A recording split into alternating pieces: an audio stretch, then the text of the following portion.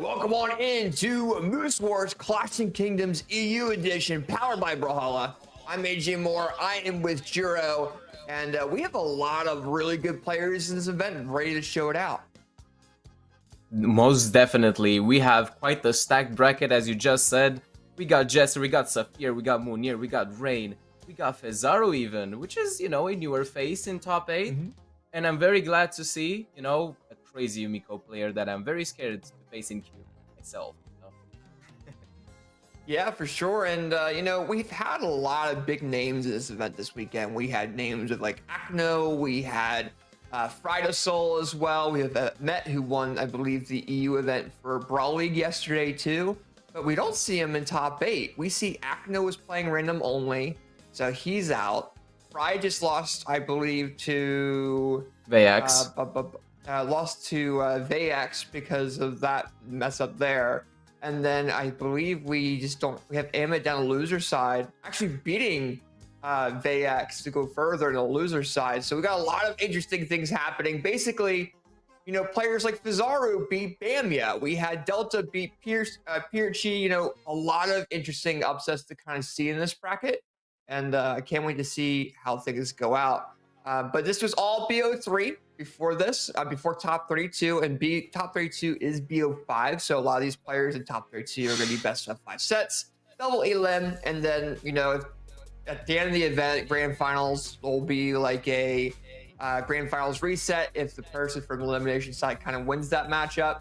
But yes, we'll go into a little bit more. You guys will see that as we go forward. But you know, one of the players that we wanted to, you know, kind of talk about, I think you wanted to talk about a little bit, Jiro, as we're getting into this, was going to be Rain.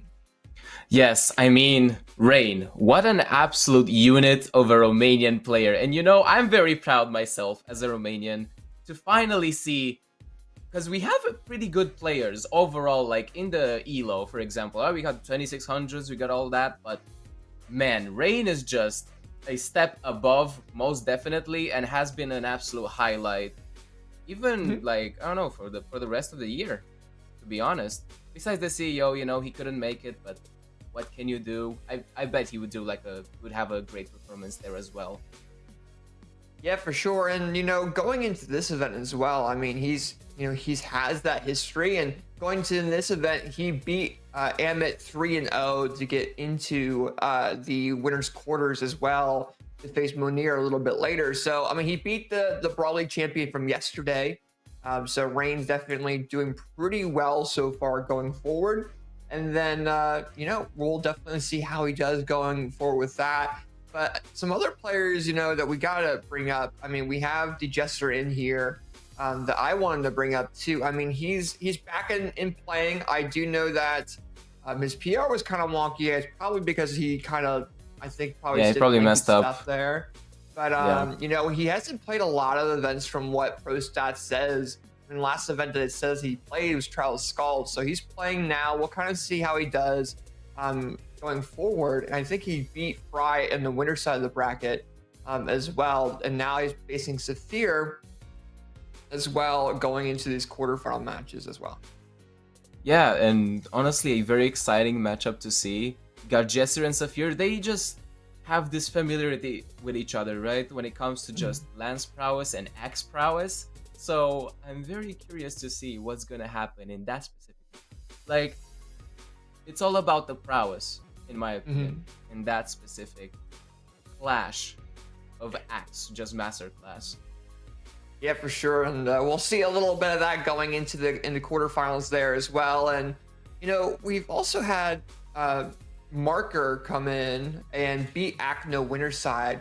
Now, granted, Akno is playing random, but Marker did go ahead and beat them. They also beat Akino, and they're going to be facing Jal in the first match on stream here in a little bit. And I want to see how Marker does. I know Marker for being pretty good at the game, and he's on the winner's side quarters. He has Acno Seed, so we'll see if he brings that fade out a little bit.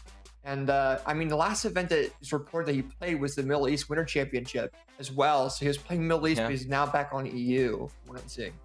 Yeah, back home, as people would say, back home to maybe get the gold here. Honestly, I wouldn't be surprised. Marker is an absolutely insane player on the side.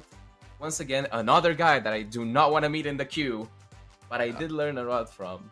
And yes, indeed, very exciting to see him top 8 against Zhao, by the way. Very interesting. Yeah, so we'll see how Zhao does against him. I know Zhao's a pretty powerful player as well. And then also, one more player we'll bring up before we get into our quick predictions really fast. Fizaru, Seed 14, a player that I know pretty well. I have a lot of the EU players. Beats Bamia 3-2. And with Bamia being 3rd seed, he takes that seed and will be facing Delta here in a little bit. But I mean, that's a pretty big deal for Fizaru, isn't it there, Jiro? Yeah, I would agree. That's probably the biggest upset of the day. I'm not gonna lie. Like, so far, Fizaru, don't get me wrong, an absolutely great player. A great streamer, by the way. Make sure you follow him. An absolute just great guy overall. And yes, his Yumiko is definitely a sight to see. Definitely exciting to see in this upcoming matchup as well. And yeah, I'm very curious as well. I mean, Delta, an absolutely crazy strong player as well. Definitely not to be undisputed, but still, that upset. I don't know, it feels like Fizaru is definitely locked in today. Hard to I definitely agree as well. And it's funny because Fizaru, the past 2 events that we've had for Moose Wars, he's done very, very well in. And it's kind of like this EU Moose Wars goat that's been popping up, and his style is very unique, and he's been very kind with everyone too. So I'm glad to see him get into this winner's quarterfinals there. We'll see him against Delta here in a little bit. But that was a pretty big upset. I'm very happy to see it for Fizaru. I'm sure we'll see Bamia a little bit later in the loser side as well. And also, just a quick shout out before we get predictions, because I know we're getting close to time. Delta beating Pirchi 3-1 to get into quarters against Fizaru. So that's also a pretty big deal as well. And, Preya's still out. Ransom's still out, right? So for Pirchi, he had those opportunities, but Delta kind of out-prioritized him, it looks like, from what we're seeing. So we'll see how it goes. But with that being said, though, Juro, we got to talk about our predictions for this event. And I got to say, it was pretty difficult, wasn't it? It was, because there's just so many talents clashing together here. Again, a very stacked bracket. We got some new faces as well with Fizaru in top 8 finally. We got, Saphir, which is my my predictions for 3rd place. Saphir. Why 3rd place though? Because we got Rain, we got Mounir, we got such scary opponents for Saphir. Like, yeah, he's very good, don't get me wrong. He has a crazy lance, he has a crazy axe. But is it enough to beat Rain, for example? Because that's my 2nd prediction. That's my 2nd place prediction. Oh, okay. So you have Saphir being 3rd, and then you have Rain being 2nd. Okay. Yes. And then... And who else? Tell me, AJ, who else could it be than Mounir, my EU GOAT? I've been his fanboy ever since I saw his absolutely just skyrocket of skill and just prowess and aggression. I'm a big fan of aggression when it comes to this game. So obviously for me, he's at the top. And not just that, he's not just biased. I really think he is at the top of the mountain here in the EU, at least so far.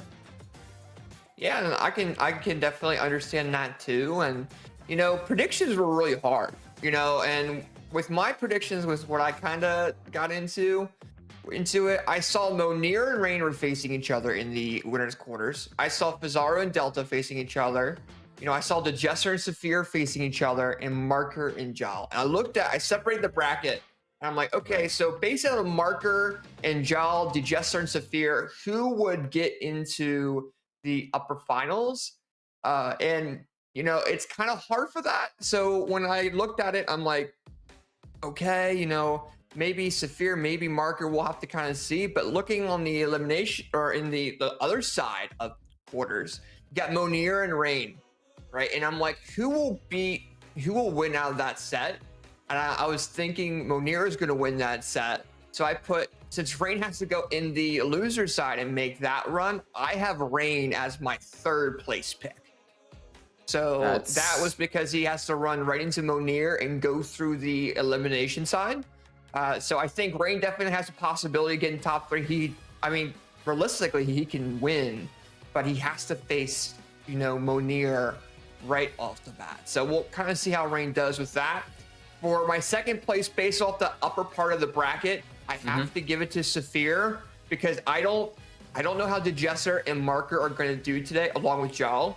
I really don't know. I think Saphir is like a more of a proper pick for me going forward with that.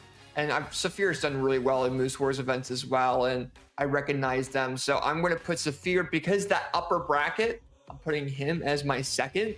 And then for first, I have to agree with you. I have to agree with choosing Mounir for first. I mean, you know, when we look at EU and from other regions' points of view, you know, we've seen Godly, we've seen Mounir.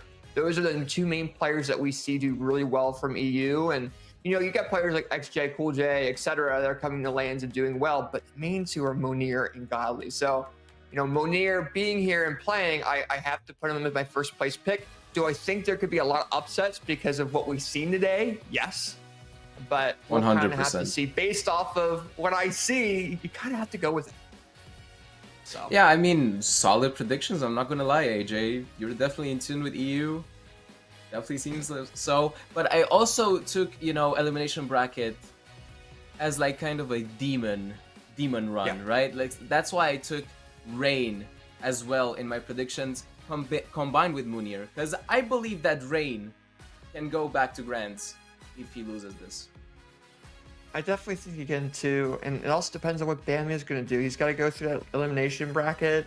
I know we're seeing players like Dark come in and go crazy on the elimination bracket. I mean, went to Game 5 against Mounir. So this is going to be interesting. It's going to be a very cool bracket for EU. But with that being said, though, what we are going to go ahead and do, we have our next matchup coming up on stream. We're going to go and get straight into it. It's going to be Marker going against J4 or Jal right now. And we already got Jal in the room. Marker's going to be hopping in shortly. And we'll kind of see where, you know, Marker and Jal are at against each other. You know, facing, we'll see how they're playing today and see how they do. And we'll go ahead and update all that. But I'm actually going to pull the stats up between these players real quick. And I believe actually Marker has a match over Jal in Game 5. The last time they played against each other was Charles Scaldi, which is back in April 2024. Yeah. And I believe Marker won on Rayman and Fate. So we might see that Fate pick come out again. But Jal might be playing that Terrace. We'll kind of have to see what happens. Yeah, I'm pretty sure Jal is locked in on the Terrace. I haven't seen him on anything else really that much. I mean, at this point, we've been surprised before this weekend. We've seen Dusks, we've seen all kinds of crazy picks that we would never expect. We've seen the Sidra from Use, for example. Like, that's just ridiculous. Yeah. Can we just, like... Yeah, but it seems like no, EU keeps it classic, keeps it with their mains, keeps it with what works. And we're going to see Marker on the Fate and Jal on the Terrace, on the level 100 Terrace specifically. Yeah, so he's got a lot of experience with that Terrace. He's got the DreamHack avatar equipped as well. And, you know, that, I believe, if I'm pulling up stats here a little bit later, I believe he did go down the DreamHack as well and play. So, with that being said, we're going into game number 1, Juro, between Marker Here we go. and Jal. Here we go now. Already Marker on the orb. Nice. Highlight into downlight just to get some more damage. Nice. Oh my god. What the? Okay. I did not expect this sort of aggression already against Jal. Maybe this is just the sort of confidence that Jal is missing against Marker. Marker seems to have it. AJ, like, jeez. Yeah, Marker's been doing pretty... Marker's been doing very well at using that orb in the gameplay. We saw this a lot in South America yesterday as well, where, you know, these players were doing really, really well at adapting with the speed and orb and stuff like that. But now we're kind of seeing Jal in the 180 damage range, dark red, Marker having a KO opportunity. Ghoster's going for a ground pound. We want to be risky a little bit to get this first KO. Yeah, I mean, why not? At this point, you got this crazy lead. You got Jal in deep red, pretty much where you want him to be for a Silite Seer on the orb with the gravity cancel. And now, probably, yeah, still staying on the orb, just sticking to what works. I definitely agree with Marker's choice. Okay, just never mind, tossing it into Jal's face and back on the side. Okay, nice highlight, reverse end light into the other end light. Seer. Okay, yeah, it feels like the confidence right now on Marker is palpable. His Jal. Yeah, we're seeing a lot of control coming in from Marker. You're seeing Jal come in and try to do that KO with the hammer. Hammer's been a very viable option during this patch. And now we're kind of seeing Marker come into neutral air. Jal trying to get the KO option with a side air, but Marker with a sidelight. Misses that recovery, gets a sidelight again, throws the weapon around. Sidelight comes in.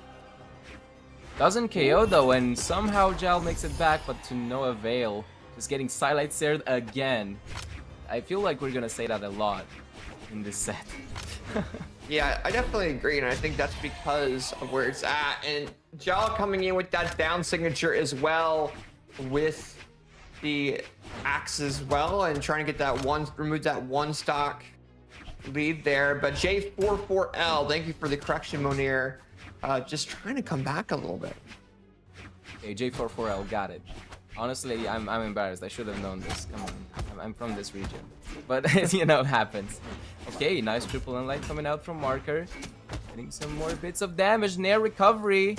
There we go. I mean, that's pretty much what you need on site, especially when you got this sort of advantage. Nice. They're coming back to the stage. Interesting choice, perhaps opting for some sort of string simply to style Silite Seer, though coming out from more. That's definitely optimal. They're almost catching J44L off guard. GC Silite Seer again, and a pretty prominent 2-stock for the first match for Marker.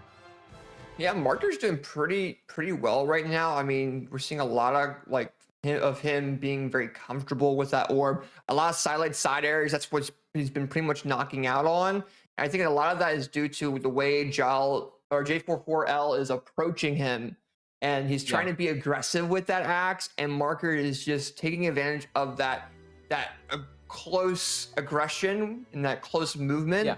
And Marker just landing these attacks because of how aggressive J44L is. So if you're J44L, your goal is to kind of sit back and try to use that hammer and that axe range to your advantage.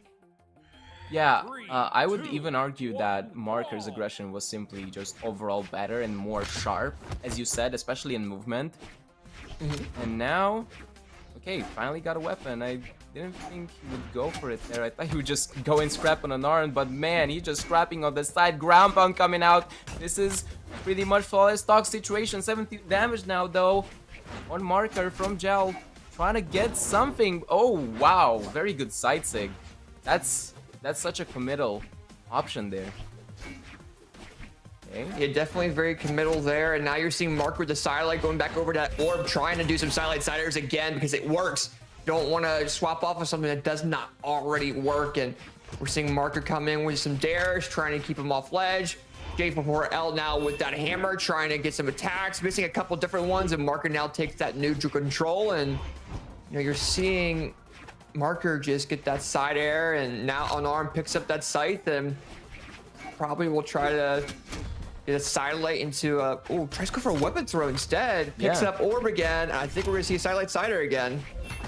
Let's hurt again, okay, but immediately shut down. I saw with the gravity cancel, but what an air into recovery to retaliate that stomp away from J44L. And now Marker with a very solid lead, especially again on the site. This is what you want because you can keep having those end lights, AJ, that stage control. Even though as soon as I say that, this might be Caster's curse because now a down air could be detrimental. Neutral sig almost hitting for J44L. Covering back to the stage. Nice air with the pivot. off that platform, trying to get the second Sair on Hammer. Stomp Sair will definitely do it for Marker's third stock. Yeah, now things are becoming a little bit more even between J44L and Marker. You know, last game, Marker was just doing really, really well at controlling that neutral. But now you're seeing J44L just take that center control and make it a little bit more even for themselves. But Marker takes that back, keeps J44L in the air, and lands that fantastic ground pound KO after putting all that pressure onto the second stock.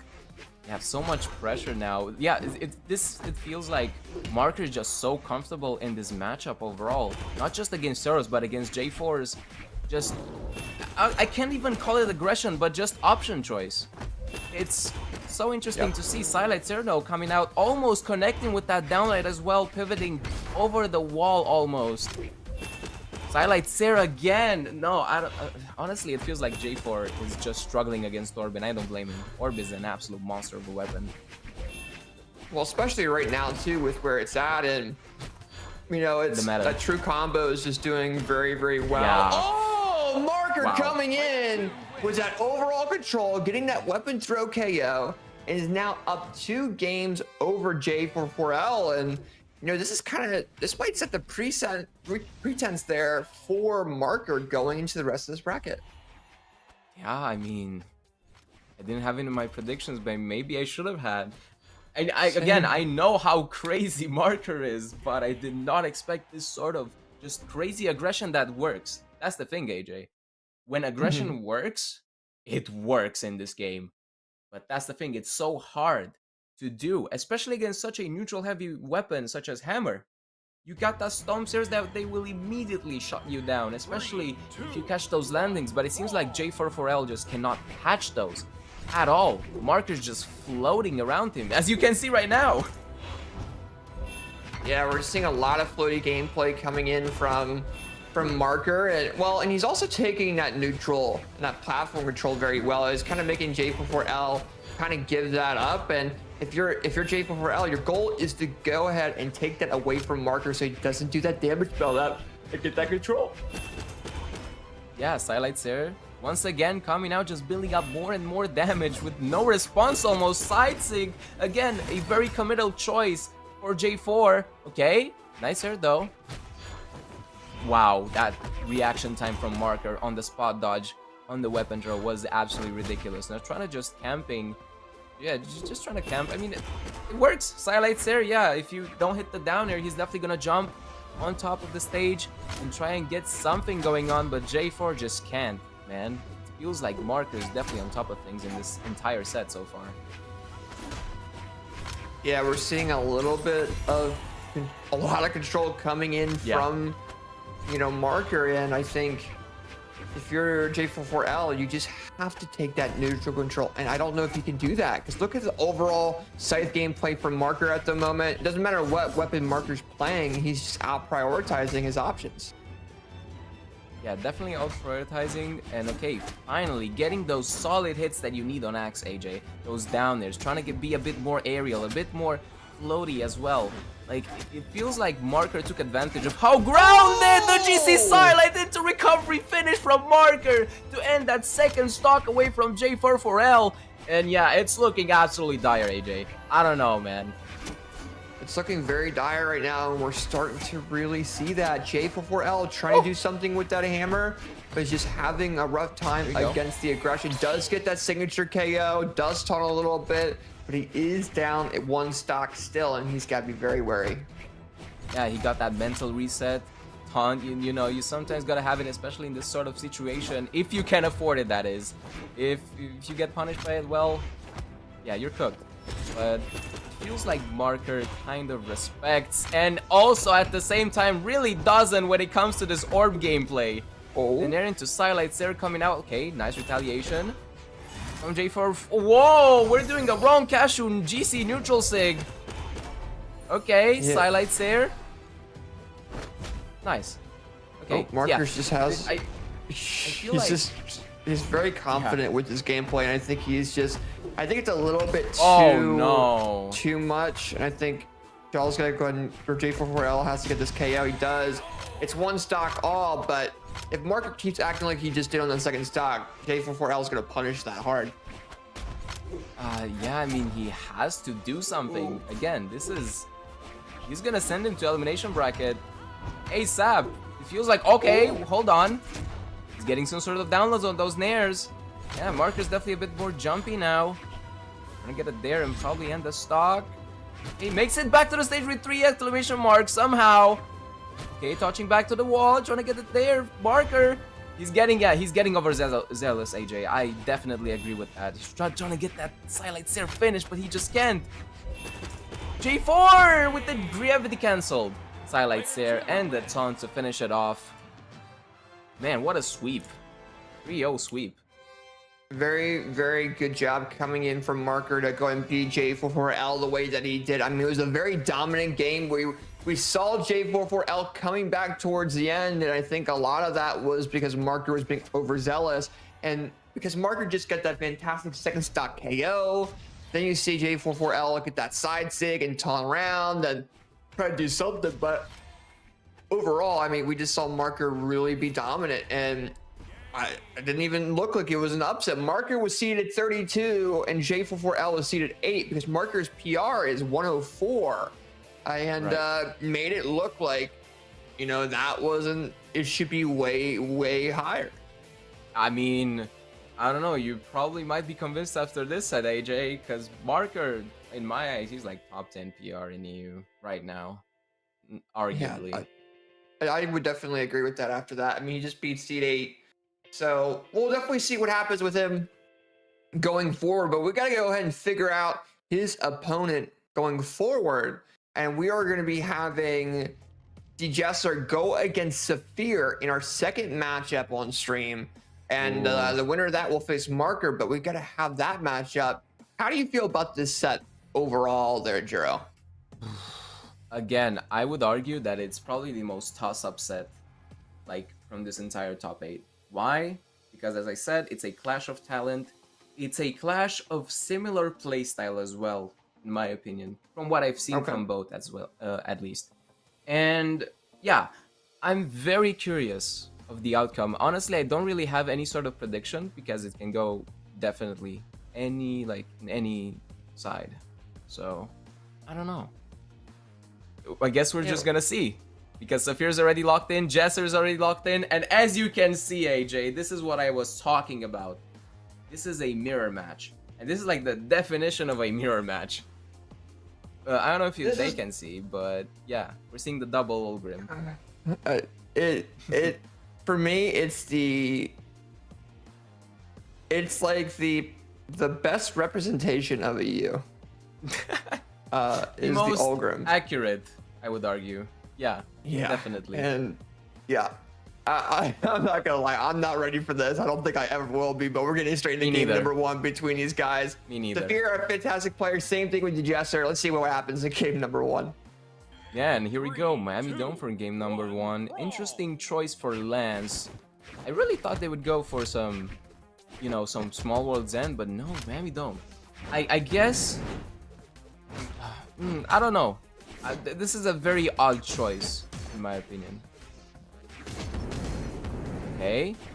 Highlight there. Ground pound coming out with the weapon throw. Choice run in. Stocks fast. Saphir barely whiffed the downlight ground pound there. That would have been definitely a KO, I'm pretty sure, AJ. He dashed before the ground pound option too, I think unintentionally, because... Yeah. I mean, but here's the thing. The Djessir's coming back really well. Yeah. Again, war of attrition here, absolutely. Look at the damage. Probably, I mean, pretty much even Steven here. 151 to 137. And yeah, nice there though, coming out from Saphir, just getting him to 169. That's pretty much KO percent if he gets one more end light, and that's indeed it on Miami Dome. Now back swapping on the Lance. Definitely, in my opinion, Saphir's more comfy choice. What a recovery. Wake up from Djessir though. Okay. Oh, okay. As well coming out. Oh, nice dare coming for the Djessir.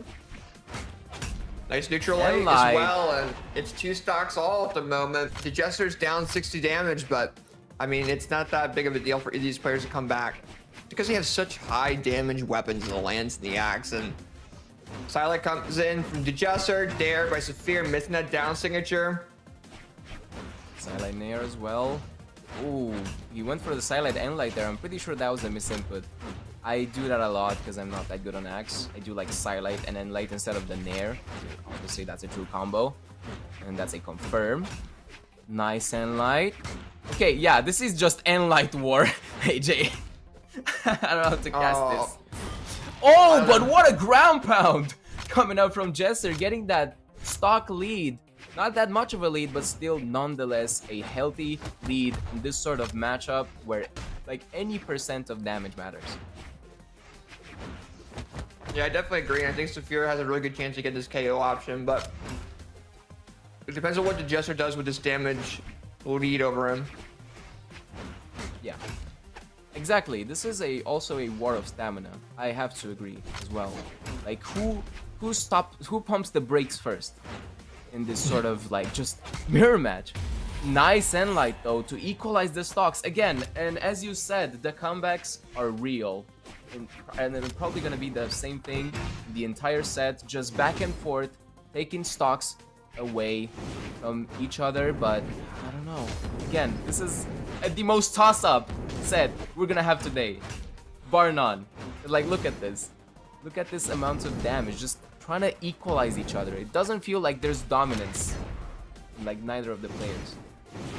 I mean, this is relatively close at the moment. I mean, they're basically exchanging damage at this point, but yeah, I mean, 20 damage difference between the two. Both players are on their final stocks, trying to get the advantage in game number one. Falling neutral from Djessir, picks up that lance. Neutral comes in. Saphir moving around a little bit, trying to figure out what options they have. Easy downlight recovery unarmed from Saphir, picks up that lance. We have a KO opportunity for both players. Who's going to take it? Neutral from Saphir, and that neutral light alone goes ahead and gives Saphir game number one of this BO5 set. Yeah, and honestly, a lot faster of a match than I thought, AJ, especially when it comes to double Ulgrim.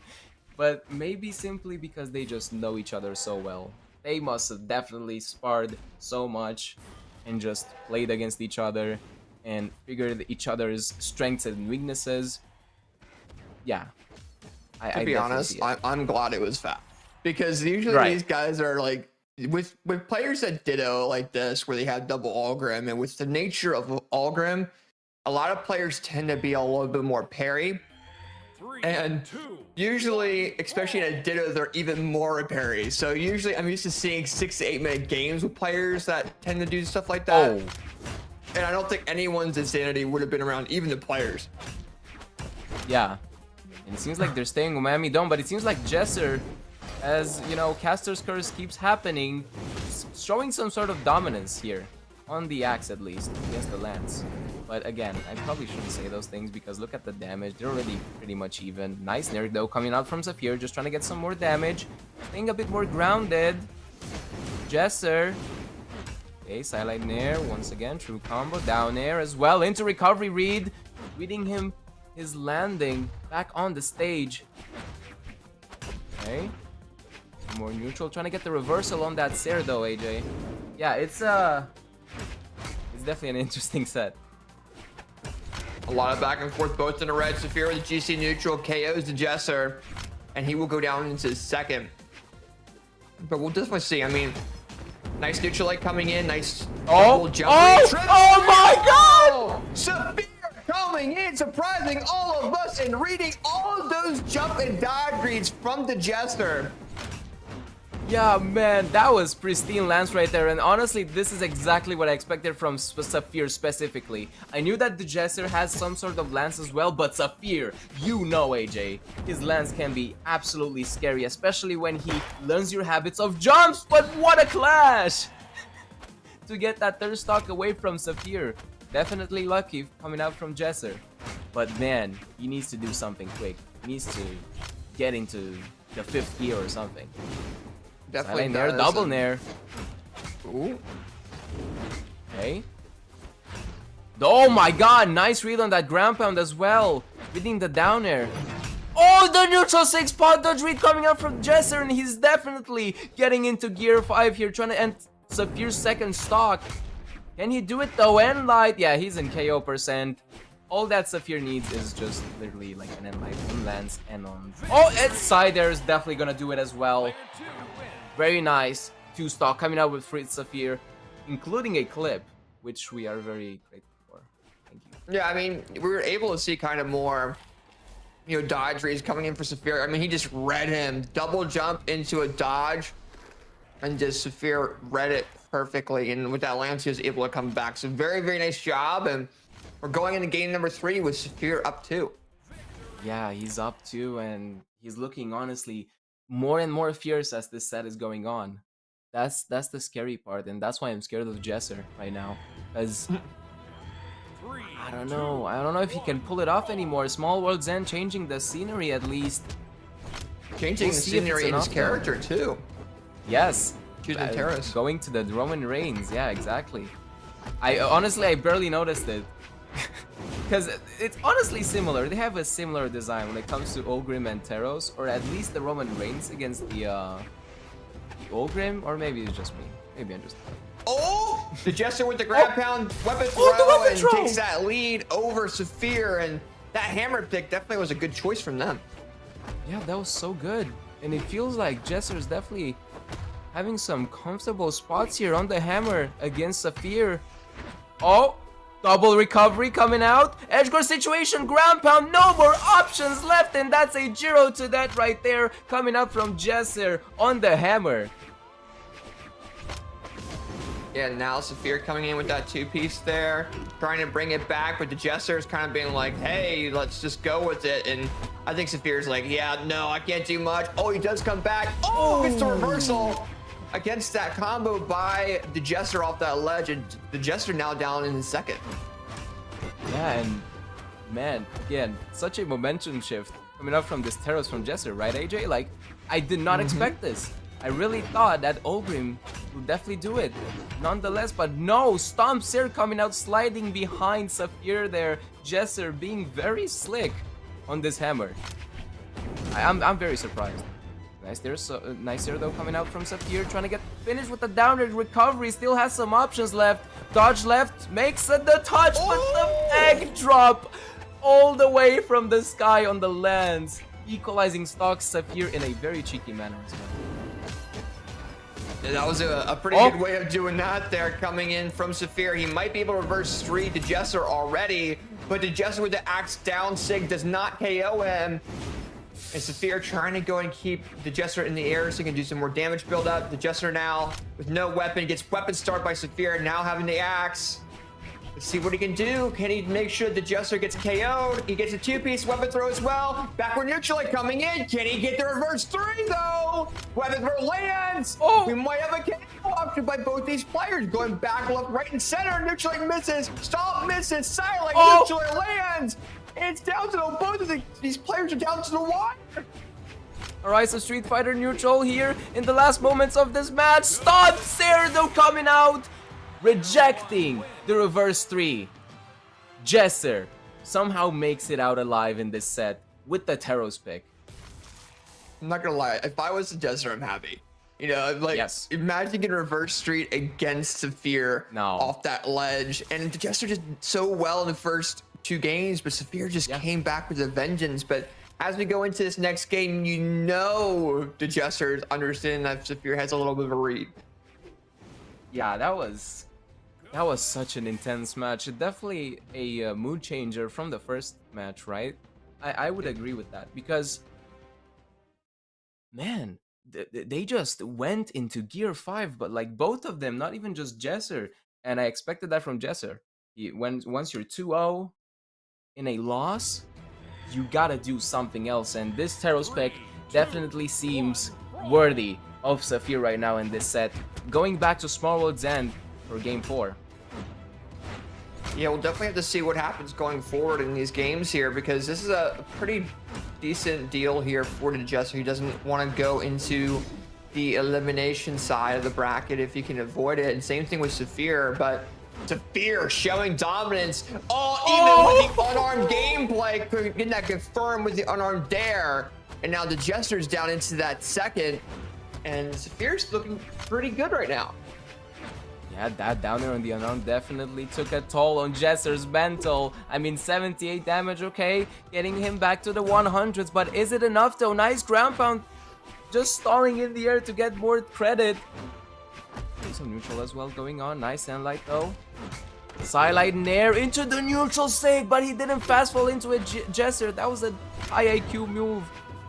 Most definitely. Now staying a bit more grounded on the hammer, and I definitely agree with that.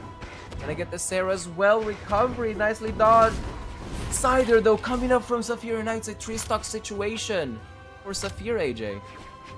Yeah, already going into this, and you know, this, I wonder if this could be another situation like last game where the Djessir's gonna be able to kind of come back. You know, it's kind of being that flip version of last game, realistically, where Saphir was able to do this reverse 2 and almost get a reverse 3 on the Djessir, but a jump sider comes in from the Djessir. Saphir is down into that second stock, and Saphir now on a clean stack. We'll see what he does here. He picks up the axe, but it's axe v axe. The Djessir looks like he's having a little bit of a lead with it so far. Yeah, and it feels like the war of attrition here is definitely won by Djessir until Caster's Curse just happens, and I just cannot say ever anything and to confirm it because Saphir's gonna shut me up, getting those dares as well. Nice dares. Okay, nice weapon throw to shut down that momentum. Nice Sarah as well coming up from Djessir, going back to the second axe. Down like ground pound though, into recovery coming out from Saphir. Now pretty much even damage, 125 to 128. Naring Djessir away, Saphir into the side sig whiff stomps here. That could be brutal. And the recovery. Nice. Equalizing stocks, Djessir.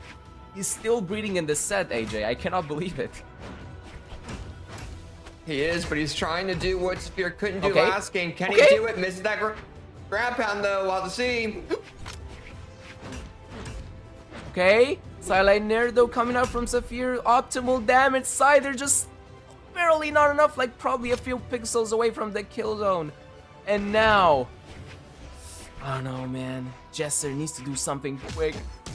And life will definitely do it. The 3-1 from Saphir against Djessir. What a performance from both, honestly, though. Yeah, very nice job coming in from Saphir. Kind of showing that the dominance overall with his character pick. They're saying he was the better Ulgrim and made the Djessir go over the Taros. And even, you know, with the first game being, or the first game that the Djessir played Taros going into his favor, Saphir was able to adapt very well and be able to turn things into his favor to go forward in the bracket. Yeah, it just feels like he had just to adapt a bit to the Taros pick, right, from Djessir. And after that first match, it was like, yeah, I got it. I got the download. It's not that hard. And he definitely didn't look like it for Saphir there. Very, very good 3-1. Definitely a statement in this top 8. Well, for sure, and I mean, it shows why Saphir is where he's at in the PR leaderboard as well. And, you know, I think we can definitely see more from the Djessir going in the elimination side. It depends on who he's really facing. I think he's actually got to face, was it Amed as well down there? So we'll kind of have to see how he does. But overall, a good gameplay from both players. But, you know, Saphir was able to adapt the most, so. Yes. With that being said, though, I mean, those were some good matches so far. Pretty dominant games, I would say, from, you know, we had from Marckiemoo against J44L. Saphir, you know, having a little bit of a rough time against the Djessir for one game, but was able to adapt well. We are going into our next matchup here when we come back, which is going to be Mounir versus Rain, which is going to be very, very interesting to kind of see. So, I can't wait. Is there anything that you want to say, though, Jero, before we go to a quick 3-minute ad break for Twitch? Nothing much. Just stay locked in, okay? Mounir versus Rain, you don't want to miss that at all. No matter what community tournament or what tournament, like this is one for the ages, chat. So stay locked in, and we'll be right back. We'll be right back.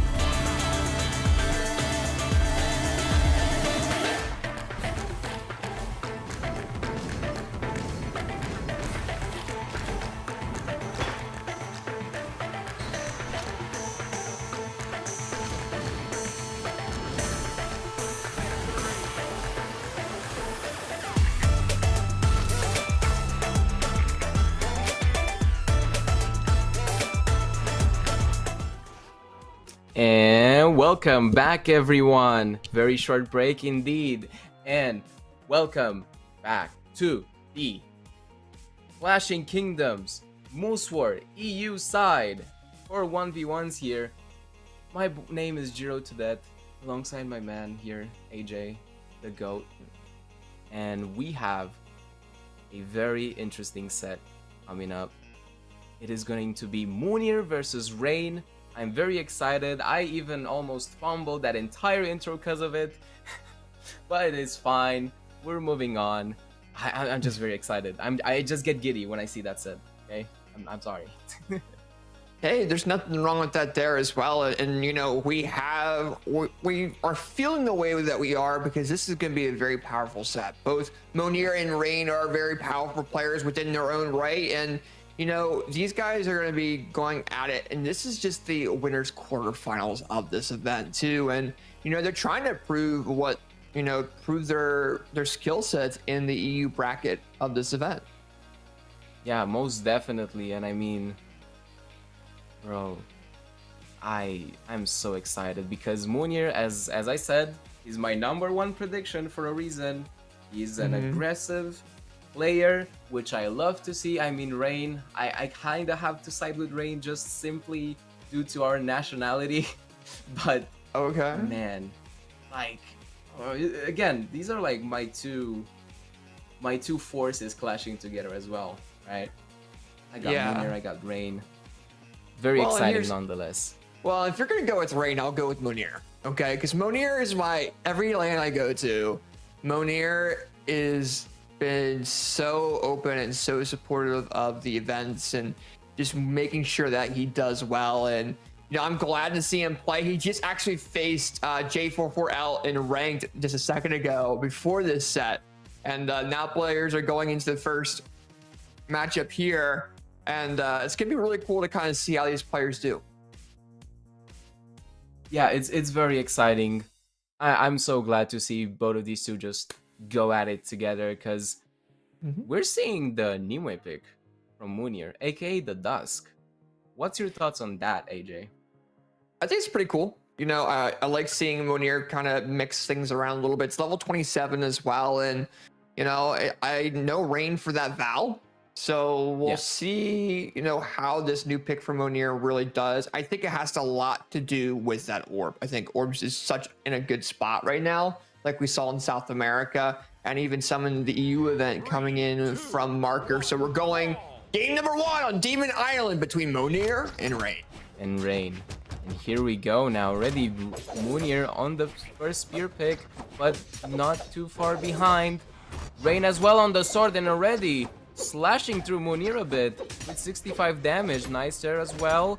Just trying to come back to the stage. No! My god, that near into recovery for Mounir was really scary. All the way up there on Demon Island. That can KO absurdly fast. The pogo sticks! Quadruple! The neutral coming in from Mounir. The quadruple dare GC neutral landing on the Rain, and that is the way you start that game. And now he's putting pressure in with that orb. Yeah, I mean, now is the time to add pressure, and honestly, this is the kind of player Mounir is. Once you get that momentum, he's just gonna run you over, downsig as well. Almost no options. He tries to go for the risky GC Silite on the unarmed there, gets Silite steered away, and now Rain has a chance to fight back, and he does with the classic Vowel fall off on the wall with the side sig. Yeah, now we got Mounir with a fantastic signature KO as well. An entire stock lead over Rain. And this is a big deal for, you know, Rain, right? I mean, he's got this level 100, you know, Val, and Mounir's only got this level 27 Dusk. You know, and that's a pretty big deal for Rain, considering the differences there. But Mounir is just so comfortable with that spear. He's not really playing a whole lot of orb. He's just going at it. Yeah, because I was about to say, honestly, AJ, Spear is under the radar a bit, especially with these Dusk picks. Bro, Spear is strong, even in 1v1s right now. I would argue that it's almost stronger than the Orb. What a nice weapon throw to shut that second stock down from Mounir. Rain, showing some signs of life, but it might be a little bit of too little too late here. Unless, yeah, neutral sig. Yeah, that's it. The neutral sig pickup all the way across the stage on the top. Mounir takes game 1 convincingly with a full stock lead. Yeah, it's a overall pretty good spot right now for Mounir, and you know we gotta consider too. Like Spear was that's the most recent land for 1s and 2s. Spear won. Yes. Right? Exactly. So I think for Mounir, he's like, okay, Spear is a good spot. I like where Orb is currently at. Let's see how this Dusk goes, and we're going into the second game, and we'll see what happens. Definitely see what happens here. Nice Nair though to start things off from Rain. The second Nair as well. Now back on the sword Silight. Trying to, I think now is gonna be some sort of a dominant play, and whoever dominates first, right? It's gonna be a attrition of dominance here, because Mounir and Rain are both, or like both can be very aggressive. Like for example, look at that neutral sig placement, absolutely perfect from Mounir with the recovery as well. Down sig choice there. Perhaps a misinput, or maybe he just expected a dodge in there or a dash in. He probably expected that dash in. But now we're seeing Mounir kind of getting that jump sider there on Rain. Rain trying to get a silent recovery. It lands it, but since it's on Demon Island, it does not KO. Definitely doesn't KO. 191 damage though. Probably a Spear Sarah is definitely going to be enough. And yes, indeed, Mounir is fishing for it. Almost getting it pixels away. Great spacing though coming up from Rain. Down there with the unarmed. Some crazy offstage going on, but Mounir makes it all the way back to the stage. Now back on the orb. Try to get the side stick as well. Gets the cider though, and gets the first KO in this game too. Yeah, so Mounir is really low on that first stock. He's going to do damage buildup, but Rain's going to come back with that sword neutralite to make it a little bit better for himself here. And you know, Rain doing a lot better than the first game, but has a little bit of way to go to go ahead and get a huge advantage. He is going to get down that route though with all these gauntlet attacks, but Mounir now with orb triple neutral lands, and you're going to see him try to land it again. And Rain starting to expect it at this point is getting the punishes. Yeah, because that's the thing. It's a very good counter orb for gauntlets because you got those Nezars, you said. If you're gonna want to keep jumping with those Silights or like get those Silights punished, but daylight recovery. Speaking of aerial movement, coming out from Rain, taking that stock off the top from Mounir, and now Mounir on one stock situation. Rain's definitely gonna add some more pressure on the gauntlets. Mounir got the spear, nice there. Get back on the stage, trying to get the Silight, but now Silights are coming out from Rain. Just trying to get some more credit on the second stock. Yeah, he's trying to do something here, and we're kind of seeing Rain, you know, take this lead here with stride, and neutral layer into GC. Neutral light misses that side signature with gauntlets, misses the ground pound, misses the side air. Mounir is coming back, misses his own signature. Rain with a GC silent recovery lands, and Rain takes game number 2 into their name. Yes, and it's an equalizer in the set for Rain. Yeah, a lot better played in the gauntlets department, I would say, from Rain. Just a lot more pressure, and honestly, that's what you need against such a player as Mounir, where it all counts when there's momentum and you got those orb strings and just the orb oppression. You gotta fight it with fire. Like, you gotta fight fire with fire, in my opinion. At least for Rain, because Rain can definitely do it that way. Yeah, we'll definitely have to see. And now we're going into this game number 3 situation with the sword gameplay from Rain and the spear gameplay from Mounir. That neutral signature doing 43 damage on the Rain, getting that little damage build up there with that spear. Rain gets the follow-up option, but both players are just exchanging. Rain tries to go in for a risky ground pound. Mounir with a spear recovery cider, leaving Rain into the air off that ledge. Nice spear recovery from Mounir, removing Rain's weapon. And Rain with a double neutral, it picks up gauntlets and it has the neutral control. Yeah, neutral control, but Rain is not that far behind. Gets the cider now. It's got situation on other siders that's definitely gonna do it. Even if he dodged back, he had nothing else left, and Rain somehow sneaks in the lead. Okay. Side stick perfectly dodged there by Rain with the GC Silite recovery as well, just to add more damage and salt to the wound. Ser though to retaliate from Mounir on the orb Silite. Ser tries to get the KO, but Val's defense will say no to that. 183, 210 damage will definitely do it on the spear recovery. Now equalizing stocks, Mounir staying on the spear comfortably. Yeah, for sure. Right now we got, you know, Mounir trying to stick with that spear, trying to keep Rain in the area here. A little bit sidelight into Dare. Tries to go ahead and get that downlight as well. Recovery comes in. Sidelight. Oh, misses the neutral air. Rain with the punish. Yeah, with a neutral air on his own into the end light. Yep. And now down Sig. Interesting choice. I thought he expected a spot dodge with a Sair there, but no. Nicely done by Rain. Another end light, and it feels like Rain is definitely locked in and wants to take the lead in this set, because a 2-1 stock situation for Rain, getting that side Sig across the stage. And yeah, this is a very healthy lead. Mounir definitely needs to, I don't know, step it up. Definitely in movement. It feels like Rain has a sharper movement, just going around him so well with the gauntlets. Nice Nair as well, adding more damage and light. Weapon throw, recovery, probably go for the second one. The GC down right into the recovery. Perfectly executed by Mounir to equalize the stocks, AJ. Yeah, it's equalized in stocks, but it's not equalized in damage. So for Mounir, his main goal is to use that orb to get that damage build up and not run into the movement of Rain. But Rain has launched Mounir into the red, gets that neutral air, tries to get that silent recovery, but gets punished for it. Oh, Rain, it's sweat beads. Silent comes in, doesn't get the recovery, gets the speed of Mounir. Now how's it silent coming in, trying to get the KO option, side air into weapon throw, into a GC neutral signature. That is the way you reverse that game. Yeah, what a reversal. Yeah, what a reversal coming up from Mounir. I really thought Rain got that one in the bag, but that neutral sig, you just cannot understate it. It's such a good neutral sig, and the more I see the Dusk, the more I'm scared of Dusk to see him in the queue, because we're probably gonna see him a lot. We're probably gonna see a lot of Dusk. You know, once a character settles into the meta, people are gonna play it. So yeah, I'm not looking forward to it. I'm gonna be real. Hey, but we'll kind of see what happens. We're going into game number 4. I want to see what Rain can do to make it go into game number 5. And he realistically had it, but he just had a rough time of the aggression coming in from Mounir.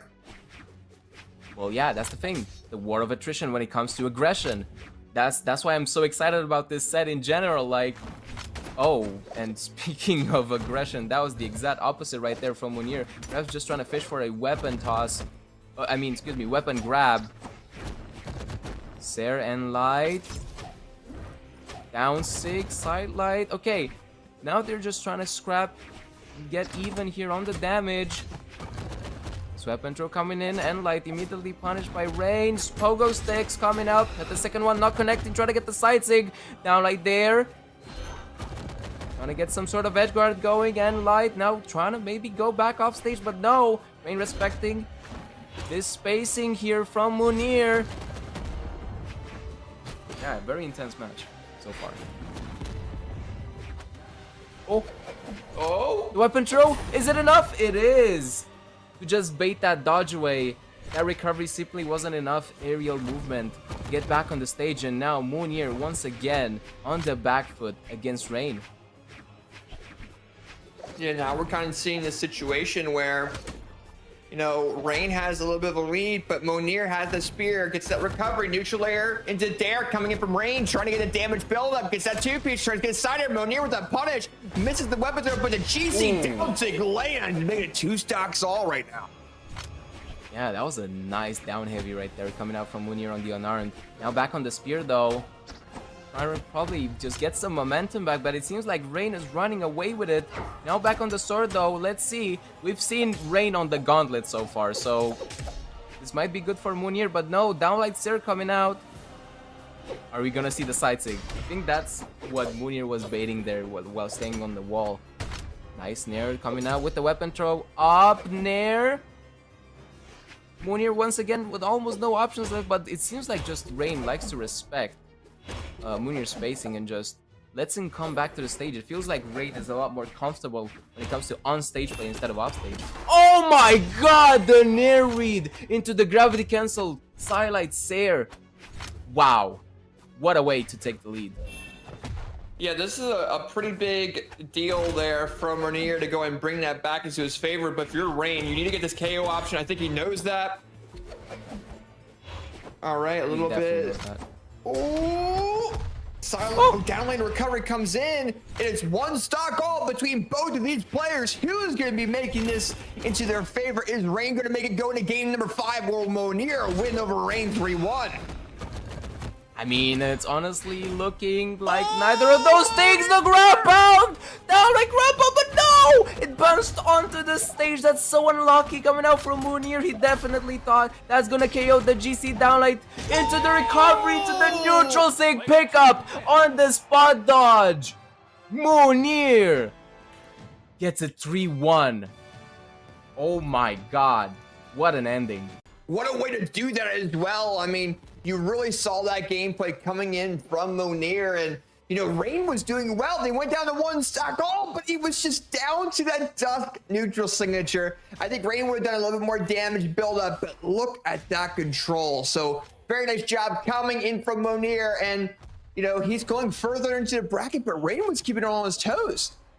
Yeah, dude, like this was so close. And again, I feel like he is like, Rain is motivated on the elimination side now, and he's just gonna run all the way, probably to just fight Mounir again.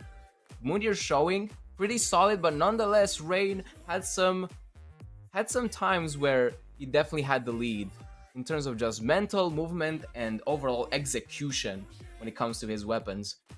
But yeah, we'll see what happens, man. It's definitely exciting. And speaking of exciting, we have the People's Champion. That's how I'm gonna call him right now in this bracket, because it feels that way. Fizaru versus Delta. This is gonna be a good one, man. I really can't wait to see these guys play. You know, I'm a fan of Fizaru, and I mean, he's representing Legion as well, and you know, we've been having a lot of their players here and doing very well there. So we'll see how Fizaru does. He's a close EU friend of mine, and we'll see how he goes against Delta, who has been doing pretty well as well.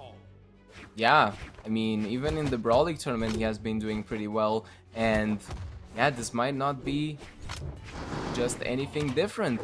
Even though, yes, Fizaru is definitely a scary Yumiko. Like, look at this! The aggression on the bow is crazy. The downer as well! That's an almost flawless stock coming out from Fizaru. What a way to start this top 8 for himself.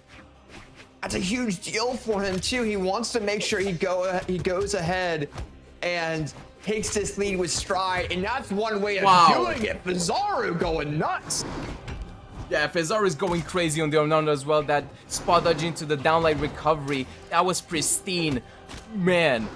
Okay, sidelight, down sig. Do you see that trap? That's so genius coming out from Fizaru. You just cannot jump through it. You probably have to dodge through it, and if you do, you will probably get downlight seared. So that's such a good trap.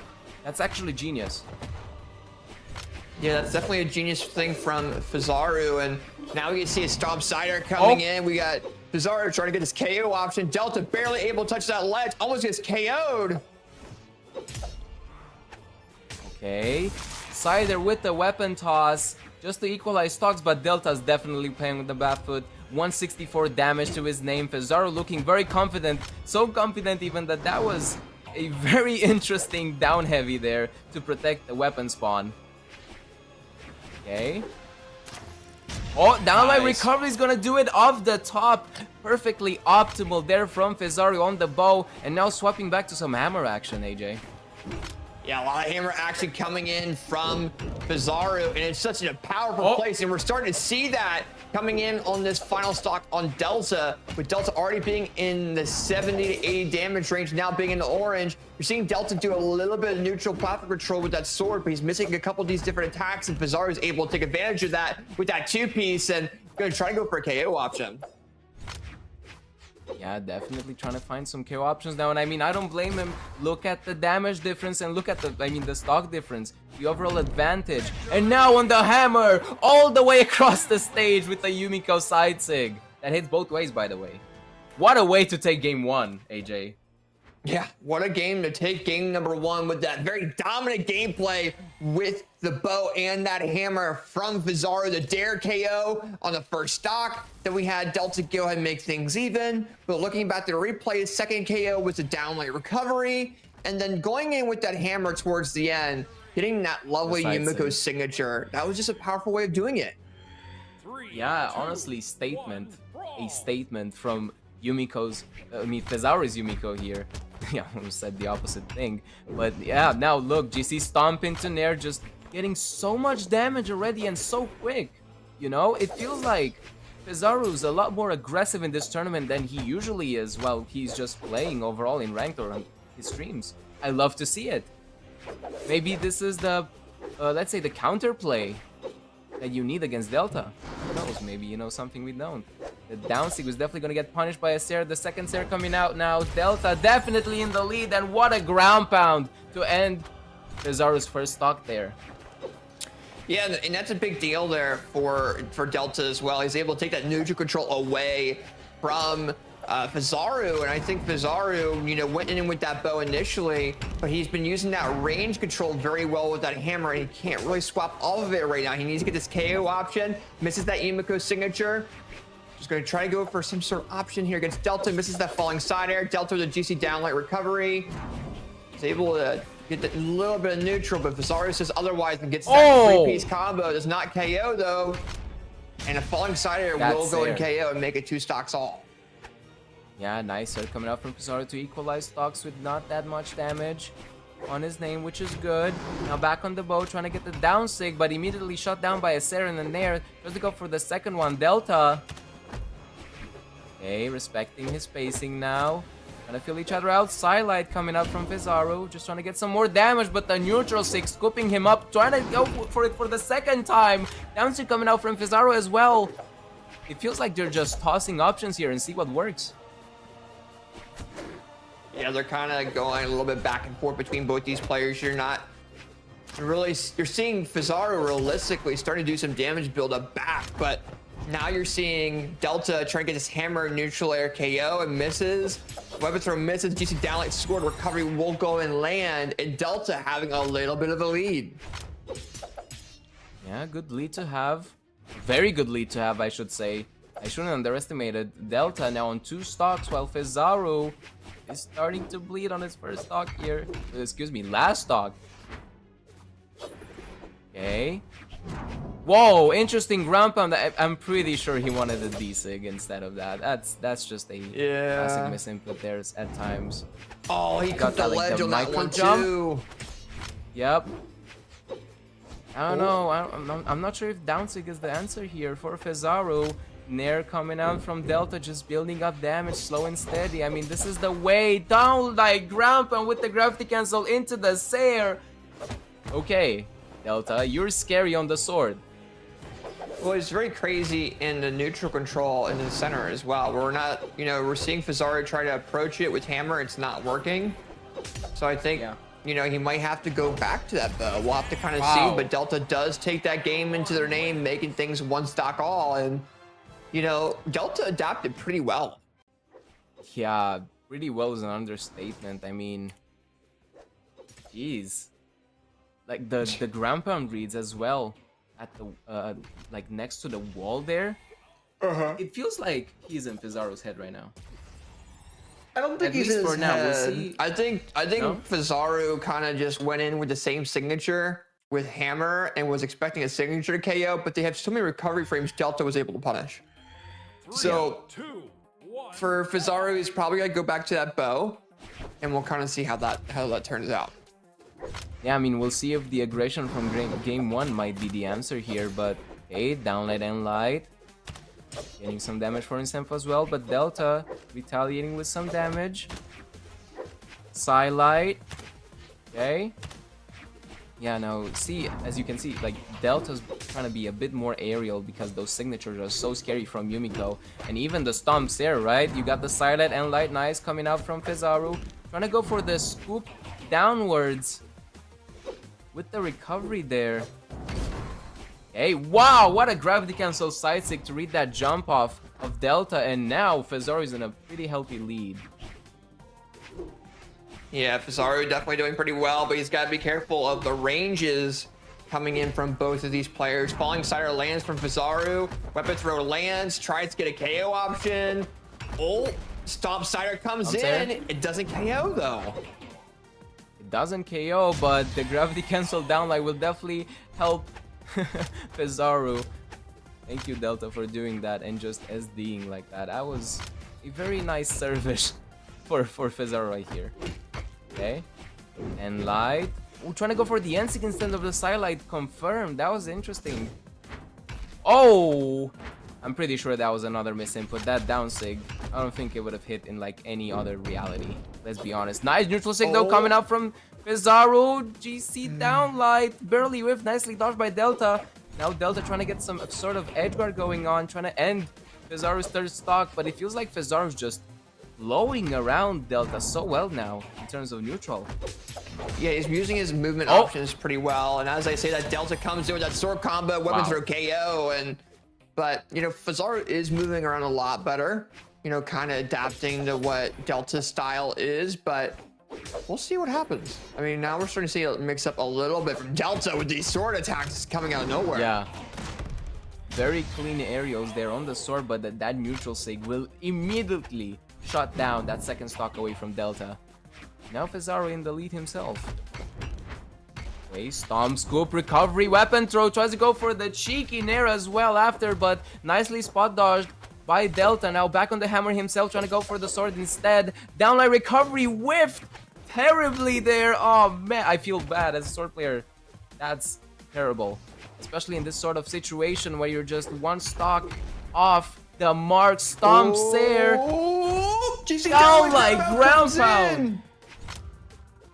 Yeah, very well done by Delta there to equalize the stocks. Yeah, now we're seeing Delta doing some sword gameplay, getting a neutral control away from Fizaru. Fizaru now taking it a little bit, trying to use that signature. Delta taking it back right now, and Fizaru just trying to use a hammer silent neutral light to lead into different attacks, but now we're seeing Delta still dodging away, getting around it a little bit, but runs right into that signature. Now Fizaru having that overall momentum control, tries to land that signature, misses it there, and Delta with the counter, but it wasn't a big enough counter because we're seeing Fizaru having that neutral again.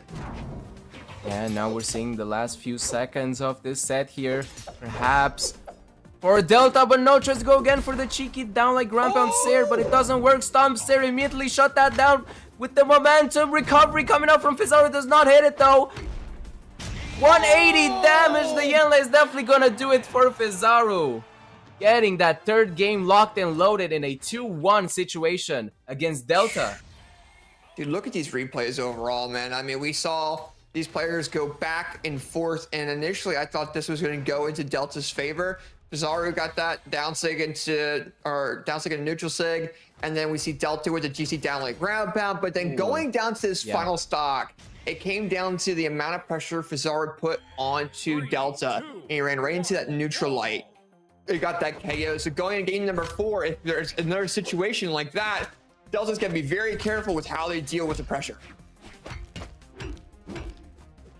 Yeah. All right, there we go. A little bit of hammer coming in from Fizaru. Yeah, nice stomp. Oh, with the recovery. No, the ground pound missing, but the recovery. The reversal. Fizaru immediately. Dude, Delta trying to do the reversal, and then Fizaru said no you and got him with the ground pound to come back.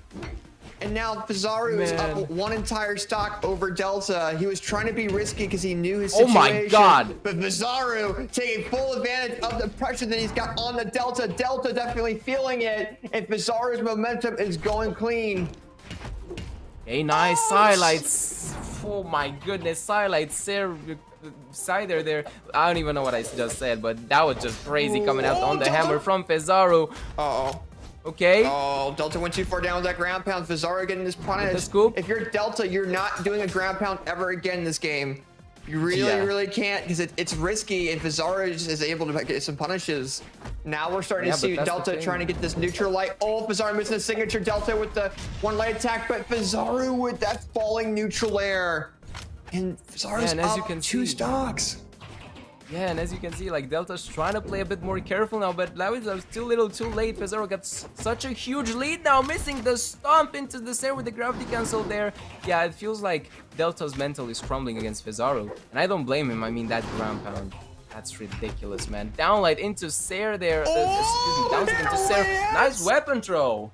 That was a clean weapon throw KO as well onto Fizaru, and he just got that cleanly. So now we're seeing Fizaru come back, but Delta just trying to do damage build up. Fizaru says otherwise, gets a stomp sire, misses that down sig.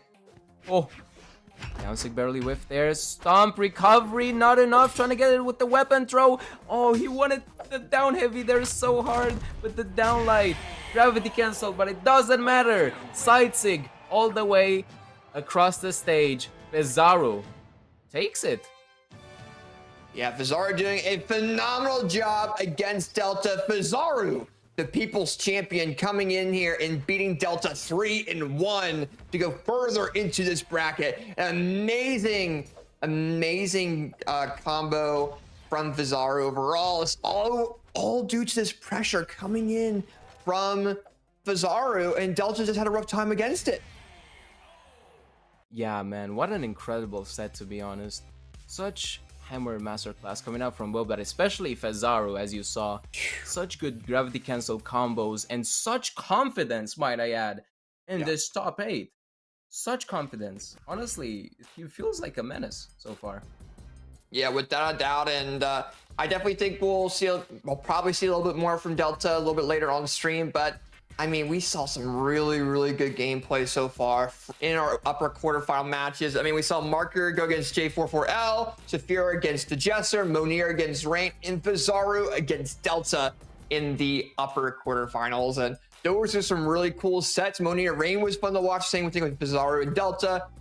You know, we've had some really good sets here. So with that being said, though, Juro, it is our time to swap out, unfortunately. However, we are not done sets. We are swapping casters because we have the upper semifinals and then the losers top 8 coming up next. So make sure you guys stick around for those. We got Marckiemoo against Saphir, Mounir against Fizaru. Oh, that's going to be a good set for sure. So yeah, that's definitely good. Yeah, that's definitely exciting. Thank you again for having me, AJ. An absolute joy as always.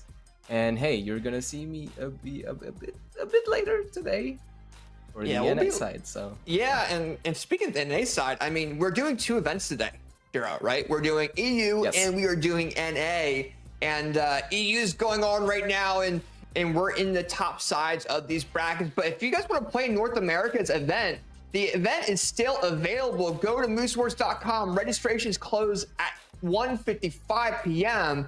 So you better show up if you're going to play in NA, right? Registrations close 5 minutes before the event starts. Come on now. Make sure you guys go and sign up for that. And you guys can have a chance of being featured on the stream and face some of the best players in North America as well. But with that being said, though, you and me, Juro, will be back a little bit later for those NA casting blocks, but we have to transition over to some amazing casters as well. And with that being said, we will be right back after a small break. We're going to go and have Marckiemoo and Saphir when we come back. Thank you. Never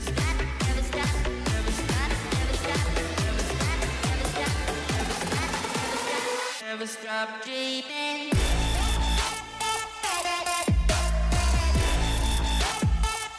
Never stop dreaming.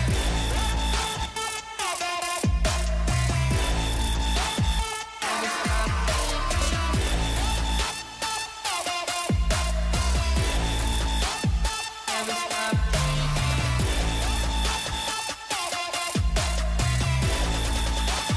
never stop, never stop.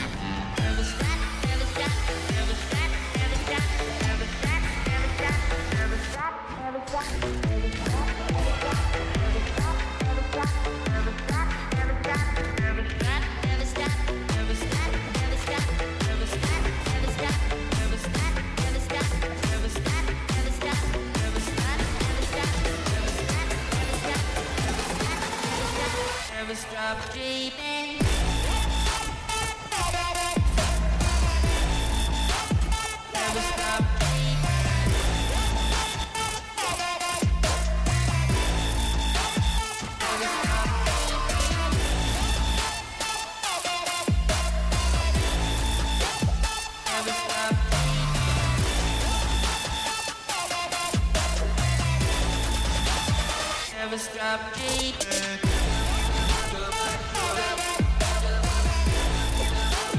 Never stop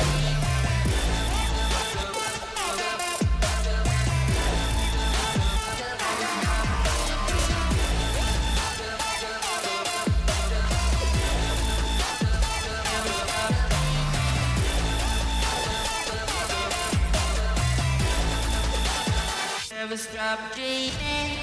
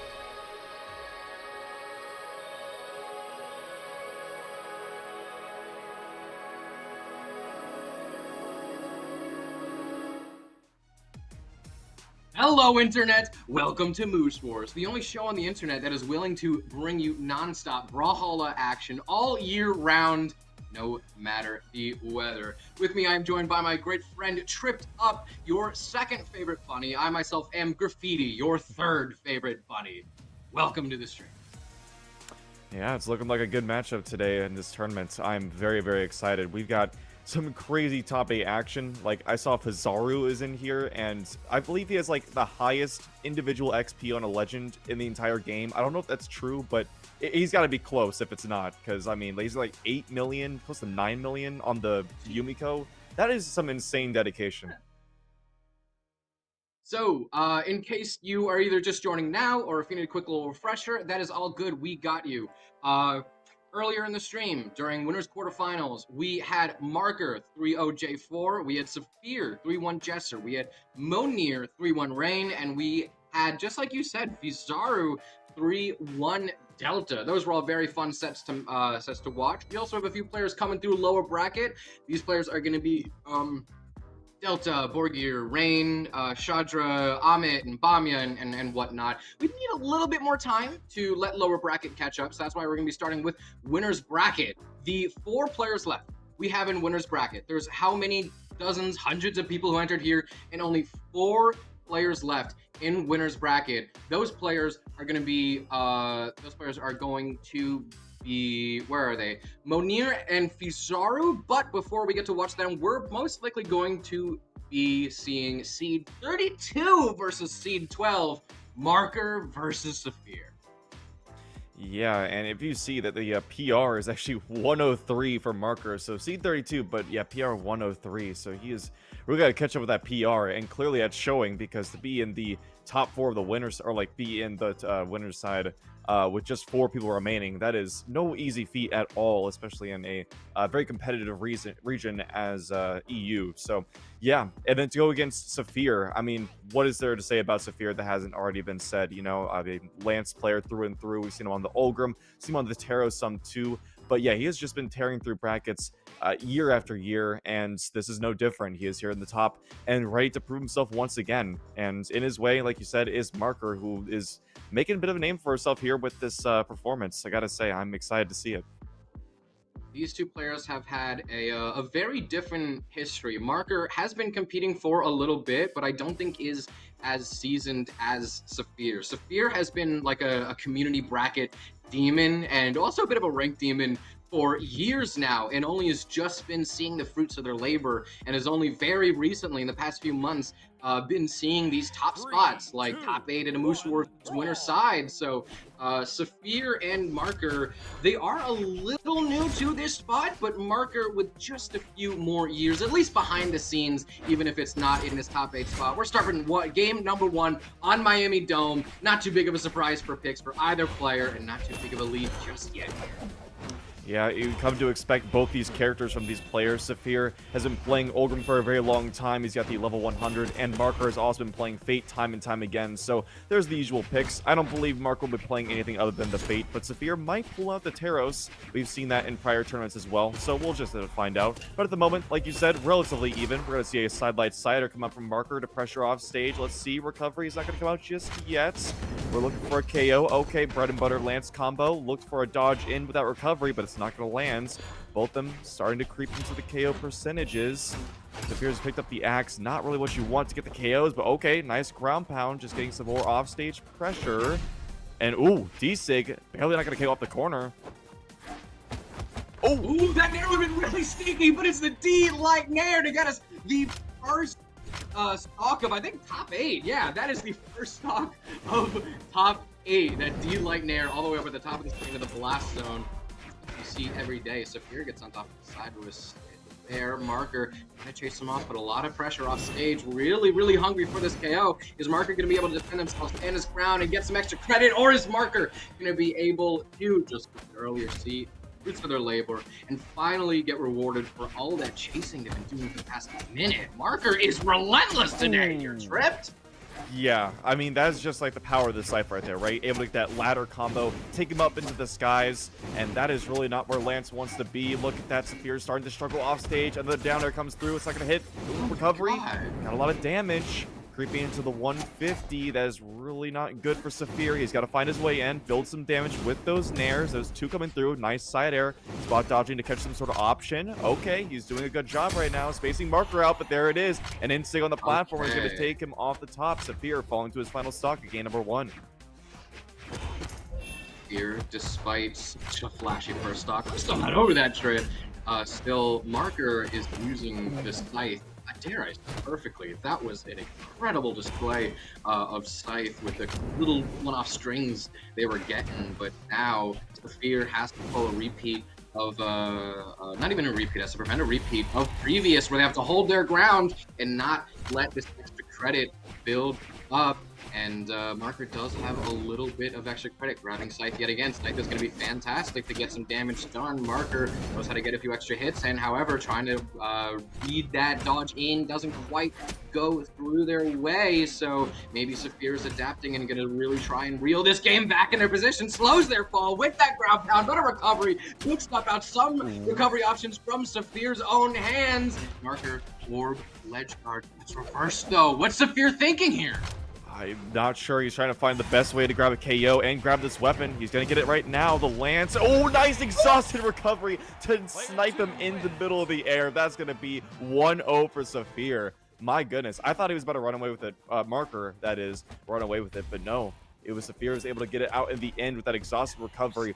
You know, lance recovery is often touted as one of the worst recoveries in the game because it's so predictable, it's so obvious, it charges back really far, and it's just a lot of people can snipe with like a weapon throw. But the exhausted recovery can cause some problems for people, and Marker right there becoming the recipient of one of those exhausted recoveries, showing why it could be very, very good.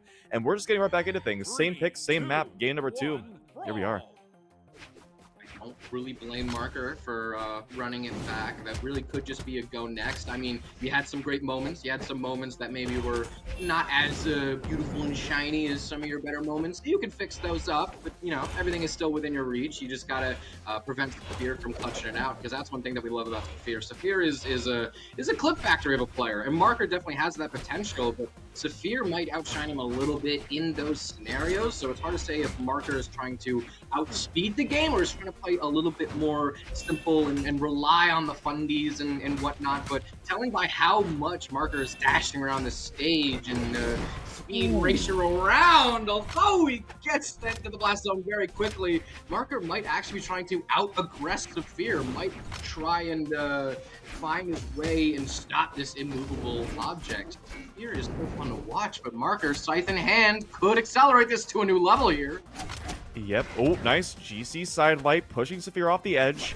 Saphir's gonna throw up the weapon to try and guard himself. He needs the extra credits. Another side light's gonna come out, but it's gonna take a long time for that to KO. One throw down. Marker getting a little testy off stage. Okay, dipping down.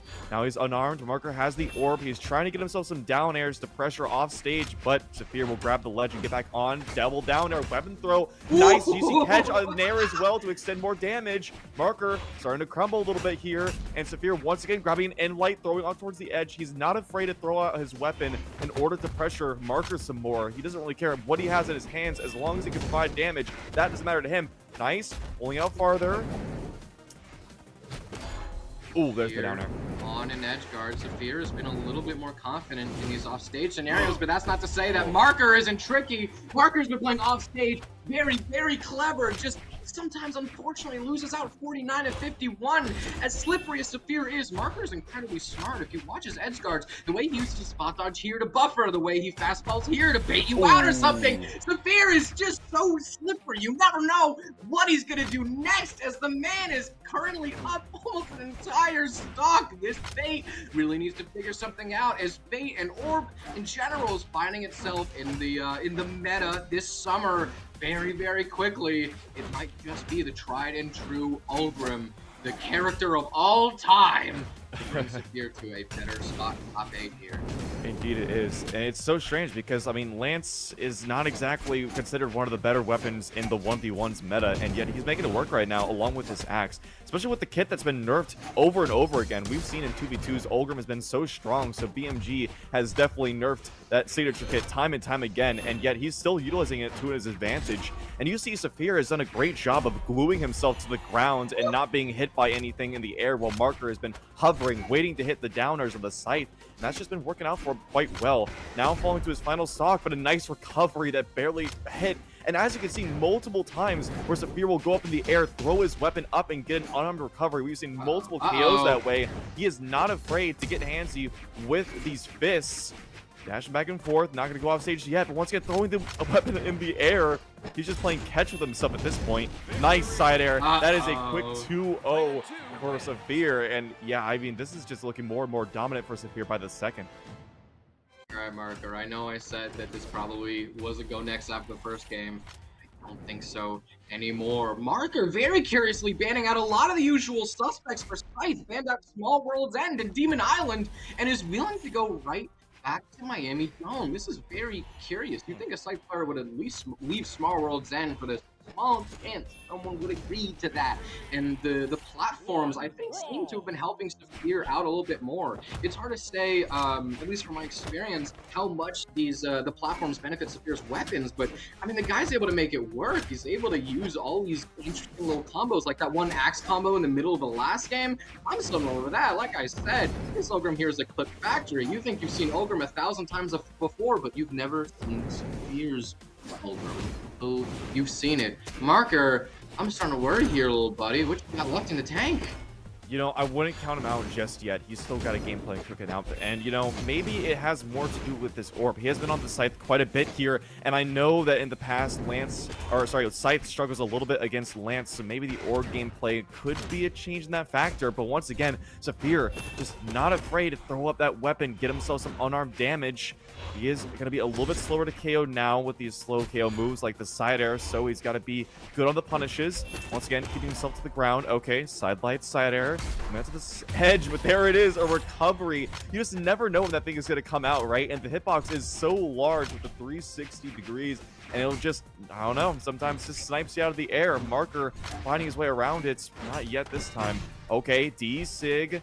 Build some more damage. There's the bread and butter. A nice spot dodge, but still, he's taking 100 damage for his troubles. Even with that ground pound, he's still quite a bit behind.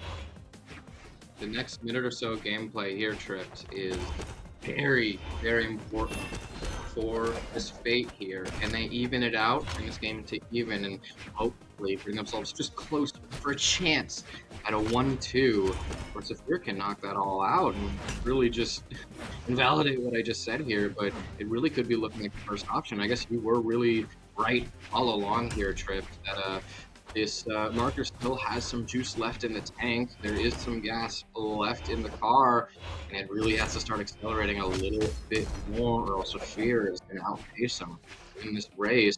But yeah, no, Marker's actually keeping up quite nicely. The game slows down just a little bit. When the game slows down, it slows down usually in the favor of the person who's behind, so they can give themselves more breathing space. They want to spend a bit more time in neutral, so it's actually very nice to see that Marker could be taking this next stock and pushing Saphir onto the back foot. But no, Saphir, slippery as ever, will not go down that easy. I feel like he's gotten more KOs with unarmed recovery than anything else in this entire set. Saphir, yeah, he knows the tech, right? And like I said before, he's keeping himself very stapled to the ground, not going to jump up too much. He knows he has the anti-air option with that D-Light, and since Marker has been up so much in the air trying to get these hovering options, he knows he can get them. Okay, right now he's unarmed, getting into the 200 damage range. That side air is not going to KO just yet, but it's very close. GC side sig isn't going to get a hit either. Okay, grabbing the lance. Once again, just keeping himself right under Marker's vertical position. But there it is, a quick KO. Only 60 damage built up onto a Marker. Definitely in the best position he's been so far. So this is the time to do it. Come on, what does he got? D-Light, another D-Light. That's not good. Once again, these platforms, Marker's been using them more, and yet Saphir has been able to get the better of it. Okay, more damage. Here we go. Side air to come back on. A chase dodge will unfortunately buffer against the stage, but still, there we go. Another side air. He is about to take the lead. Nice. Pushing off stage. Side air is not going to hit, but it's a good amount of damage. we go. Saphir has been so good off stage, and even when Marker is playing so Oh! tricky, the offstage approaches that would catch anyone, Saphir still makes it back, but not against that recovery. Marker, you were right all along, Tripped. Marker still in it to win it and makes it work on the dome. I'm watching the map very carefully to see where we go next. Saphir is definitely very careful or comfortable on the dome, and Marker maybe not as comfortable, but still very more than well capable to make this work. That's right. And you saw right there with that orb recovery. I mean, it is truly a get out of jail free card sometimes. You just hit that thing and it's really hard to punish, and sometimes you just don't feel it's going to catch you, and yet it does. You've got to be really careful when you're going for those jump or dodge up or any sort of vertical option like that, because the orb recovery can catch you off guard. So Marker, let's see what he can do. He has a little bit of momentum built up now that he's got that win, but Saphir is going to be trying to snuff that out as quickly as possible. Now he's got a bit of a matchup here against this site. Marker is starting to heat things up a little bit, getting these openings, dashing in with the end lights. He knows that he can get those vertical ladders. He started that off in game number 1 and got a good lead, but then that's when Saphir started to take things away. So if he can get that again and then maintain that lead, we could potentially see himself bring it to a game 5. We're to find out. Right now he's whipping a lot of side lights, but at least that's building up the damage for the time being. A side light side air is not going to KO, but a disarming instead. Nice dodge through, picking up the lance. Try to get off stage very quickly, but Marker was ready for it. Side air. Will he dip off stage? He will. The perfect down air doesn't work. Nudges against the stage instead. Ooh, good option from Saphir, but it's a side light side air taking that stock, and Marker finally gets himself a good lead. This could be spelling game 5 here. Look at that Penumbral Crescent scythe, one of my personal favorite skins here. Talking about that scythe a little bit more. Come game 1, it was looking fantastic. Come game 2 and 3, maybe it wasn't looking as good. Marker was not able to give himself the room to really utilize it, full potential, and really show off how much work Marker's done on scythe the past few years of his life. But now, come game 4, the guy has given us yet another scythe masterclass and is showing some pretty nasty moves over on this Penumbral Crescent. So, and also Saphir is throwing out a lot more touch me nots. We have a lot more lance snares. We have a lot more axe and light, but those touch me nots matter not. Marker is still able to find his way in and accelerate the pace of the game, and this could have game 5 written all over it here, Tripped. Marker is still not even getting knocked out and almost 200 damage here. The earth refused to die. Marker showing us an incredible little show with this scythe here. 217. I mean, that is like an unarmed side air territory, but then the side light, you see that? It boosted him too high to even get the true combo follow-up. That is just sickening, honestly. If I was up here, I would feel sick to my stomach not being able to even get your bread and butter combo, but finally, from the opposite side of the stage, a side air will come through. But look at that, about 80 damage built up onto him, and he's got 2 healthy stocks to work through if he wants to not bring this to a game 5. And look at that, Marker pressuring off stage, gets himself a D-light, then a side air. Here we go, down there again. Nice GC and light push him off stage. Saphir, okay, wait. Even though he's sweat baiting, he almost pushed him off stage enough. Wow, GC D-Sig was actually really close to touching, but there we go. Oh, I thought that was a KO. And it might be, actually. Yes, indeed it is. Marker throwing down his orb just to confirm it, but no, it's already done. Marker bringing this to a game 5, and what seemed to be a quick 3-0 at first is now going to be a tense game 5 set. I don't know how we got here, but here we are. They're both so good off stage. And back to the dome, of course. No swaps, none of that. They're both, like, look at this last little clip right here. The way they both try and recover and cover their own ground and whatnot, and they're both so smart and slippery and unpredictable players off stage. I don't see off stage movement like that much of anywhere. They're both so good with before. Yep, and here we go, game number 5. Once again, no swaps at all. They are feeling completely comfortable on these picks, and Marker taking Saphir to the sky. Nice, another nair to extend another damage lead. Saphir, I noticed he's not keeping himself to the ground as much as he was before. Could that be part of the issue here? We saw before that Saphir was doing a really good job of keeping himself to the ground, getting those D-lights and the nairs as well when applicable, and it's just not been coming out as often for him. Okay, here we go. Nair as well. Nice side air. Goes off stage with the ground pound, but Marker's been ready for it for the past couple times he's thrown that out. Okay, but the damage build up of the axe is nothing to scoff at. Look at it. Here we go. Unarmed gameplay. Both them without a weapon. Saphir grabbing the axe. Tries to get a reverse Sayer, but it's not going to work. The dashing on the platforms. Here we go. An end light. Might take a little bit longer to KO. D-light as well. That's not a killing option quite yet. But both of them just creeping further and further into the barbecue red. There we go. A D-light will finally send that stock off. With 150 damage onto him, though, it's not going to take long for that KO to come out. So he's going to get the extra credits now. It is a little hard to tell if he wants to play more grounded or not. They are giving center stage control to Marker. So maybe they do want to play a little bit more aerial. I mean, they've also been playing very, they've been using a lot of pressure knots. I said the Lance, the Axe, and Light. They really want Marker out of their personal space. Maybe Saphir wants to spend just a little bit more time in neutral since Marker was really kind of smothering them. And Saphir is still respecting that and giving Marker center stage control sometimes and just edge jumping around a bit, and it's hard to tell if that's all part of a master plan or if it's going to work out in their favor. But if they get the stock right here, like you said, that'd be a fantastic way to get some extra credit. No, Marker makes it back. Like I said, they're both just so good off stage, but I think slowing down the pace of the game actually really was in Saphir's best interest, because now the guy is up a pretty good lead, even though falls out of that first stock. That was still like, what, 2-3 minutes in or something like that, and Marker's now 100 damage into this second stock. Although Marker could even this out, Marker has even out stocks before, not only in this set, but also just this season in general. Marker's been pretty good at that as of late. It's still not going to be too hard for Saphir to knock that out. And this is starting to look like game one all over again, where Marker, try as he might, here just barely clutches it out. And we could be ending this set with a clip here. Marker needs something huge. Indeed he does. Thankfully, he has the weapon to do it, but can he find the right read? Both of them kind of worrying to throw out an option right now. Marker disarming himself. That's not what you want. Look at that. Marker getting extended on with 2 nairs and a weapon throw. Saphir has done such a great job of hitting those weapon throws. Very, very close to Marker. And look at that. Oh, the spot dodge read, the side sig. Oh, that's so good. And once again, he's locked in. Recovery. Okay, Marker creeping himself into the kill percent. Oh. I don't know if that was going to be a KO or not. Maybe he just gave up. I don't know. But that was a KO. Light poke to get it. And that is a 3-2 win for Saphir.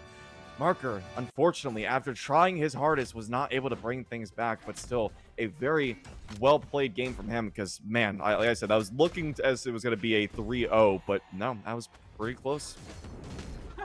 Okay, so looking back at the last headlight, we're gonna wait for the clips to come around. I'm not too surprised. Once it hit, I'm not too surprised that it knocked out. I'm surprised it hit in the first place. Okay, so he went the opposite direction. Yeah. But like, how did that hit in the first place? That was barely any time to react. Saphir, I don't even know if they knew for certain if they were gonna be on the ground and if Light was going to take that enough time to come out. Because yes, Light can be pretty quick, but I don't think it's as fast as a lot of the other moves that Scythe has. And trying to read where Marker was going to go next, how that Light even hit in the first place, I don't know. If that Light KO'd on its own once it hit, I wouldn't be too surprised. But the fact that it hit leaves me beyond bewildered. I don't know how he thought of it. I don't know. I mean, it is a good option for KOing on Lance, which can struggle at times to KO, obviously, with those aerial options being your better moves to KO. But yeah, some people expect it way too much, especially if they're not being too jumpy. So I understand it, and obviously worked out, so can't blame him too much. But anyways, we've got to get on to our next match here, which is one that I am personally very excited for. We have Mounir versus Fizaru. Now, I talked about Fizaru earlier with that 8 million XP on the Yumiko. And then Mounir, I mean, we've all talked about Mounir for plenty of times. Mounir's been a very top contender for a long time. And actually, right now, he is on the Petra, which is interesting. I was expecting the Taros, but, I know he's good on this Petra too, so it's not too shocking. But either way, I'm excited to see this match because Fizaru is someone, even though they have so much experience on the Legend, isn't someone that usually is on the top, rung of tournaments. And yet here they are, and the top stage of this winner's side. So they have something to prove right now, getting to game number 1 of the Small Fortress of Lions. Here we go. Mounir loves playing the hard-hitting characters, so he does play Petra a little bit, but I do agree, maybe not as much as we see some other character picks that are pretty classic to Mounir's brand, but still very strong with him. He's not tricky. Fizaru, when people say, oh, don't drown in pools, Fizaru's why. Fizaru is the shark in the water. Fizaru doesn't have to worry about drowning in pools. He is the shark. He will win if you let him. That's why I think you was earlier calling the people's champion, is he's always there. He's always lurking. He will fight.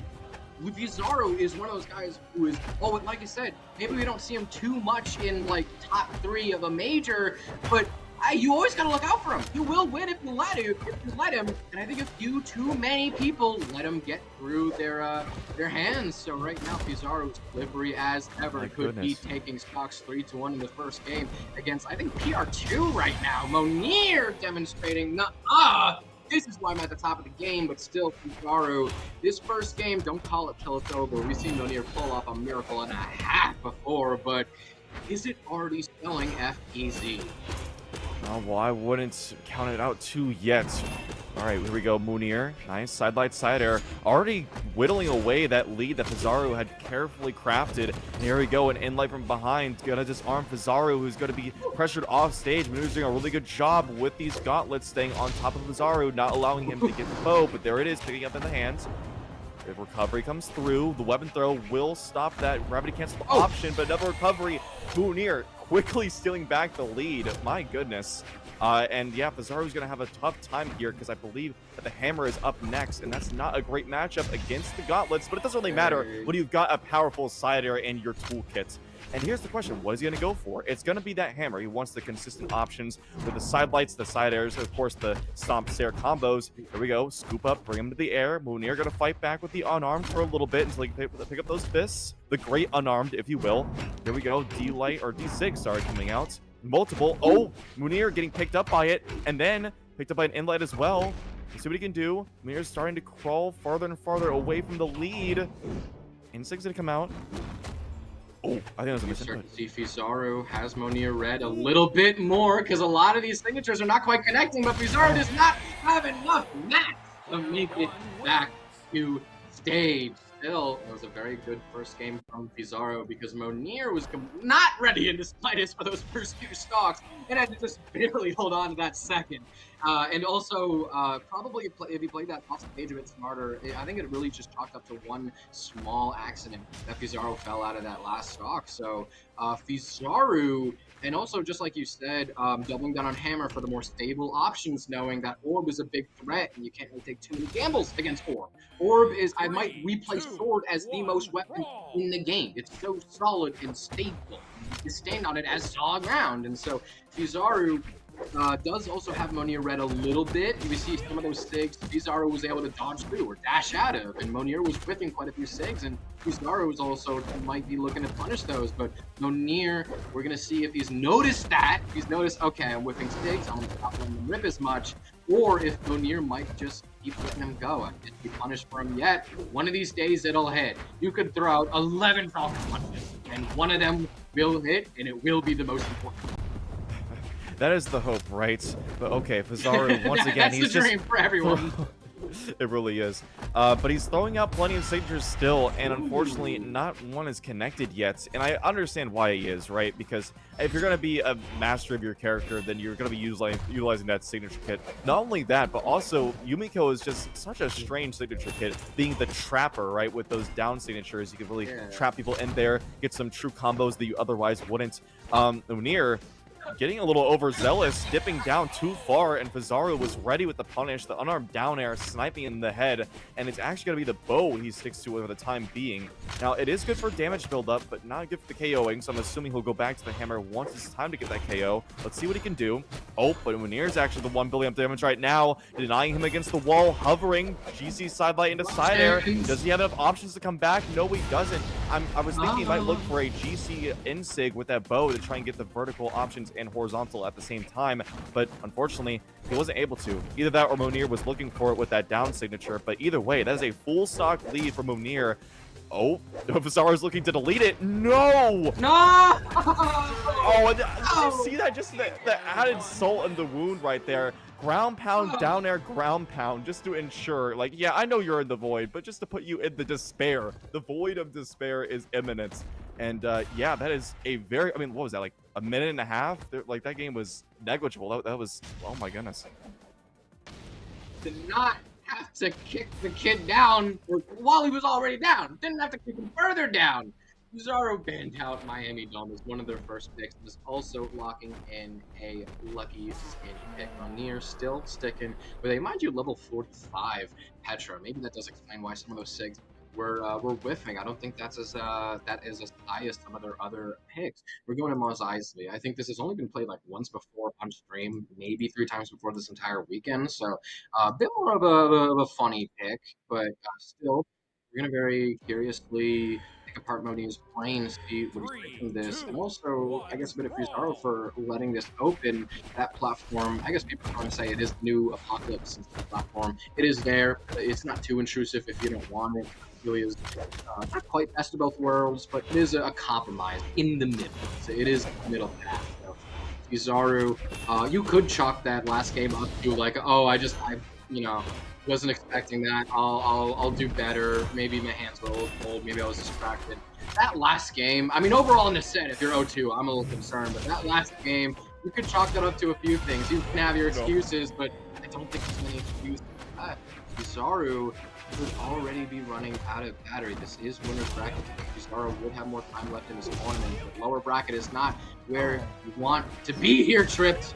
What is he doing? This is just... Oh, this is tilt-inducing right now. Watching him go for N-Sig after N-Sig, and he's just not getting punished. Really, that N-Sig is so good. It's so hard to punish. And as you can see, it's ripping it time and time again. It's connecting about half the time, but the other times, it's not even being punished. So why does it matter?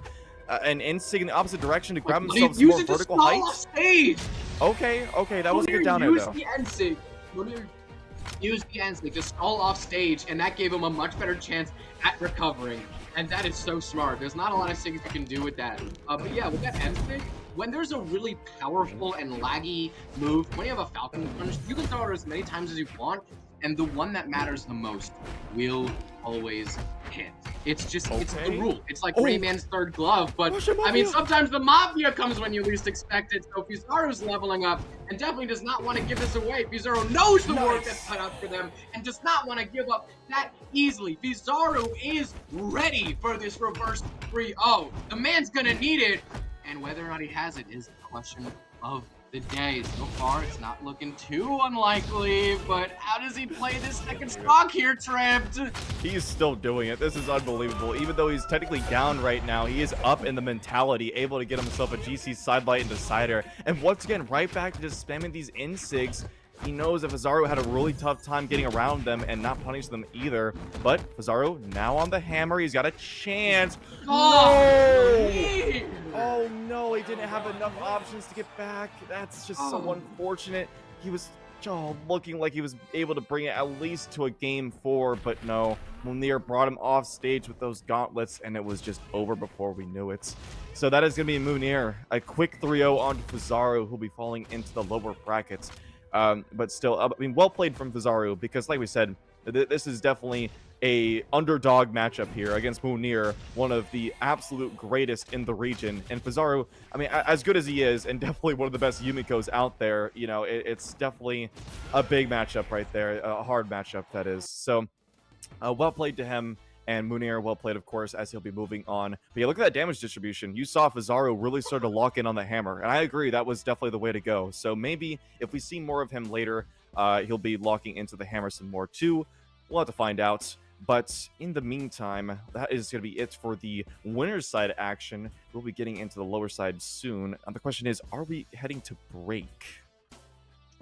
We're waiting on a word from production. I'm pretty sure we are heading on to a break, partially because we might have to give a little bit of time for lower bracket to catch up and make sure that these players get their little butts on in here. But yeah, for both these players, I feel like this is a pretty good outcome for both of them. Fizaru, I'm gonna be honest, I'm not really too worried about him in lower bracket, because the guy, when we say like, oh, don't drown in pools, Fizaru is the reason we say that. He is one of those sharks. He is one of those kids always creeping around the bracket and will win if you let him. So the fact that he got this far, very impressive, and I do not have many doubts he'll make it just a bit further. And also, our winners final is going to be Saphir versus Mounir. What is this, a 2023 Galaxy Cup? This is a very funny turn of events. Saphir and Mounir, that will have to wait though. Y'all can have a bit of a break. We're gonna give lower bracket just a few extra last minute chances to catch up and for the players to get themselves ready. They've been playing a lot, so maybe they earned a little bit of a break. We will be back in just a second. Don't go too far.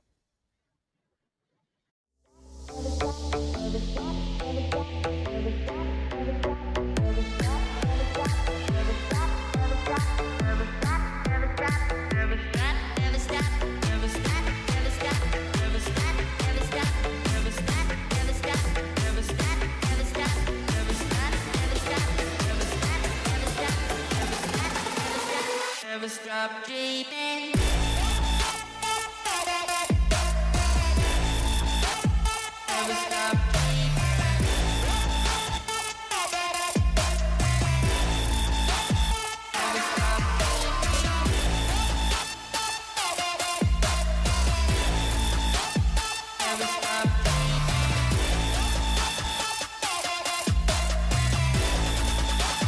Never stop dreaming. Never stop Never stop Never stop dreaming.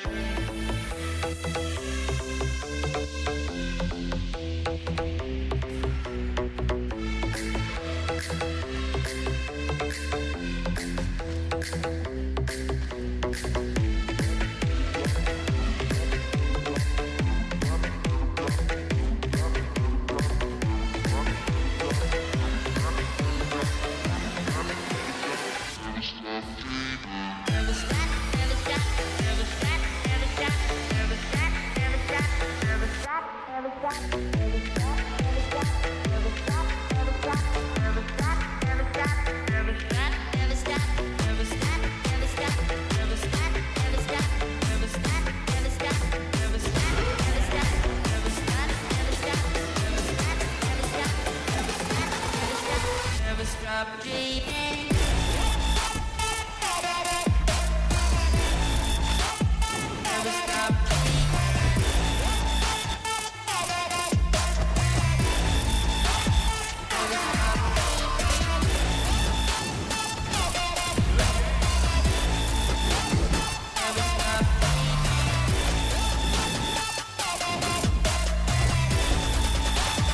Never stop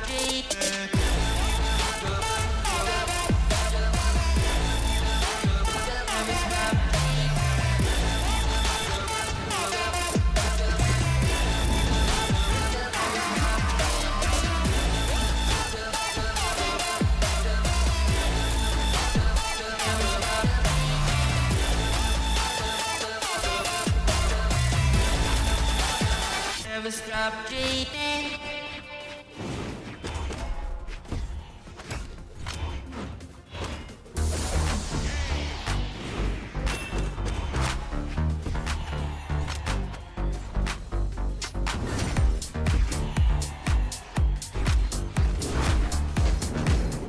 Alrighty, everyone, welcome back to Moose Wars Clashing Kingdoms EU. I am Tripped Up, joined here by Graffiti, and we're about to get into some more action in the top 8. Graffiti, how you feeling about it?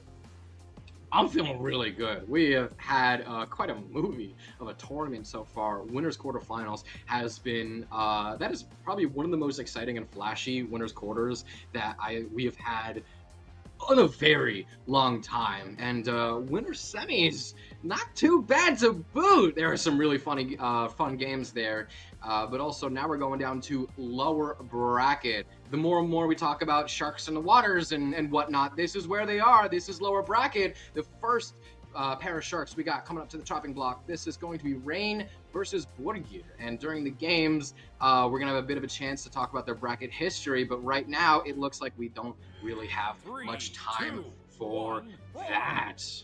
Nope, that's right. We're getting right into it. And like you said, yeah, these are two sharks right here. We are literally in the shark tank, if you will. Now getting into things, game number 1, we have Borgeear versus Rain, and yeah, we've got two classic characters right here. Got the Mordex, of course. Interesting drip, I've got to say. I haven't seen Fenrir with the red before, so he's really experimenting with the drip. Maybe experimenting with some gameplay too. I don't know. We'll have to find out. Right now, Borgeear is on the receiving end of some Rain gauntlets, though.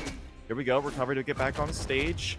So far, things are relatively even. Pushing back. Here we go. Borgeear gets in under, but nice retaliation with the GCD light. Now over onto the sword for the more consistent KOing options.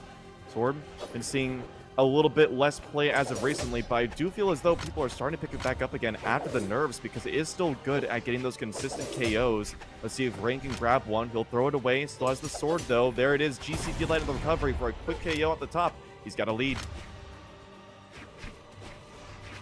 Borgeear.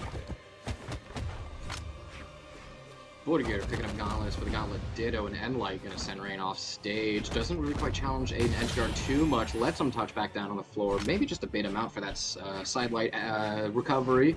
Pretty smartly done, if I do say so myself. A minute and a half in, Borgeear is trying to prevent Rain from picking up that weapon. Sword goes in favor of the foul against this Mordex Scythe. Borgeear probably getting a bit of the better of this damage right here. A few Endlights are not going to be punished, but a third one will. Endlight to send off stage, and Sig charge gets punished. Dare to send off stage. Borgeear could be struggling a little bit here, but never mind. That Dare, pretty good reversal tool. Finds his way back on stage with a Dare, whiffs an Sig. Borgeear, that was a very strange choice. Who is the second stock going in the favor of? It's not going to be in the favor of Rain. Borgeear. That was insane. Like, the Scythe Ground Pound is so very good at just quickly getting KOs like that because it doesn't have any commitment to it. You can let go of it as soon as you do the ground pound and it'll instantly stop. Most ground pounds are not like that. There's a certain amount of distance that'll go, such as that sword ground pound right there, able to retaliate right back, getting himself into the game. Rain does not want to be counted out just yet, but here we go. Borgeear gets himself a bit of a ladder combo before Rain answers back. A spot will just get him out, but a second one, nice combo. The X pivot isn't going to work, but he is starting to get on top of Borgeear. Let's see what he can do. So that's going to whiff. Pushing towards the off stage. Nice ladder, but the third nair is not going to connect. Here we go. Gauntlets off stage. This is not where Borgeear wants to be. Getting pushed. Oh, that was close. That was really scary for Borgeear right there. And a ground pound as well. A good dodge comes out. Here we go. Gauntlets v Gauntlets. Gonna see them be taking it off stage for a second here. Rain keeping himself on stage. Doesn't want to challenge Borgeear off stage just yet. Here we go. Cider to push off stage. A second one will whiff. D-Sig. This is a very tough spot. Whoever wins this first game, it's going to be a very, very important position to be in.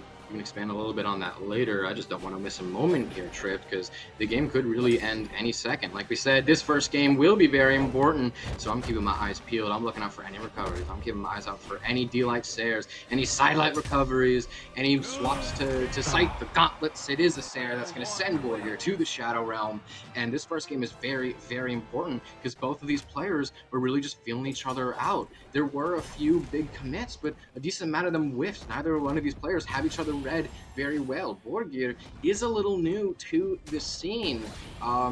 Rain's I guess spot as a top level player doesn't have as many years on it compared to a lot of other years, but at least he's been an established player in brackets and in ranked for a while now. Borgeear is still a little bit earlier in their career than Rain, and Rain has had a few months or maybe even a few years to solidify themselves as a very good player. Borgeear not as much. So the fact that both of these players maybe don't play against each other as much, the fact that Rain was able to grab that first game means that Rain might be getting a download quicker. Rain could be winning this first little kind of feel out game, and you know, this little introductory dance. They're both learning each other. Rain could be getting the best of their first few interactions, at least in a long time. So that first game, very important. Rain proving how they were able to stay on top of the leaderboards for quite some time last year. Wouldn't you say so? Yeah, no, I do remember that when Rain was definitely starting to top the leaderboards, and I believe he could definitely start to do it again. He is definitely proving his worth against Borgeear right now. Okay, but his orb recovery will bring him towards the edge. Once again, picking up that sword, he is very, very good at getting these consistent KOs. He's hovering off stage to grab himself maybe a down air, but Borgeear will be loud back on stage. Nice recovery. Bring back. Oh, the shotgun blast, not going to work, but he is going to hold on to the stock for the time being. But no, for a very short time being, it will be done. And with only, well, I won't say only, but 150 damage built up on this first stock compared to one stock only, Borgeear will have to fight back tremendously if he wants a chance at bringing this game in his favor, but I don't know. It's looking really, really bad. Nicely done. Another GCD light just to build up some more of that damage again and again. The GCD lights have been unpunished and unrelenting on Rain's part. Getting back to the stage, zipping off stage to get another down air. Look at that. I mean, this might actually be a 3-stock if he lets him. Borgeear, though, will not let that happen. It's going to be a stock after the side air, but still, look at how much he has to do if he wants a chance at bringing it back. It's going to be a hard road ahead.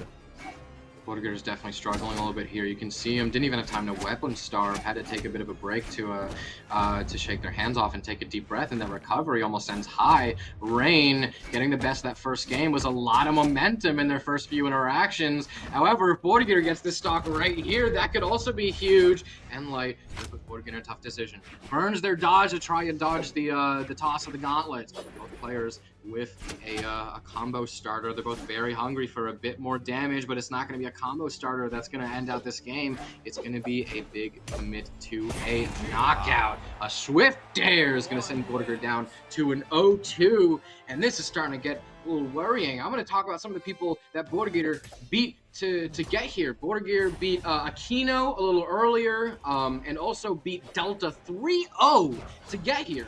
Delta, we saw earlier in winner's bracket, take a game off of Fizaru, the same Fizaru we saw earlier. Yeah, Borgeear was able to 3-0 him. So Borgeear has been upset after upset after upset. But against Rain, yes, Rain is very highly PR'd, but could be proving that could be why this is so far their hardest upset yet. Swapping Scythe characters left and right. I'm keeping a very careful eye on how Borgeear is playing this game 3. That game 1 was looking really good for them.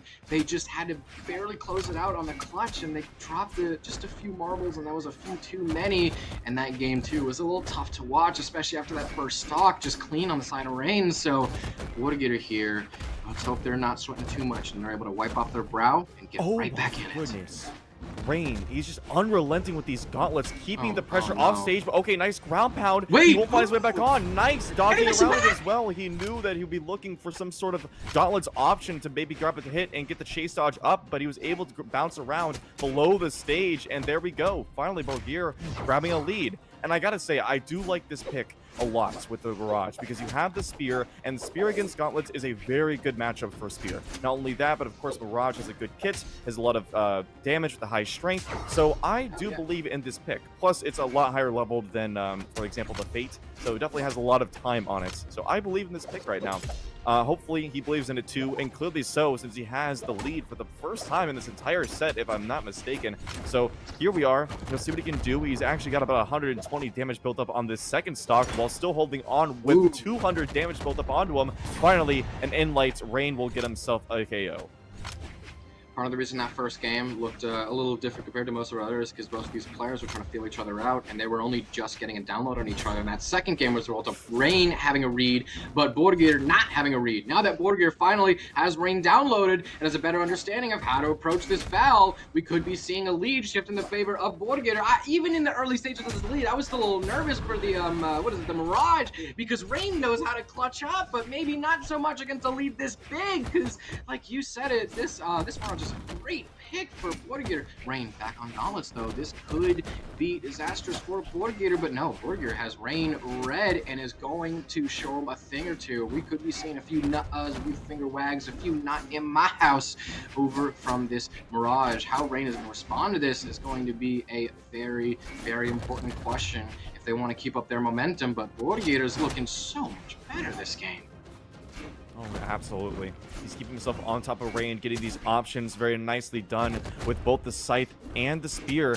I gotta say, he's got a newfound confidence about him. Nice. Grab the Scythe. Okay, there we go. Went in really deep there, unfortunately, and Rain will get the Nair, but it doesn't matter. He is gone, and finally, Borgeear will put a game on the board with this Mirage, which I assume he will stick to, and that he will. And yeah, like I was saying, you could see he's got the 8 damage, or the 8 strength rather, with that Barrage. So it's really, really good that you can build up a lot of consistent damage with the Scythe and whatnot, as well as the Spear, and then of course those signatures. I'm really hoping I could see some of those signatures come out. For example, that Scythe Sig is really good at catching a lot of these people coming off stage, you know, and just a lot of aerial options. So we'll see if he's able to adapt to that, but we're getting into game number 4. Borgeear having a bit of momentum behind him. Let's see if he can utilize it to his advantage, or if Rain will continue to reign supreme. I am not sure. Okay, well, no, it's definitely not looking that way. He's starting to rain down onto Rain himself. Borgeear getting some hits in there. Borgeear has such a good read on Rain now, maybe even better than the one that Rain had on the second game. However, Rain could be looking at a repeat of game 2 as right now. Keep in mind, Borgeear, if he drops a single game, he's out, and dropping that stock is going to be one step closer for Rain, reeling in this victory in their favor, but Borgeear still has a few more chances. They don't have a damage or stock lead, but it could be pretty close to an even game. 2 recoveries, gonna snuff out that first stock. A minute, a little under a minute here. We got ourselves close to a very, very even game come second stock all. Rain looking to make the first few approaches, but Borgeear is more than willing to respond. Rain is getting the first few hits, but Borgeear is always following up with an actually. So this is going to be very, very tough debate to come out on top of, but Rain is starting to play a bit more careful. Could be reeling in some of this energy back. Now both these players are really just scrapping. Watching one player read the other, and then the other read the other. Like earlier when they didn't really have too much of a read and they were still just guessing, it was all fun and games, but Rain could be reeling it back in here, folks. Yeah, I'm noticing something. Borgeear is having a bit of an obvious dodge pattern. He's only doing left, right, or spot dodge. He has not done any aerial dodges. Look at that spot dodge again. God, Rain yes, spot catches dodge. it. It is not looking good for Borgeear now. He has got himself lapped in damage with a stock behind. Let's see, nice D-light. Okay, finally gets one, but there it is, the catch. Rain will indeed reign supreme over Borgeear, who looked to bring it back, but no, indeed he will not. He will be knocking Borgeear out of the tournament in 7th place, and it'll be Rain continuing on to the lower brackets. Wow. Rain is such a solid player. You don't get seed 7, and I think PR'd somewhere similar. Is he not like PR'd 5 or... Oh, wow. PR'd 20... Or, wait, no, I'm looking at the wrong tab. Rain is PR'd 13. I actually thought that was going to be a little higher, especially considering that they are seeded 7th. And I honestly, especially considering after the performance of 2024, I thought they would have deserved a bit more of that. You don't get that by just doing nothing. Rain showing us some fantastic fundies, baiting out attacks, and then approaching with this combo setup. And then at that point, not even really reading the dodge, just reacting to reads you've already done. Like you said, Borgeear was getting a little bit too predictable. And once Rain had the read, Borgeear could slow it down and try and fight the barrage of attacks from the Mirage, but still, Rain, just a solid player. That was just good. If you're looking to learn the game, yes, it's good to watch the flashy plays, and it's always fun to watch that. But watching gameplay like Rain's and just seeing the easiest path from A to B to win a game, Rain is such a solid player. The guy does not falter. The guy doesn't choke clutches. Just a solid player all around. Sometimes that's what you need. Yep, and as you can see by that damage distribution, all of it was done in the gauntlets. Which, we saw God, Rain, yeah. he was able to get himself usually at least a D-Light recovery or D-Light Sair to get the KO confirms, but no, he did it all on the gauntlets. And that just shows he has prowess on both his weapons, because we saw, he was on the sword before, but especially on those gauntlets, he knows exactly what to do. And we saw that Borgeear was not really taking advantage of that spear, only 38 damage onto it, and it's honestly a much better matchup. So, that might have been part of his undoing, but at the same time, like I said, or like you said as well, the dodge pattern, it just got really, really predictable, and unfortunately, Rain got that download and was able to sweep it away. So, yep, that is going to be Borgeear falling down, and Rain will move on. So, we got to find out who is going to be continuing on as well. We have... While you are checking the bracket, I will say you're the one that did call out the dodge pattern, so I really owe that to you. But yeah, I feel like that also saying some more praises to Rain, because you also mentioned the matchup of Spear into Gauntlets and how Rain was still able to find the better, even though Borgeear didn't spend too much time on Spear. Borgeear was still able to find the better of those matchups and or those interactions in a losing matchup. And I feel like that sings a bit more praises to their fundies, that they don't swap off of a losing matchup. They just learn the matchup, and I honestly, that's really impressive to see. Sometimes you love it. That is right, but we do have to get to the next match here, and this is one that I'm also excited for. We have Amed versus Bomba. both these players, I'd say, in a pretty similar spot in their career, representing a pretty similar times. Both their tournament results go back to a bit of a similar era, and they do have some similar placements all around. They really started to climb and become bracket demons around a similar time. They both started to reach the upper echelons of Brawlhalla around a similar time, around what, 2023, 2024, pretty recently so, and are in a bit of a similar spot from, who did we also have earlier that was also in a bit of a similar spot? Rain. I feel like Rain is also a bit of a similar spot in their career compared to Bamya and Amed. So this top floor could be looking like it is full of the current era of players without too many new, like, up-and-comer rising star rookies, without too many old souls. So very, very interesting to see how this bracket is turning out, but I'm getting ahead of myself. I gotta stay in the game here. Tripped up Bamya. Very clean lead, less than a minute in. Yeah, and he's using the Zol. Now, this is a character that... Oh, wait, hold on. A character that might get pushed off the edge in a second. Nicely done from Amed, the ground pound, snuffing out that side air recovery right there. But, yeah, as I was saying, the Zol is just a strange pick. Well, it's strange in the fact that nobody really uses him, despite the 10 strength that you can get with him if you use the strength stance. And, of course, that is just, like, the hits that he gets. Whoa, whoa, whoa, whoa. Okay, Amed looking once again to get an early KO off the KO box. He does not need knockback. All he needs is a big string. And now Bomba is starting to feel the pressure, even after a big lead. Look at that. Nicely done. A three-piece with a side air finisher will bring that down. Was that a perfect stock right there to get that stock right there? Oh my goodness. So, if not close to it. Amed is also trying to defend the weapon from Bamya, and even when Bamya does pick up Axe, no mind, they're playing more confidently on Cannon. Axe is a bit better as a stable weapon and is a bit closer to a secondary, but Amed is still barely touched on this second stock. That was an honorary 3-stock right there. Bamya stole the first stock, close to a clean 0 to KO, and then Amed just took and kept on taking. That is insane. Okay, this is good right here. I see Bamya is swapping over to the Mordex, which is definitely the pick he is more known for. He's got a lot more time on it. So I'm not sure what the Zol was. Maybe a little bit of like a counter pick he was thinking of, or just like something he wanted to practice on. But either way, he understands the stakes. You play high attack. I play high attack. Right? And Amed, you know, he's no one to be scoffed at. So I absolutely understand. He's got to be taking this seriously right now. Into game number 2. Here we go.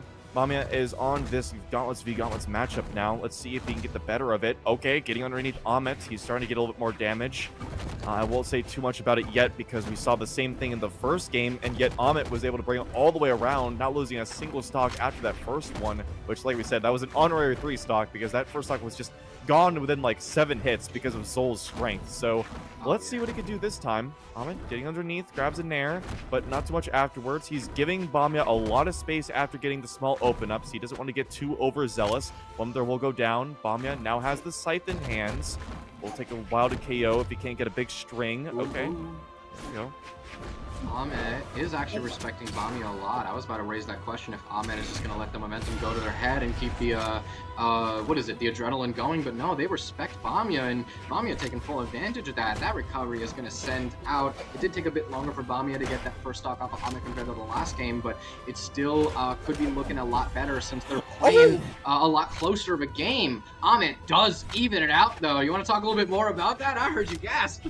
Oh, I mean, it's just, once again, the orb recovery, you cannot escape it. I mean, I felt that in my very soul against someone who definitely plays against orb quite a bit. And Amed has been doing really good with it. He definitely is able to do the gauntlets as well, but I believe orb is his mastery pick. And you can see he's able to extend these strings quite a bit. He uses the nair quite often. He'll get, for example, the side light nair side air, or the D-light nair side air. Once again, extending upwards, he's really good at these vertical options with the orb, and Bamya doesn't have too much of an answer. He might be ahead, but I feel like the mental is still in Amed's favor. So we're going to see Enlight, another damage build up. The Sair, once again, a nair. That has really been the king of the moves right now for Amed, the nair, to extend not only with strings, but also to build damage. But okay, nicely done. Bamya does get the GC D-Light into recovery to confirm that KO, and he does have a lead here.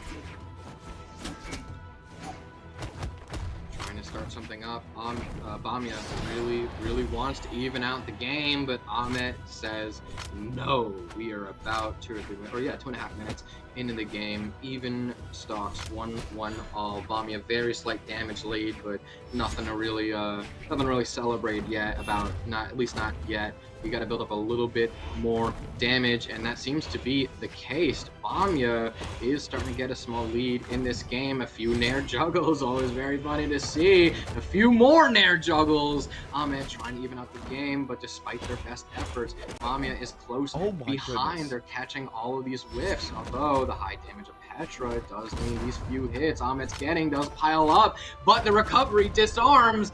The scythe toss prevents Amed from rearming. Does Bamia throw again after the slight? No, he does not. He waits for the recovery. Bamia stepping right back in. You said that Amed really has mastered the orb, and that's what they showed us. I mean, a miracle of a clip, a miracle of that first game. That is just, that is inhumane gameplay right there, that first game. But still, Bamia responding back to the same orb that shut him lights out that first game. Incredible adaptation from Bamia. Maybe the guy just needed to wake up from a nap or something, but we're going right back in Small World's End, which now that I think about it, Tripped, does benefit Scythe quite a bit. I mean, you do have Petra and Orb players that quite like Small World's End because of, yeah, I guess also Dust players too, and Fate players that really like this because of the ceiling and how you can KO off the top. But still, Bamia does benefit from the stage pick. Both of these players get a buff, and Bamia is taking a pretty decent advantage of that. Amed, I think, needs to step something up, or else Bamia is just going to continue learning and will over-adapt out from Amed's grasp. That's right, and keeping the weapon off him, nice GC sidelight to pick him up in the air for the recovery as well. And there's going to be another one coming out. Bamia is starting to pick up momentum here. What will he choose? It's going to be the gauntlets. He is starting to run all over Amed with them, getting all up in his space, not allowing him to have a weapon. He knows that with the orb, he will start to dominate again, so he won't let him have it. Look at that, just taunting it in his face. Just oscillating back and forth, waiting to see what option he'll go for. Oh, a very overzealous ground pound coming out there from Amed. Will get punished just a little bit. Here we go. Keep it to the ground. Finally got to pick up a weapon, but red once again. Amed is getting red time and time again with these gauntlets. Bamia is getting underneath. Nice nair to push him off stage. And that sucks for Amed too, because the side air dropped. Nice double recovery. He's starting to get a little something going. I would be surprised to see him stick to the gauntlets, though. Yeah, it's going to be the orb. We're going to be looking out for those nairs. Instantly starts throwing them out again. It's a really easy move to throw out. Cannot be punished easily either. And I don't blame him at all for throwing it out. But at the same time, Bamia is starting to find his way around them and not get chained by them like he did earlier. Sidelight, sider, pushing out towards the edge. Double nair. Third one's going to miss. Here we go. Damage is starting to build up on Bamia. Ooh. Another recovery! There it is! I told you this recovery cannot be escaped. Bamia needs to find a way around it, otherwise he's just going to keep it going. As you can see, priming up the orb as well. He will not be on the gauntlets again, I don't think. This is going to be an orb matchup here. Gotta say, Trips, earlier during a Gauntlet Ditto, I was actually starting to get really worried for Amed, because Amed was trying to slow down the game, and yet still Bamia was still getting the better of their engagements, but Amed is bringing it back. Amed just needed a second to say, hold on, I gotta figure this out, and as a bit longer of a break as they're touching down on the last stock just now after that recovery, but still, Amed, I'm actually very impressed, because they were playing a losing game. They were trying to spend a lot of time in neutral, but Bamia was still right behind their tail and able to bait them out when Amed was trying to play defensively, and yet Amed brought it back. Amed said, hold on, this isn't how you win the video game. I want to win the video game. Let's start acting like it. And it's now just a few hits away from bringing the set 2-1 in their favor, and Small World's End could be the place to do it right here. Bamia could even out damage here, but Amed so far is slowly wheeling control back in their favor.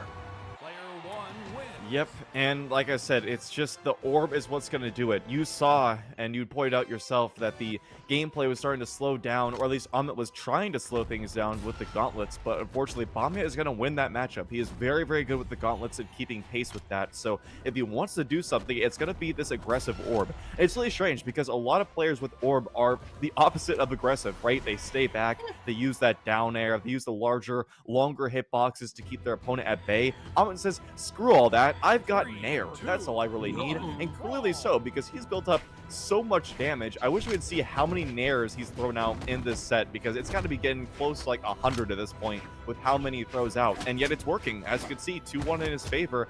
Wouldn't be surprised to see it keep going. He picks up the orb. That's exactly what he wants. Bomba is on the site, so he's looking for a big string.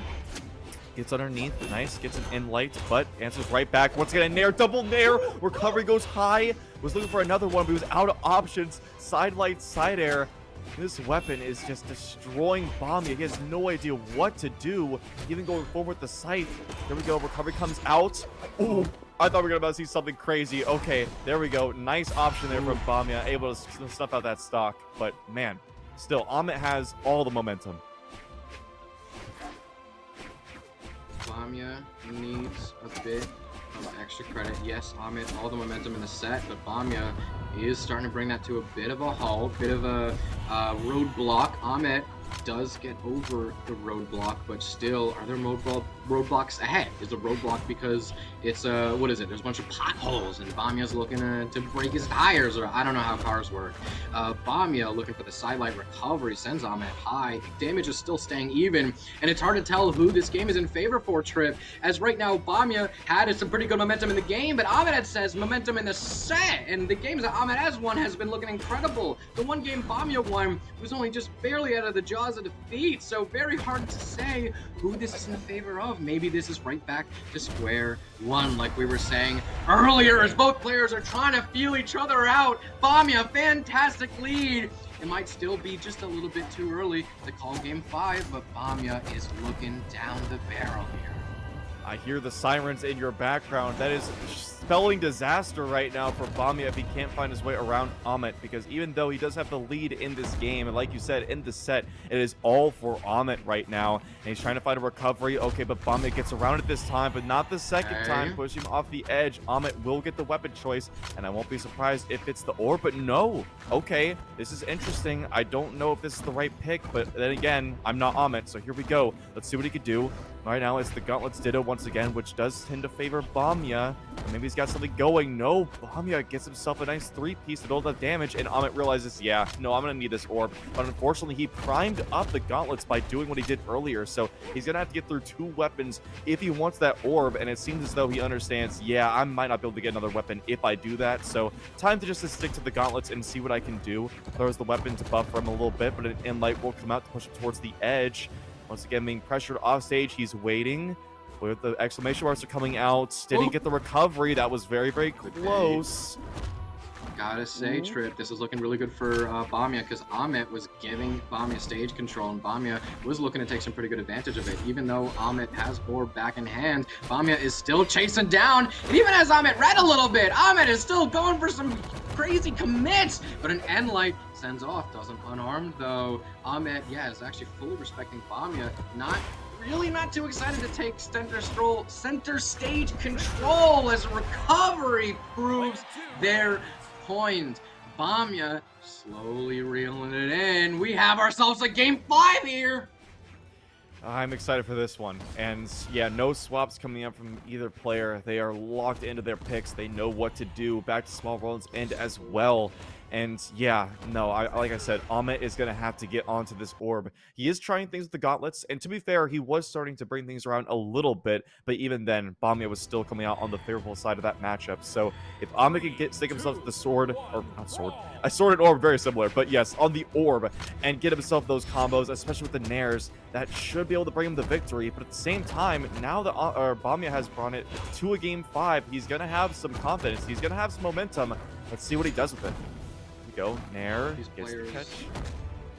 these players really kind of have all cards out on the table, and we're not wearing long sleeves here. There's no other little cards we can pull out of a sleeve. We know what we're looking for. We know what we're doing, and it's about preventing the other guy from getting what they want. I think the police are responding late to that first game because that was an absolute murder. I don't know why they're getting here this late, but hey, still.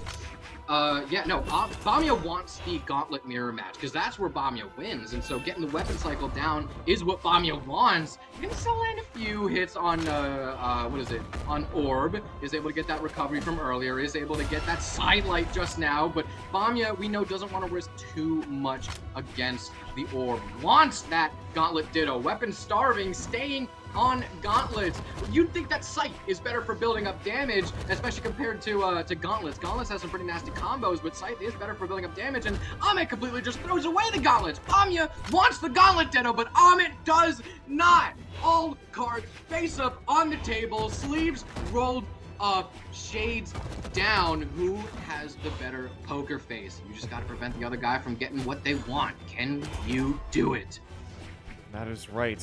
Okay, will the cards come out? The flop has already been dealt, so has the turn and river, but who has the better-handed showdown? And it seems like the orb. Okay, there we go. Nice Nairn's recovery.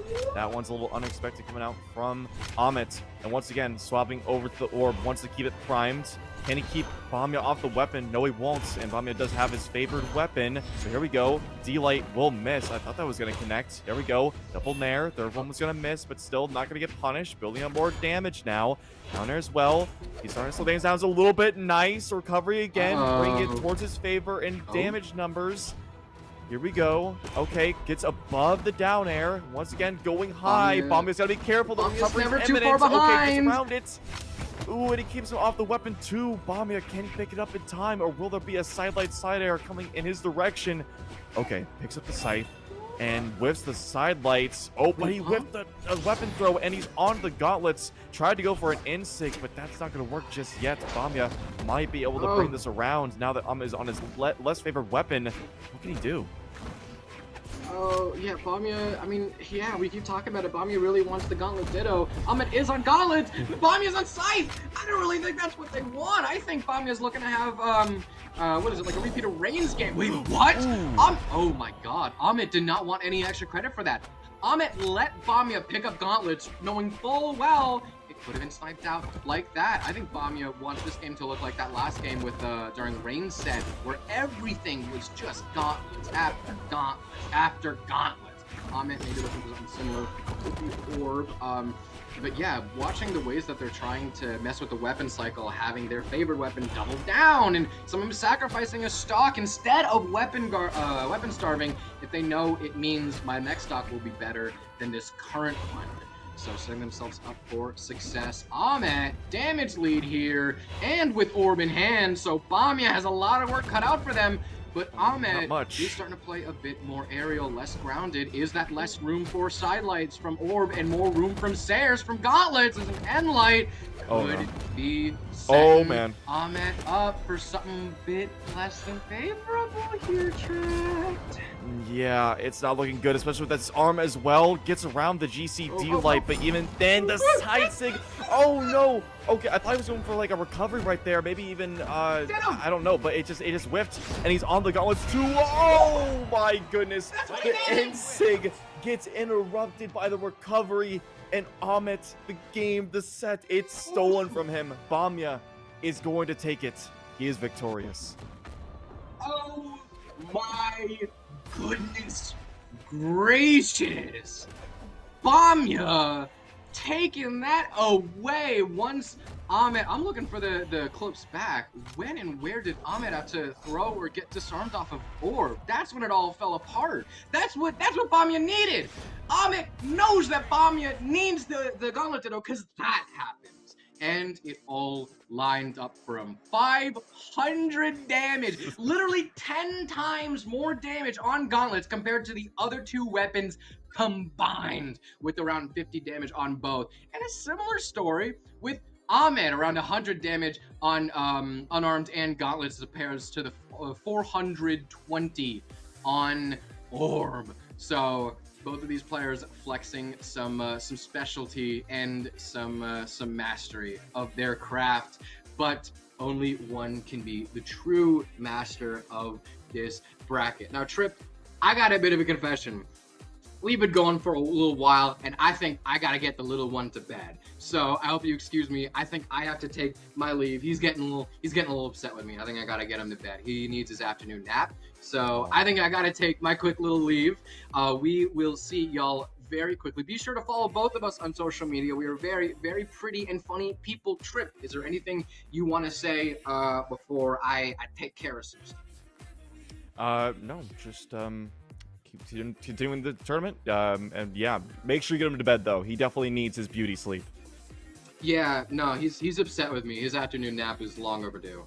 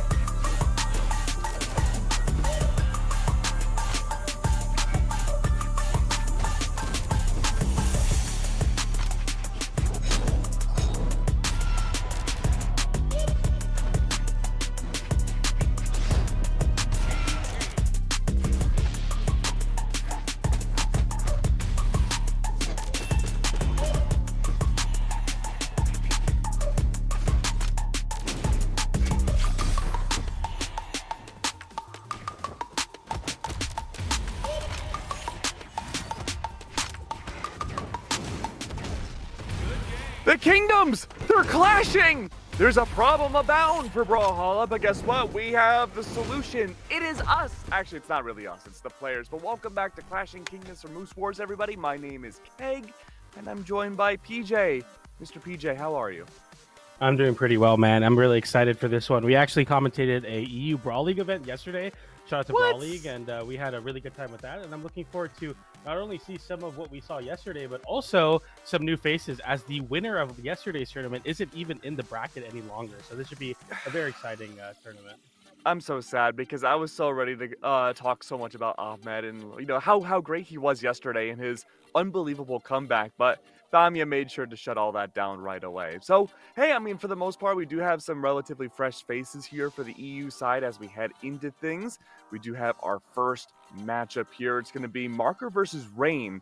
And, of course, these are players that have been around for quite a while, but I'm very excited to see what they can bring to the table here. Demon Island, Small World's End, and Fortress of Lions are the last three stages available. It's going to go to Fortress of Lions. We saw those last three stages available a lot yesterday in source code, and it really came down to one player winning nothing but Demon Island, another player in the finals winning nothing but Small World's End, and splitting the difference here for Fortress of Lions for a Terrace Val pick, I think is the best of both worlds.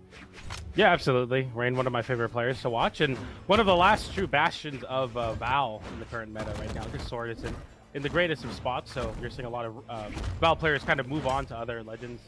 But we have Rain here still kicking it. Second place at Trial Freya last year, but hasn't found the same amount of success as the previous, and Rain getting started here with a ground pound and gets the edge guard. That's a lot of success to start off the set for Rain with almost a 0 to KO to start us off here. I feel like this is a running theme for the second half of 2025 is that we're seeing either Taros or Terai dominate or get completely pummeled by fast, high-octane weaponry like the Gauntlets or Orb. And so far, unfortunately for Marker, it's going to be the second option. Rain has been completely having his number. A very early KO. Weapon, well, I guess you could say weapon starved to an extent, but swap over to the hammer for the axe. Has at least found one hit against Rain, maybe two now, but Rain is completely dominating the neutral.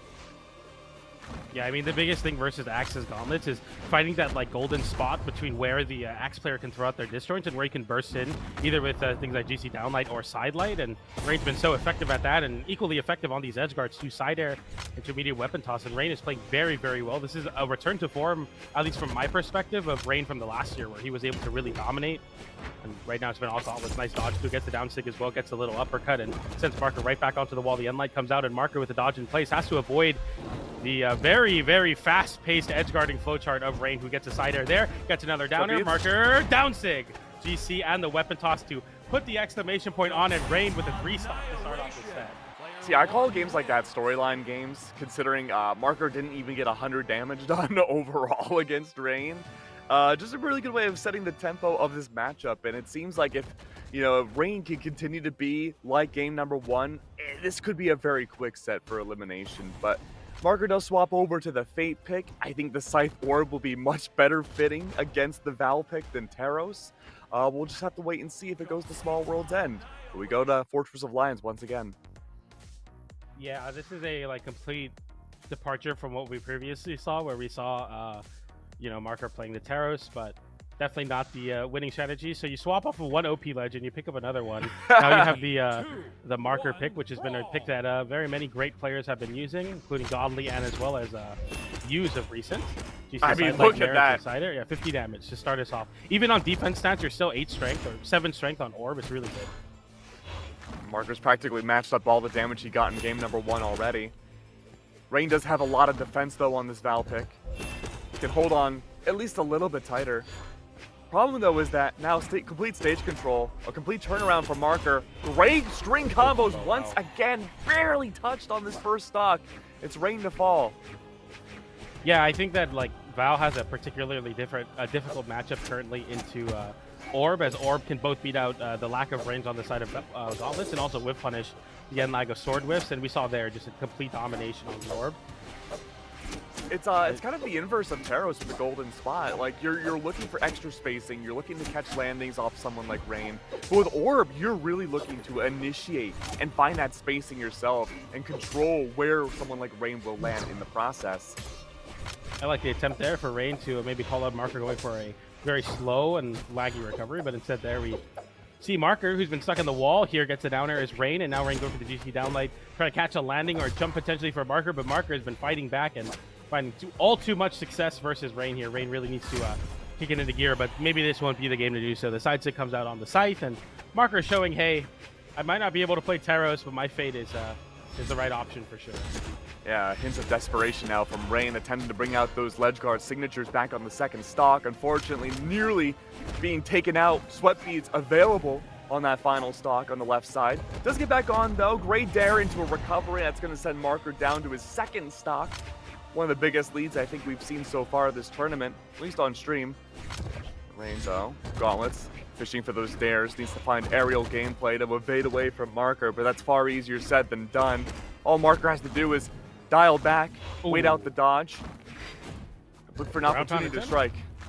Interesting attempt to go for Marker there, but you're still really comfortable in this position. You get a double nair into Cider. It's nice damage there. Now looking to catch Rain on a landing, maybe either side light or a high or low placed Cider. I'm sorry. Nice attempt there from Rain to keep this party going. I mean, it's not necessarily over yet with that dodge read, but we don't find the right timing, and a side light into a recovery will cause really big problems for Rain now, as if you had a chance, it had to be on the back of that big dodge read. Marker doesn't need the dodge read though, and nair into recovery is enough to get a 2-stock win back. So if I have to guess, Rain is going to win now with 1 stock, and then the next game Marker will win with 2 stocks. You know, I think they're just taking turns with the stock advantage going into the game wins, and we got game number 3. No legend swaps though. The fade will be sticking for this next game. Well, Rain definitely woke up at the end of that second game, realizing, okay, this is the situation now. I'm not facing Taros anymore. I have to play a little bit more reactive against this orb. And correct me if I'm wrong, we really didn't see much Scythe at all in this matchup.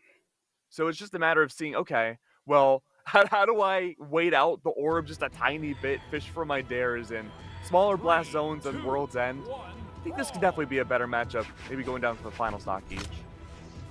Absolutely, I'm looking definitely forward to see if we can get this this answer back from Rain, especially versus the orb. But right now, Marker's saying, hey, I still got some Scythe chops myself, and this is definitely a scary stage to be getting hit by Scythe a lot on.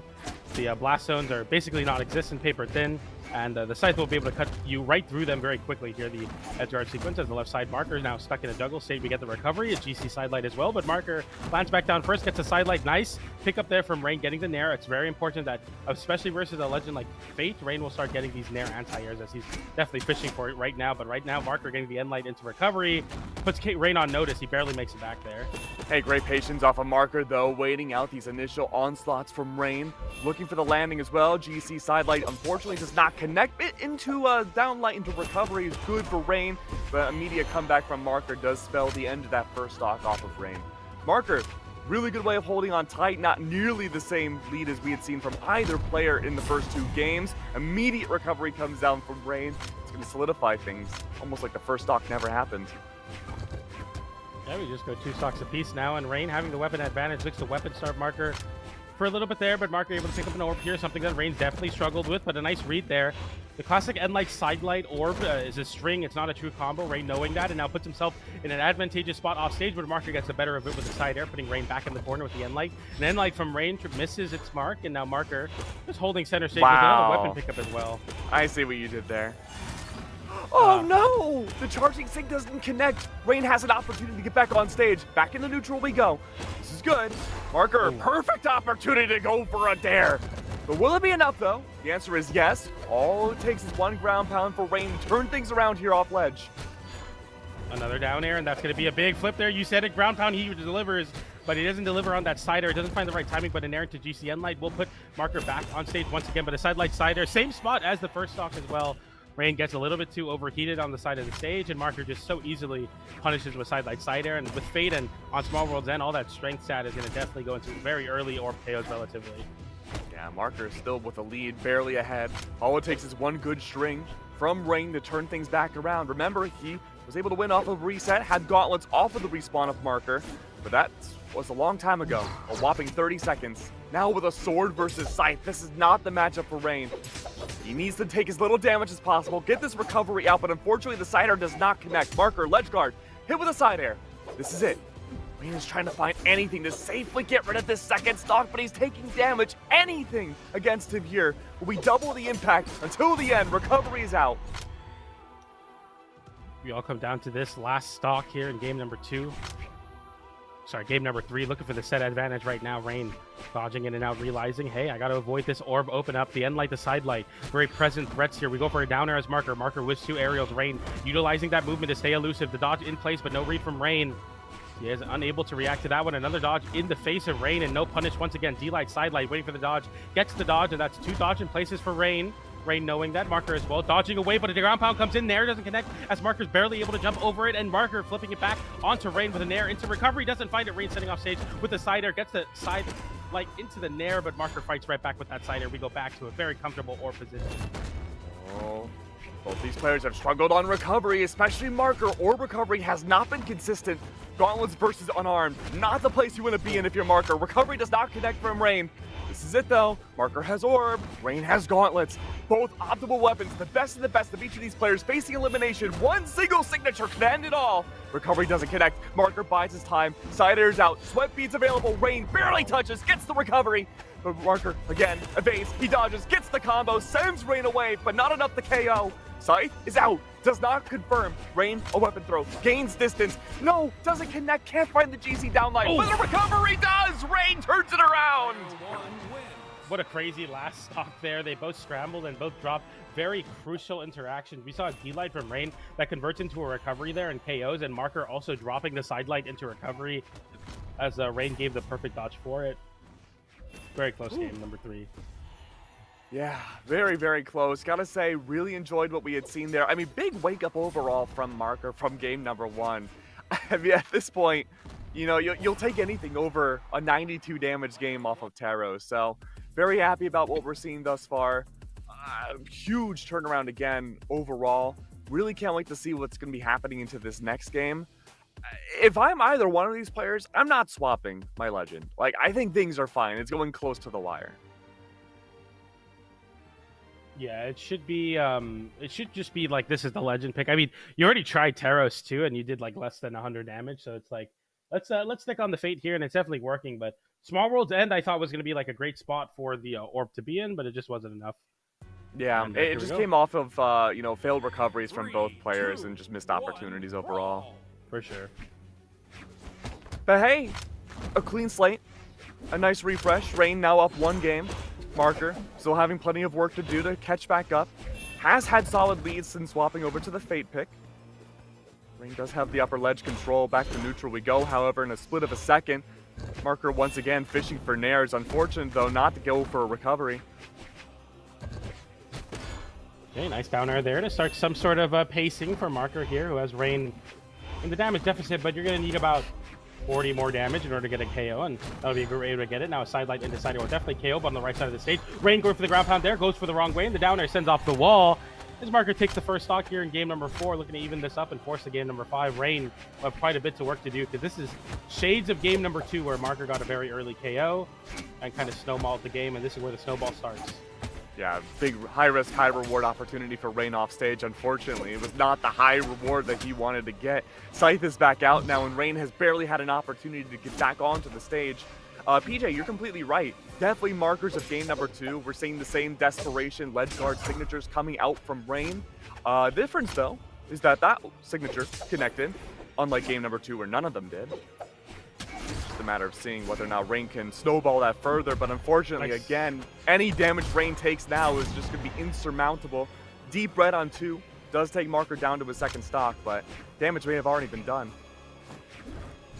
Yeah, you know, to think about it, on like the closest lion to the ledge at 150, the side light side air will start to KO, and then it's about like 5 to 10 damage per other lion all the way to the middle. And when you get to 150, it's like the break point of, okay, now I can just go for side light side air in the corner. So a lot of the center play for Orb is like, I'm just going to wait for you to force yourself in the corner.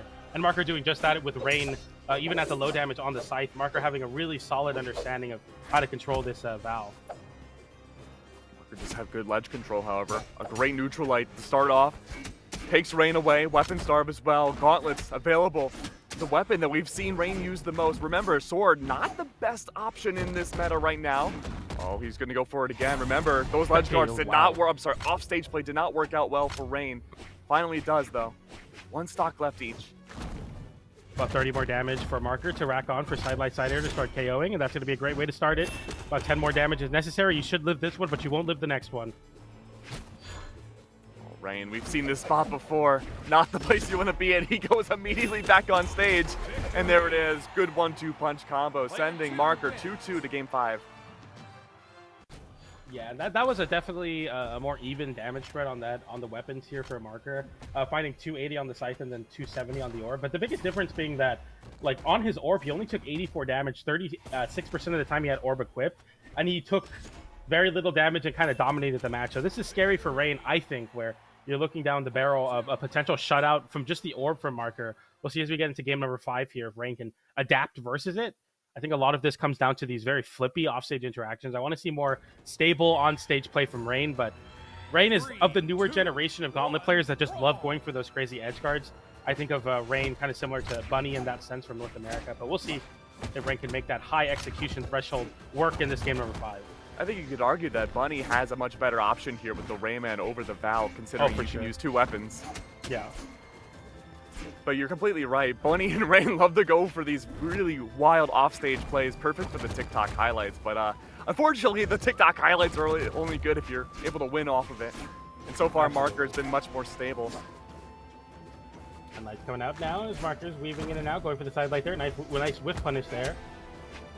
We do have some traditional footsies in Brawlhalla every now and again, and then other times Scythe ushers you to the other side of the stage. The side lights and side airs have been a problem for Rain to deal with now as the orb comes out, and gonna need about 160 to start KOing with side light side air from the corner here. Gotta be very careful. Pick up a sword though. Should have a chance now for Rain to put up some damage. Downlight into the side air. We go for a Hail Mary ground pound that if that hit, I mean, you got it, but I don't think that was going to work. Nice side stick there, says Marker. Way downlight into side air. Should KO, and it does. Rain from 160 damage, able to come back from there. Off the back of a very tricky GC side stick that a lot of people think would go up the wall, but instead hit on the stage and set up a nice edge guard sequence for Rain. Yeah, good mastery of the legend there. Rain does have the stock lead, game 5. Pressure mounting now for Marker. Nice pickup from Marker there to call out the jump and the overshoot from Rain, who is definitely constantly having to gamble that option with the sidelight on the gauntlets. And as I talk about that, we see no gauntlets on the screen. The side's getting some action, but so does that sword and light and the ground pound as well. Marker putting himself under the stage, but a side stick comes out from Val and it goes a little too close to the wall, so it doesn't send the spiking hitbox. I wonder if Rain spaced that a little bit farther if we're looking at 2 stocks to 1 lead now, but Rain can't be thinking about that right now as Marker has an opportunity. It's very even damage. The sidelight comes out, getting the dodge in once again, but somehow Marker is so not ready for those dodge ins. Rain's getting away with murder in that sense. Sidelight into recovery immediately, and Marker now scrambling to find a button to hit. The sidelight comes out, the downer does send off stage, but immediate recovery on a dodge in read. Rain doesn't give it so easily though. Gotta give props to Rain though. I think if it was any other game but 5, he would have gone for the offstage play, but he's playing much more safe now and it's working in spades. Great gravity cancel and light. The recovery was out, but unfortunately doesn't connect, but the second does. It sends Marker into the sky. He comes raining back down, but Rain, true to form, sticks to the ground instead. No evaporation just yet. Weapon throw into a sword, tries to find recovery. Such an odd choice, especially when it's this tight of a catch. Downlier. Oh, we don't Great get the sense. downline. That's so crazy that Rain's able to sneak right past it. Just not close enough to the wall as Marker now gets a triple exclamation points on Rain, and Rain shouldn't have an option. But we flip him back into the stage, and Rain still has nothing as a triple exclamation part. Why did he breaks throw the both sides of the gauntlets? stage. I have no idea. And pity gauntlets given. The Rain into the immediate recovery.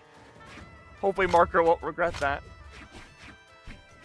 Rain on a slight weapon starve here, just kind of waiting for Marker to pick the scythe is the option. The downlight coming out, not finding it. The nair comes out as well, and Rain slowly easing his way in. Marker is going to be able to stuff out that dodge. Nice dash read.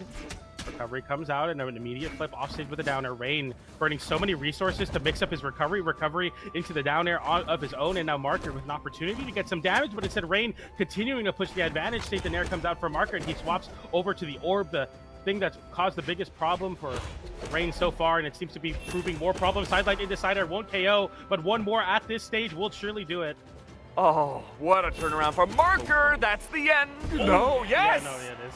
Whew. Fake me out there for a second. Starting from game 1, only getting 92 damage overall, swapping away from the Taros to the Fate, and then winning the entire series. I mean, you really that's I don't want to say Cinderella story, but that is a dream come true, especially this late in the tournament. Absolutely, and we'll move right on into the next match there. That's going to be Rain bowing out at 5th place, unable to make his return into the top 4 of things, but still nothing or something to be excited about for sure, because someone returned to form into the top 8, and not only just that, but also making it to 5th place in the game 5. But we have our next match here. We got Fizaru versus Bomba. Fizaru being one of the longest tenured Yumiko players versus Bomba and Mordex, Fenrir Mordex at that.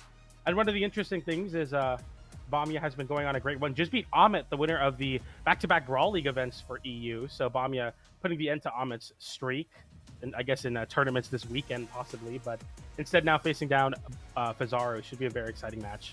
Yeah, I'm very excited to see this one as well. I'm a little sad that we're not going to see Amed. I was excited to see the lore continue. Possibly winning 2 tournaments back-to-back in a weekend would have been an unbelievable storyline. But that's in a different multiverse now. Mordex versus Yumiko heading into game number 1. Fortress of Lions, I mean, we've seen how dominant Gauntlets are right now. Of course, the Hammer and Bow are in a great spot as well for the Yumiko. I think it's just a matter of stage control right now for Fizaru. I mean, complete and utter mastery of the Yumiko pick is going to come in handy here, but again, just the anti-stage ledge guarding maneuvers that you have available for this legend has to be paramount against the Mordex. Absolutely, and of course, want to remind everybody, Bomba is the Winter EU champion. So this is somebody that has found a lot of success in recent times, but as in recently, nice side stick from Fizaru, and Fizaru saying, hey, Winter champion or not, that side stick will find its mark and definitely KO at even center stage there, as Fizaru has. It's the first strike here in the set. We see the Hammer already get activated there with the Endlight, but Bomba right back in the game with the Gauntlets. I mean, someone's got to tell Bomba that winter's over. It's finally spring, and Fizaru's proving it. Full stock lead. Again, just catching these landings off of Bomba with the D-Light.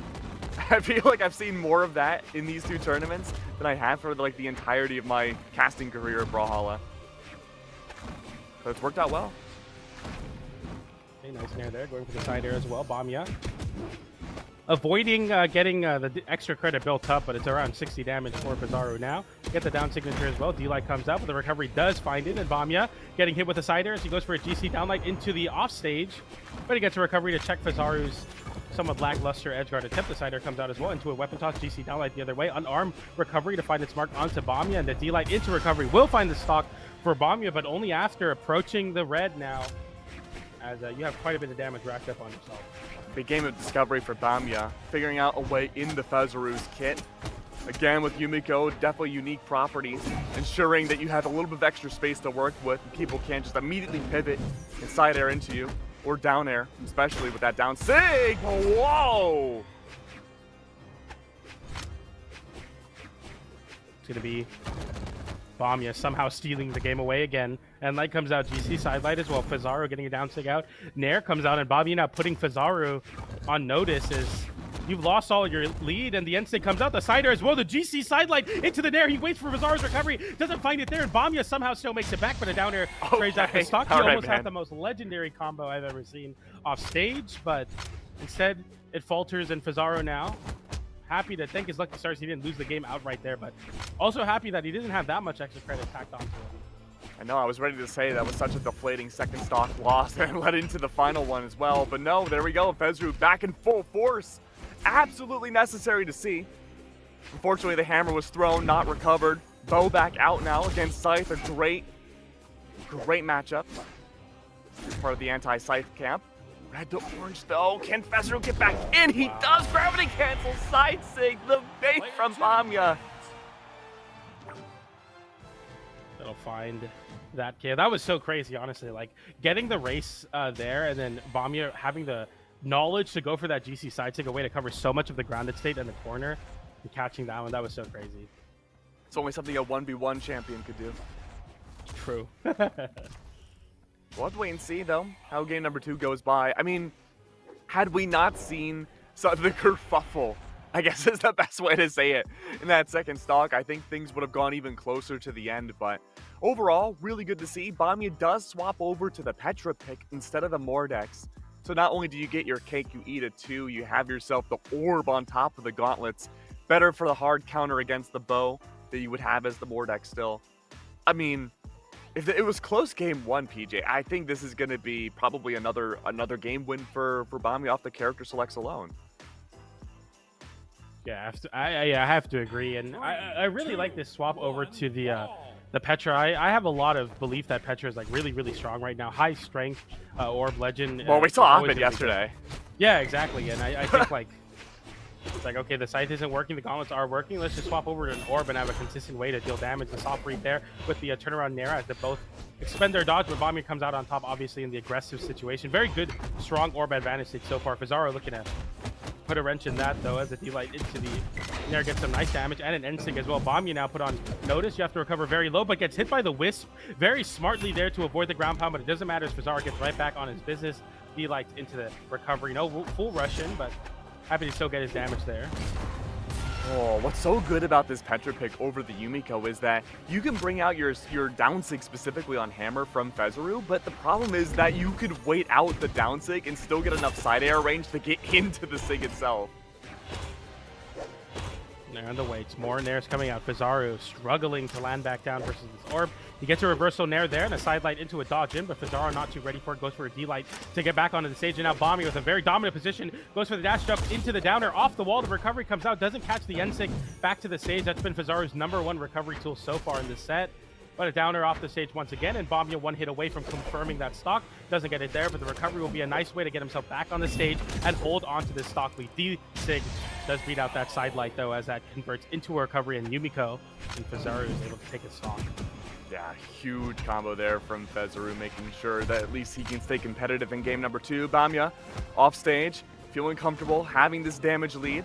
Sweat beads are out though. Weapon star potentially. The answer could be yes, but no. Gives the bow away.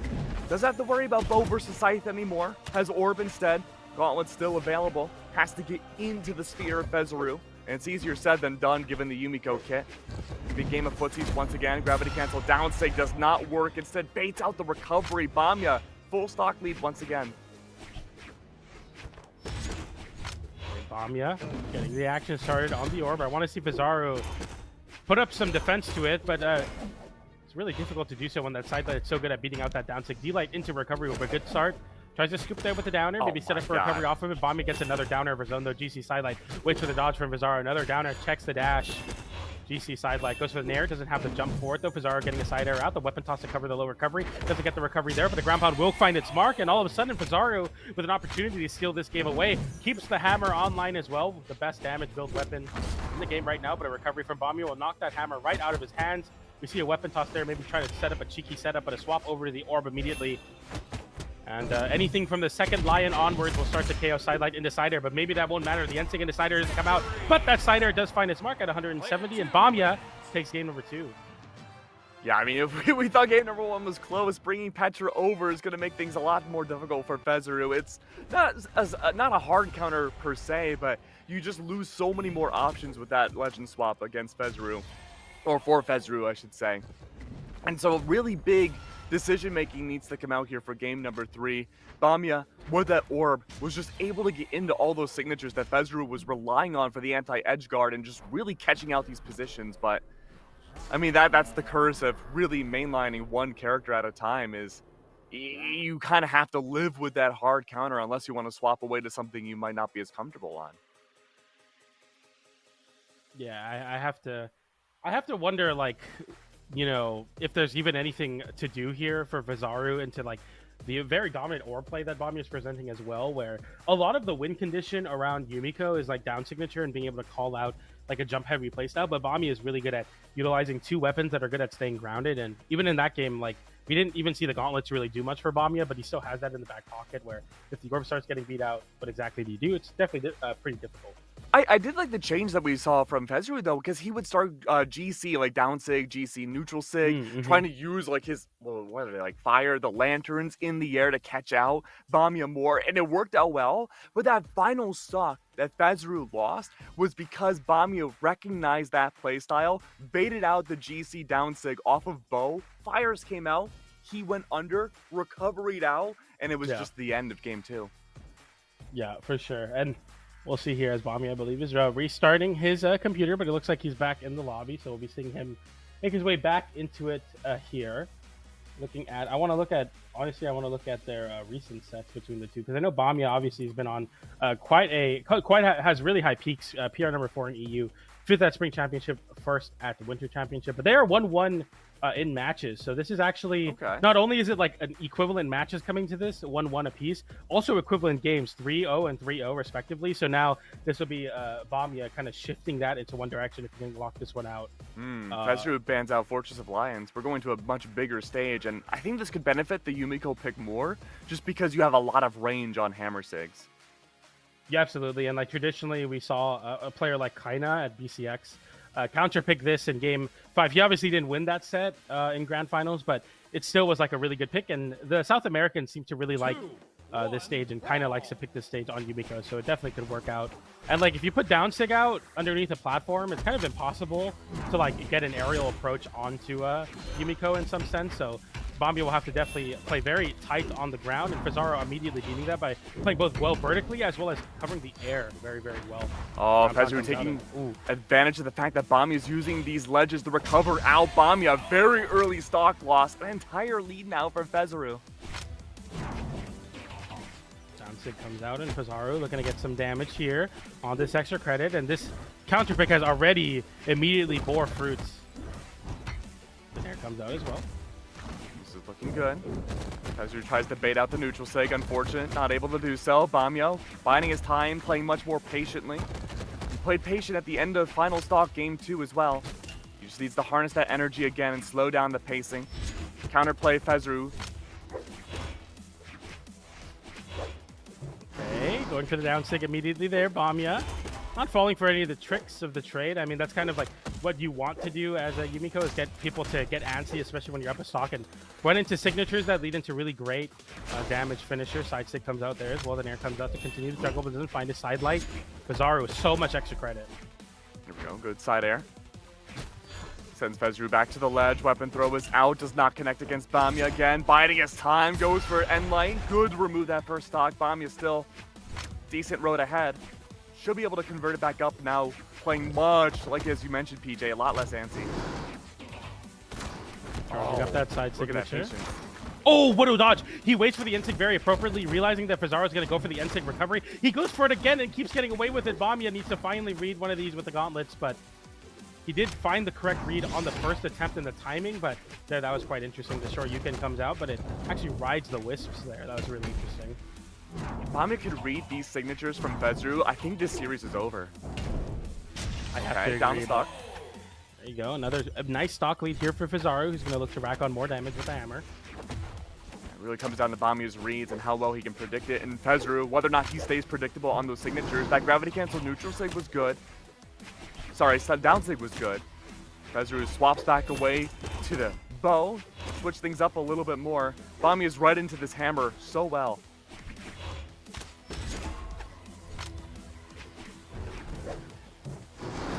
Sig comes out looking to catch, create a runway for Bomba to fall into, but Bomba has been very good at being elusive around that bow down signature, which is quite difficult to do, especially on a gauntlet. But Bomba is going to even up the stocks very, very quickly, and now potentially say, you know what, we're not going to game 4. I can take this set right here, right now. Fizaru putting a down sig out in the corner, the side air out of the corner, but Bomba getting a side light of his own. Starts some action to the soft platform, but Fizaru is really good at disengaging, using that top platform for a dash landing. I'd love to see Bomba try to call that out, but quite difficult to do so. You'd have to do a very big GC sideline read. End up with no dodge versus hammer, not a happy place to be. Yeah. Top the final entry place in. As I say that though, Bomba does get a nice little string going on. Waits for the landing off of Fizaru. Weapon throw to give himself some extra space. Fizaru has to play a patient game himself now. Down light, side air. Bread and butter combo. Fortunate signature doesn't connect. All it takes is one more recovery. Bomba can end this now, and he does! Weapon throw doesn't connect. But tap it in. Oh! What? We dropped the tap it in. Oh no! A breath of life for Fizaru. Can he make the landing back on? Sweat beads are no longer out. There it is. Downsig doesn't connect. Oh no way. Cider He is sealed the out. game right here. He goes for the ground Oh! pound. He risked it all. Bomba gets the reversal orb down air and takes the game, rightfully so, and says no to your lead, no to your game 4. I'm just gonna take it to your game 3 and a 3-0 for Bomba. That was I just don't know what Fizaru is cooking there. Maybe it's an overheat, maybe it's a hard read, but whatever it may have been, it wasn't enough to win that game. So unfortunate there. So unfortunate. But we actually do move away from the lower side of the tournament and we head back into the uppers. We have ourselves the upper finals. Mounir versus Saphir. We got to see remnants of both of these players yesterday for our casting block. Saphir went to game 5 against Akno against each other for elimination. And then we got to see Mounir versus, I believe it was Akno, right? Did we see that? It was Mounir and Akno, and then Akno won Yeah. game 5 because Mounir missed the That's right. signature. And then the next Yep. set, Akno also missed the signature to lose game 5. So That's yeah, right. that was a very funny tournament for sure. Yeah, it was a little wild to be seen, but it looks like now we do get to see some legend swaps going into this. Saphir was rocking the Olgrim yesterday. We didn't see the Mega Man yesterday. That was certainly new. Yeah, we're going to be picking up the Mounir Mega Man, the Balloon Boy drip, I believe, at that. But before we get into that very exciting match, which you'll definitely want to see who Mounir is picking, but in order to see that, you're going to have to stay for after the break. Stay tuned. We'll be right back with more Holla action as we get into top 4 of Moose Wars Clashing Kingdoms EU. Don't go anywhere.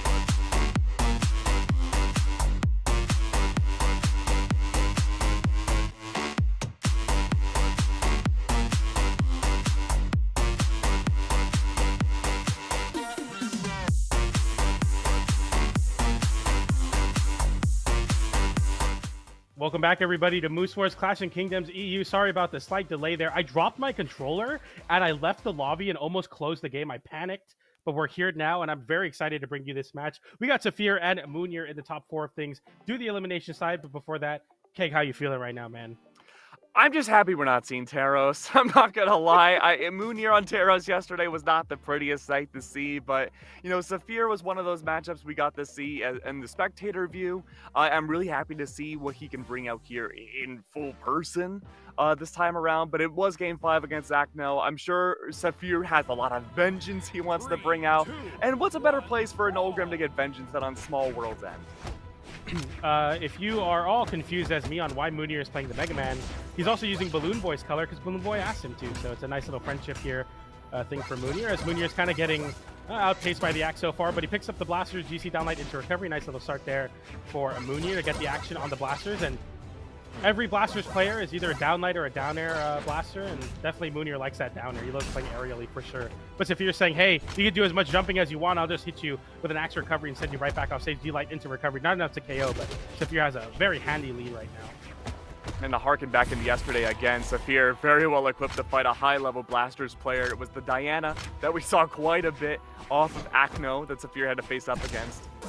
Definitely already prepped up against this sort of play style. Mounir, though, in a position, well, maybe not the best position in the world, playing off ledge once again. Down air is out. That could convert first stock. Saphir goes for the recovery, touches, but again, another down air. Unfortunate there, not enough to bring things home. 29 damage overall against Mounir into this second stock. Basically unharmed. And Mounir was in the lobby chat talking about how, you know, Mega Man has one singular good weapon, and it's the blasters, and it seems that Mounir is definitely leading into it in that sense. We've seen no battle boots so far, and I said it, man. He's either you're either a downlight or a down air blaster player, and Mounir has only hit down airs this stock. Finally gets a downlight there, whips a N-Sig, and Saphir tries to go off stage with it. Okay, man. all right. Calm down. Dude, there, how son. many down airs are we gonna get? He doesn't even need to convert it into like a downlight into recovery. Mounir just catches Saphir getting antsy, trying to get a reversal there, and that's like 8 down airs in a stock. Mounir's like, you know what? I found my move, man. I'm gonna just keep using it.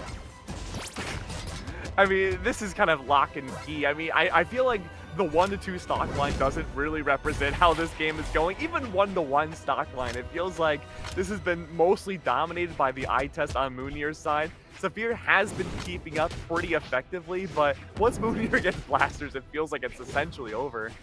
Mounir, the side air boots playstyle as well. He just loves it being in the air. Okay, He'll find man. his first stock and first game off the top with the boots in the air with a GC downlight into recovery. And I know Mounir is like a Taros player at heart. He also plays legends like Thor, but man, he is jumping a lot. Down airs on the blasters, side airs on the boots, and Saphir cannot deal with all this jumping right now.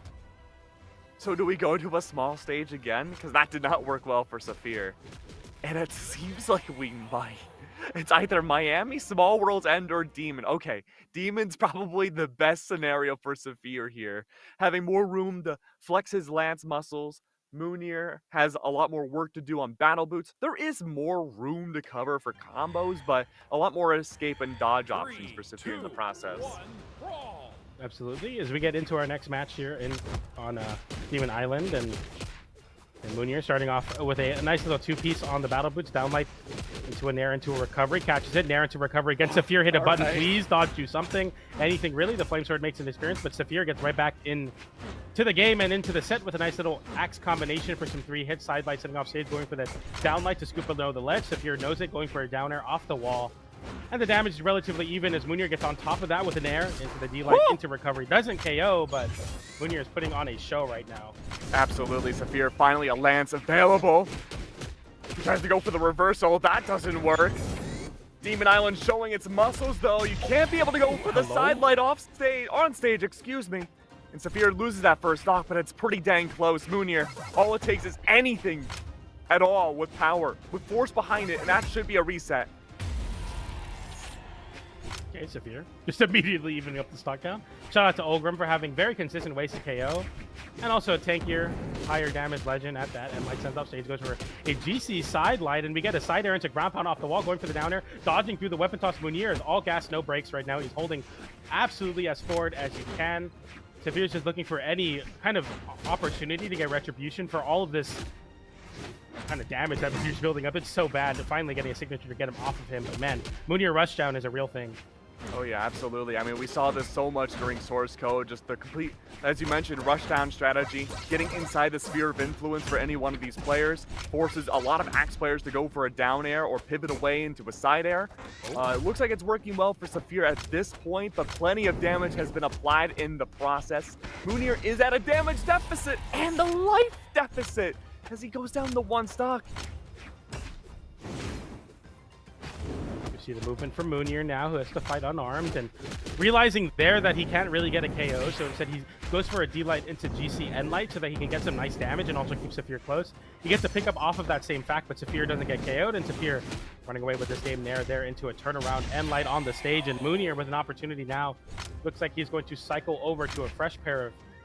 Never mind, not a blaster there. Just going to be holding on to the battle boots, but has a second battle boots as well. Saphir dodging up and away. Nice option. Weapon toss into a side air. Doesn't get it. Side light into Nair from Saphir for some nice lance damage. Rocket Lance is... I'm talking a lot about the axe, but the Rocket Lance has done so much for Saphir in this game. And just the extra range of the side air has helped out instrumentally to reset Mounir's positioning. On ledge though, weapon throw, good Nair. Second Nair doesn't connect, but that's okay. Oh, that recovery could have done it. Mounir is one single signature, even a recovery away from bringing things to an even series. Weapon throw doesn't connect even after all of that damage. 119, 165, it's gonna be so tough. Saphir just needs a way in, and the axe could definitely do it. It's the side air off the pickup. Who says axe doesn't have true combos, true KO combos? Just hit an unarmed downlight, weapon pickup, side air. One of the Just best hit combos Mega for Man everything. once. Just hit Mega Man once. We get the very even damage there. I'd like to say about a 30 damage differential. But Mounir swapping over to a different legend here. Looks like we're going to be seeing the King Zuva make an appearance Okay. here. Wanting to keep the battle boots, but not the blasters. And we pick up a Hammer legend. And another legend that Mounir would rather pick over Thor. Take your notes, class. Interesting. I've never casted Zuba before. I think I have maybe once. This legend is... I mean, I think the funniest part of the legend is the Boots knee, the Boots Ensig, which is literally just a knee. So that'll be really cool if he can hit that. Very nice. Yeah. But this is a fun legend for sure, but hasn't found a lot of success competitively. A lot of strength, though. People theorize this legend will be good one day. Yeah, I think he will be too, just based off of like, you know, the stats alone. But this tournament has had some of the wackiest legend picks I've ever seen. I guess this whole weekend of tournaments, I should say. Grand finals, we had a Sentinel actually do really well. Right now, the Zuba getting ledge guarded pretty hard against Saphir. As long as we can see Mounir find this entry point in, it does find a lot more impact. Gravity cancel neutral sig does not connect well for Saphir. Unfortunately, great combo off of Mounir taking the lead. Building some meter there, whiffing some special moves, shoutouts, but didn't get much. Mounir's a big FGC player at heart as well, so you'll see that a lot. I'm sure in some of his neutral interactions, but also has that Valhalla player in him as well. Very strong hammer fundamentals here. The footsie is definitely coming out on top. Downlight into the side air. Going for a big side stick there. Not finding it on Saphir. Saphir going for some anti-air. Side light into side air will KO though, and Saphir back in this game. But about 100 damage on Saphir for his troubles. I'm committing the caster cardinal sin, but I'm glad I am. I'm reading Twitch chat right now, and they're saying Mounir said if he got gifted subs, he would play Zuva. It's a classic for community events, especially these top players. And it's the way that Balloon Boy actually started playing a lot of Mega Man was at a Moose Wars event as well, where someone gifted subs and made him swap over to that Mega Man pick. But Mounir saying, hey, you know what? You just gifted me free subs. I'm still going to win with it. GCD light into ground pound, taps it in. 2 stocks, 2 tap-ins. Mounir now up a stock and looking to take this game on Zuva. Yeah, bro's our fundamental Frederick right now, playing so well. This hammer has been unstoppable. Complete stage control. Saphir, again, still looking for a way in. 1-1 right now for the stat line. Put Mounir in a great advantage state going into the rest of the set if he's able to win this. Just needs to find more impact on this hammer. Sider unfortunately does not connect. Saphir does eventually find the unarmed entry in down sig, never even given a chance to unleash. It's just Mounir looking for the downlight into a setup to end this game. Saphir right now has the chance to maybe bring this back. 193 damage overall onto Mounir. Any sort of attack at all should be able to bring this to an even stock line. Okay, nice N6, utilizing that signature kit to get back to the stage. Mounir getting a full Russian, not KOing though that time. That goes for the side air as well. DC side sig, nice punish with Saphir, side light into the recovery as there is no dodge That's a true combo, Saphir now, with a chance to maybe sneak out another game here, but it's going to be quite difficult versus the high strength Mounir. And there's the knee I was talking about. I hope he gets to hit that. It's a very cool move to hit. I feel like if they buff battle boots, we'll see Zuva be top tier. And just nice and simple. D-Light into side air. 8 strength Zuva is going to be very consistent at getting a lot of damage build, as well as having some pretty good KO options. As you have both D-Light side air and also D-Light side air and also D-Light side air. So Oh, you know, I've heard of that one. yeah, it's a pretty my good favorite. combo. A lot of legends have it, but Zuva is one of them that actually gets a KO off of 3 versions of it. So Oh, perfect. That sounds fantastic. Level 4 Zuva. level 4, really? You Man, know, my Zuva has more playtime than that. That's crazy. oh my. All right, well, it looks like no one gifted to Mounir anymore. Still on the Zuva pick. Can't wait to see how this goes. All right, man. Mounir was saying, So- yeah, Zuva has 0 signatures. I don't know why I'm playing this. Like, it's like he said he's trying to hit the signatures, but just can't do so. We get into game number 4 now, I believe. It's 2-1 in Mounir's favor. And now a Zuva pick has been the success that Mounir needs. It's kind of difficult to take it super seriously because it's clearly like a fun content thing, but it's working out, and Saphir definitely has to take it seriously. He's doing a lot of damage. Yeah, hi TikTok. Okay. All right, Saphir's woken up. Good to see him come back into this game. Sidestick does Wow. catch Mounir, and we go for a GC sidelight into the weapon toss. You can get some nice fun stuff off stage with that, but we don't get it, and Mounir now getting back onto the stage, but sidelight into downer, going for the recovery there. Nair into weapon toss into a GC breakdance. Mounir gets a flip there with an air, the secondary nair as well. But no major damage. D-light into recovery will do it for Saphir unarmed. Good weapon starve now. Saphir back to the lance. Mounir, hammer. Needs to find that. Oh no, just goes for the scoop. Doesn't even find the D-light. There it is, D-light in the scoop. Good. I like that sidelight into downer from Saphir, racking on any damage you can, and we go off stages. Mounir and gets a recovery anyway. No signature needed.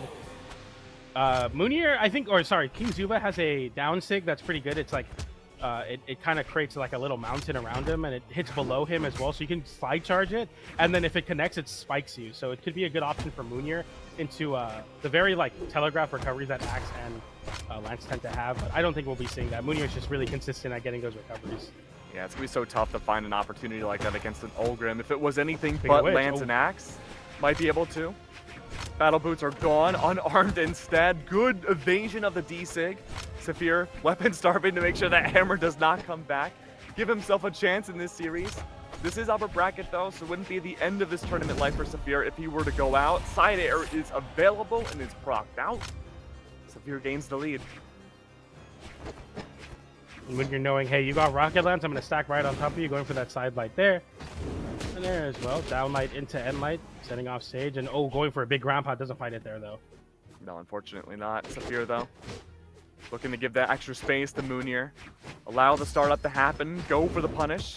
Fortunately though, Mounir punishes the punish. D-light does not connect.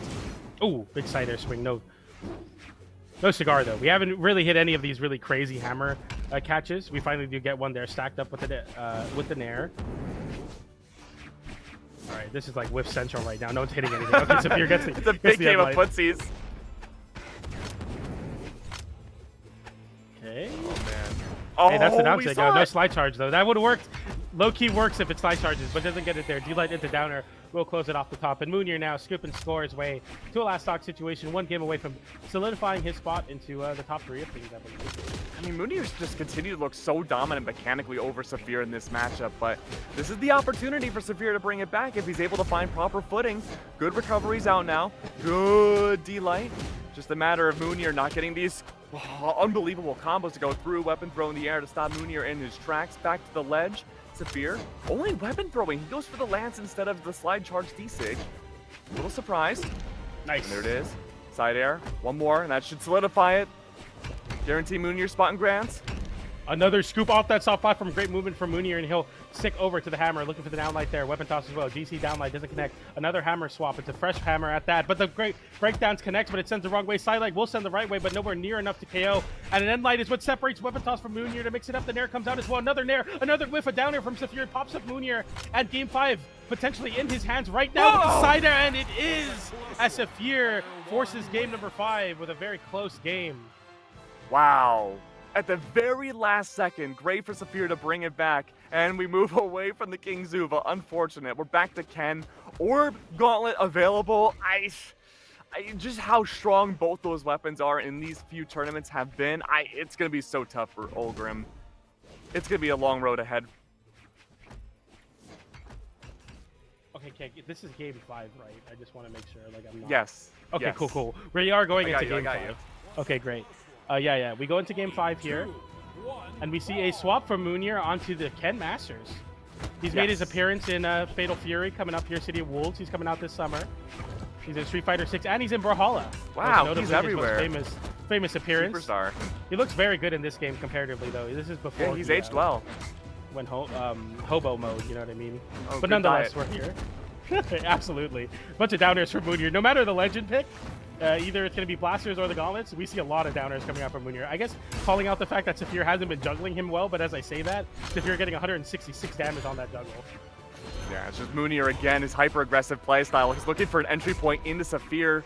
Luckily though, Saphir pivoting out of the way, going for the side air, juggling as you mentioned, PJ, has worked well.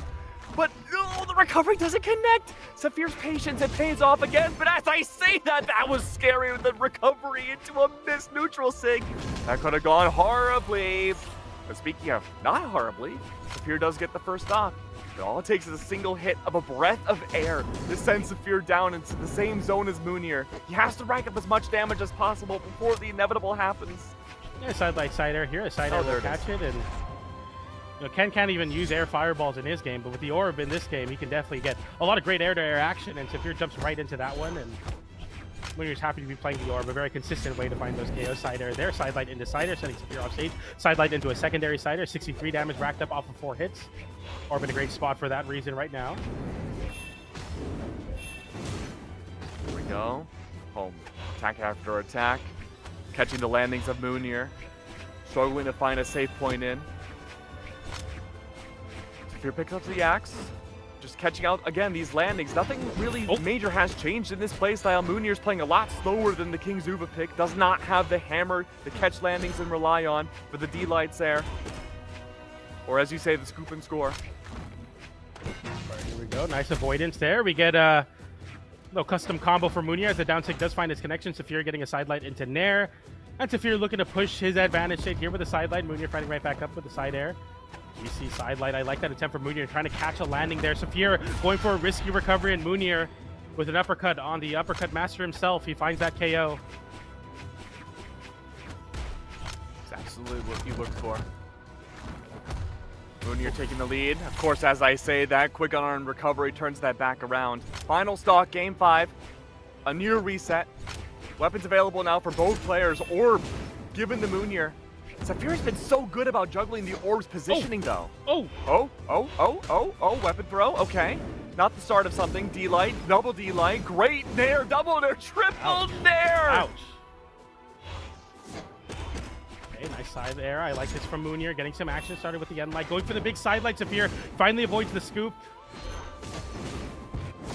Okay, a big read gravity there. cancel, neutral sig does not connect. Where are we going, Mounir, with that down air? It doesn't even come close to hitting Saphir, but he somehow gets back in top of that situation with a recovery, and now we swap over to the gauntlets. One dodge read away from taking this game up potentially, but a nice whip punish on the side light sends off stage Saphir with a weapon toss upwards. Mounir avoiding it. He burns many resources to get back to the wall, but Saphir loses his weapon in the process, and Mounir throws his gauntlets away. D-light into the DC uppercut, but doesn't find it. The weapon toss comes out. Saphir with the end light, and it's enough. Saphir moves on into grand finals after a game 5 clutch. I thought the Ken swap would be enough, but it just wasn't. I think So if unfortunate. Olgrim had any lower defense, that would have been Mounir winning game 5, but that's so unfortunate. I cannot believe Saphir survived that final unarmed neutral. That's unbelievable. That's a very classic situation where a lot of players go for the D-Light into recovery there, and then it doesn't KO, and then everyone's like, oh, if he got GC Ensig instead, it would have KO'd. And there, the GC Ensig, the most optimal option to find a KO off the top, it wasn't there. Unlucky. Truly, truly unlucky. Though, I mean, the way both the players were playing, I would not be surprised if we see a revenge match going into Grand Finals. This was certainly a wild matchup given some of the choices Mounir made with his characters, but the legends overall were very entertaining to see. But I wonder what the lower bracket run's going to look like. Yeah, absolutely. We have our next match here, though, Marker versus Bomba. Marker, by the way, I feel like I've called like 4 people Cinderella this weekend, but Marker on a Cinderella run. It's a 30 There's more second than seed. one Disney princess! Okay, well, A but it's Disney just the expression. princess collab. Dude. That'd be crazy. Would it be You can't say crazy? Cinder- You What? could get like Mulan Lin Fei. That'd be kind of sick. Oh, or I like could definitely see that. Koji Flynn Rider.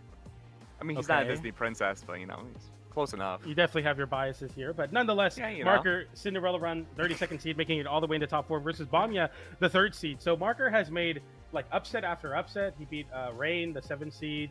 He lost to Saphir, but I think in the winner side of things, Marker beat a J44L, the 8th seed, and then beat Aquino. So like right now, Marker on a very, very deep run. We saw him pick Taros into Rain. He did less than 100 damage, then swapped to Fate and won the set. Yes. So I expect to see more orb play for Marker for sure.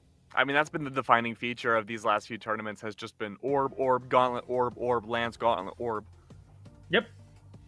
Happy time Hammer. to be alive in Brawlhalla. Hammer. Oh, yeah. sometimes. Yeah. Oh, you know, basically, if you have something that combos into side air, you're probably a good legend right now.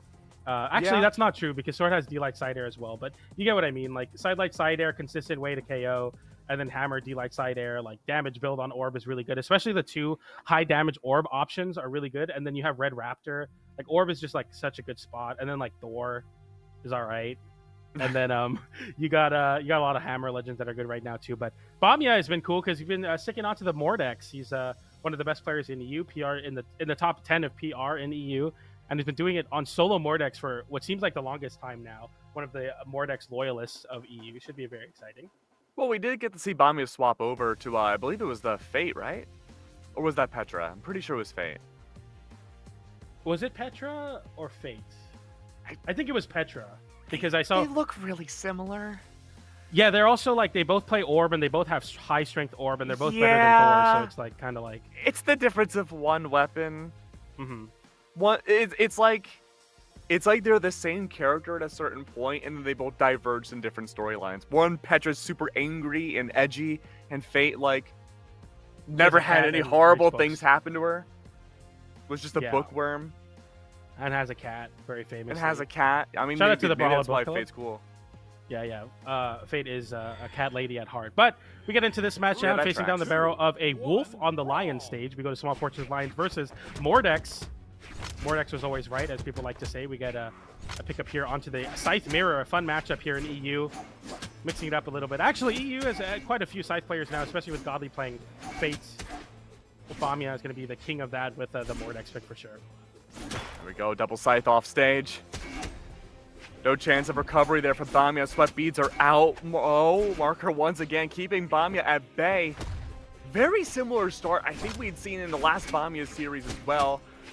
Struggling to keep onto the stage with early scythe. Game 1. Orb is out now. Marker does not go for recovery, plays it safe, gets back on stage, catches the landing of Bomba. A quick side air though, takes down stock number 1. Marker 74 damage in total. Still looking good. Orb in play. Bomba hasn't found an entry point in just yet. Scythe continues, no gauntlets yet. And here's the orb play. Side light into down light into side air. Nice way to rack on some extra damage and get Bomba into the light yellow of things. That side light into down light. No conversion off of it though. We're going for the recovery, which is a read on a jump out or a dodge away. We get a dodge down into a down air, but then after the down light, you can jump out of that one. Nice full combo there. Side light into the end light into, or nair into the side air. And Marker's playing very consistently now. The side air will start to KO from basically anywhere on the stage. The down air will just do it off the wall. And Marker, I mean, Cinderella run 32nd seed is making Bomba look like a fool right now. 3 stock to 1 lead. Yeah, this has been a rough showcase. Combo. Oh, lordy. This is very similar to how we saw Bomba's Vortex play before. It's just like the orb is so strong and there's no entry point in. Oh! Good lord, Marker. Holy moly. And what do you do from here? Bomba is attempting to fish for anything. Recovery's out. Complete stage control. Signature does not connect. Bomba, recovery does not connect either. Oh, One and after there's the another. exit. Oh my goodness. Wow, most dominant game I think we've seen this whole weekend. And that's great because Marker, obviously had the game where Rain 3-stock Marker. Remember that where he did Oh, like that's 70 right. damage on Terra. So it's good. That's Marker, right. like, took that energy. 90 damage versus 159. That's a 60 damage difference. Yeah, like that was really, really funny. It's like Marker took that loss and then he's like, all right, I remember this, and then he brought that energy into this game. He definitely wants this game versus Mounir next, but Bomba is going to swap over to the a different color here. Going to get the Skyforge Mordex. This is a scary Mordex to be facing down. Maybe that swag change will be enough to mix it up here for him, but it's going to be difficult because Marker just ran away with that game in orb. Just need to aura farm a little bit more. That's all you need.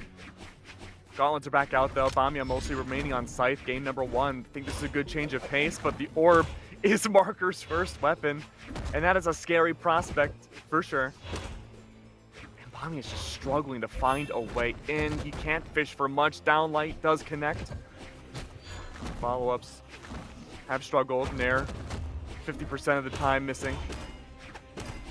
Just trying to find a way in. Orb is so strong. Yep. It's just a really good weapon right now.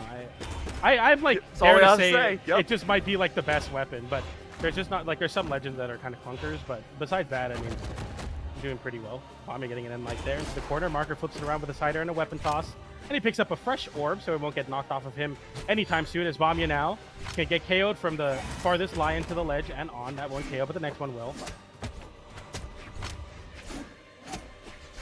Go. Ooh, okay, First nice stock a pick lot up more there. competitive. Yeah, great for Bomba now, starting to get these reads against Marker. First stock is down. Easy Side orb air. though. Side air just sends Bomba across the universe. Not enough to KO. Okay, Bomba gets the party started. End light into side light. Nice wait there, waiting for the dodge in place. Finds it, but doesn't get a punish. Gets a recovery on the landing. Another down air to catch the landing, but Marker gets a side air. Coast to coast, not enough. Okay, he waits there in the side air into the wall. That's not enough either. Buff orb. Just kidding. Bomba off stage once again. Marker now looking for that downlight, looking for really anything to confirm this KO, because somehow the orb wasn't enough to do so, and Bomba just gets more extra credit. The side air finally hitting its mark. There we go. Good start. Well, maybe not necessarily a start at this point. Marker playing footsies now with Bomba, weapon starving, trying to keep the orb, have their cake, eat it too. Marker does make it work. Bomba's playing a much more patient game. He does attempt to go for the recovery, but it's the quick punish from Marker that makes that painful. Bomba catches the landing though. He's able to go from behind and get something started against Marker. It's gonna be tough to get this KO opportunity. You'd have to go practically off stage, and that's exactly where Marker wants him. No down air.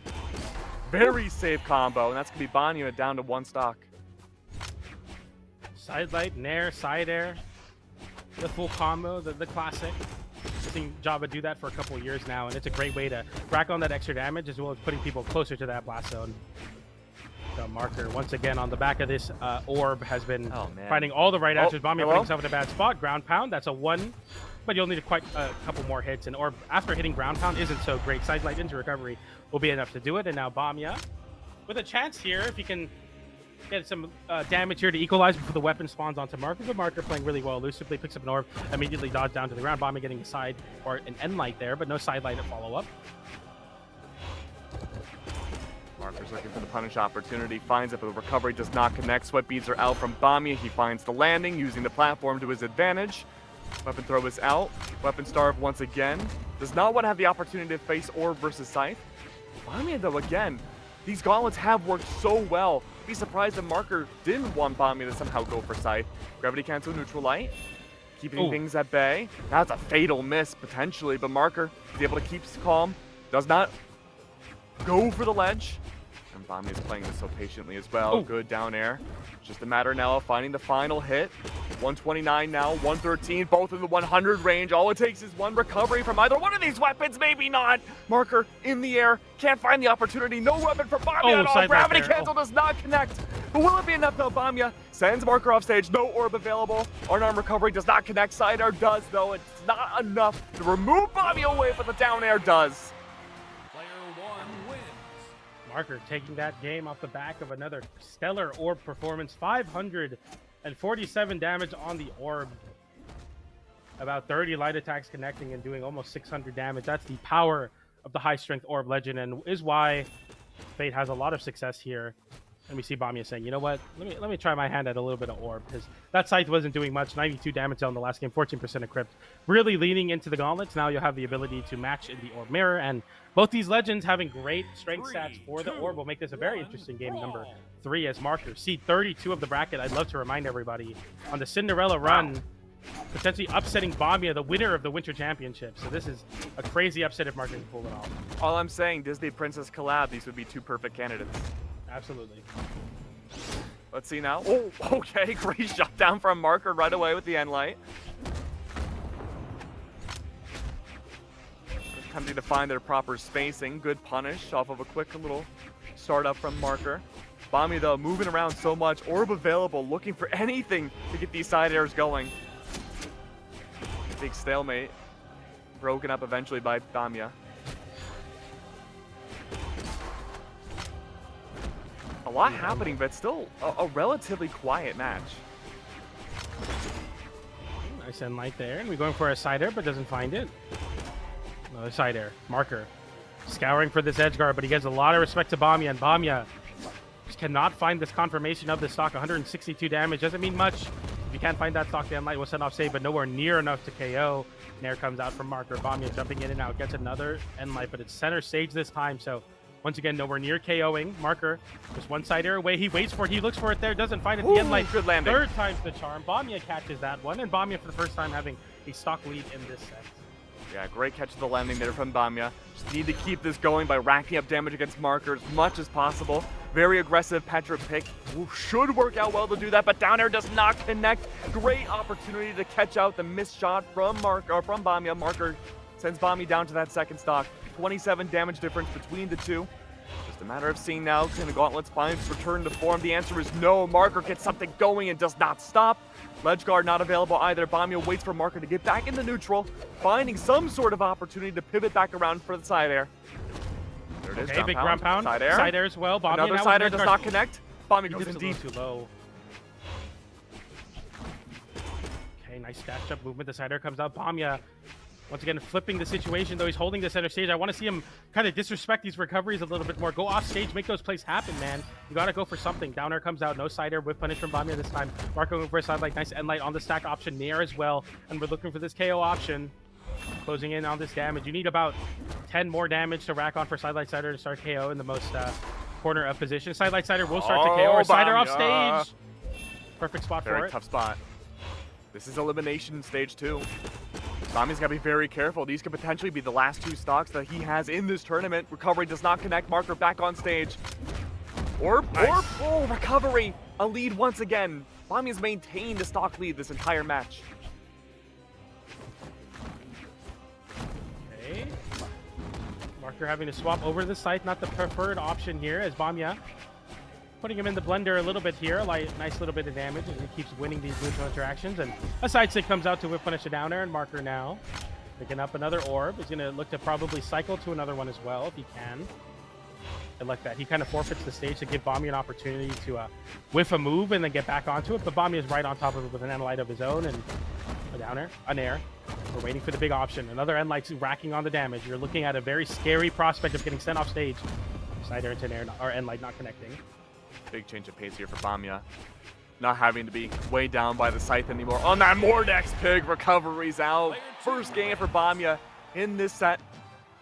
Now only needs one more to even it up and bring things to game 5. Petra pick working wonders, even if it was still a relatively close game, PJ. Going to be pretty interested to see if Bomba is going to continue to pick this Petra pick.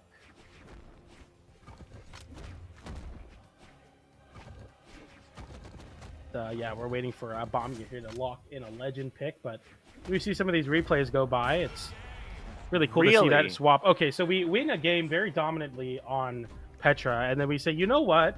You know what's better than Petra? You know what's better than Orb? Let's lock in the What? Roman Reigns. I don't know what is going on. But this is PJ, happening right now. my brain is melting. The goo's coming out of my ears. I don't like this. I mean, you know, the classic is this caster for expression, content?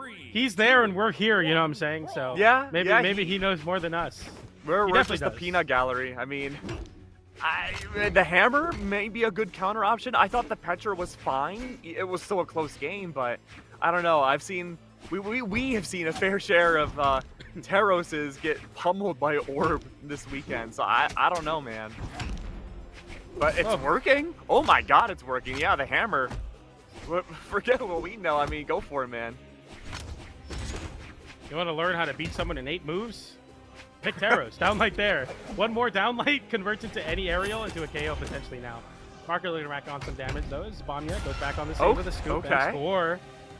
Takes out the garbage with that big shovel. We swap over to another fresh hammer here, and Marker is like, this is like a bad spot to be. Like really, really dire times are coming. The storm is approaching as Bomba can definitely run away with this game.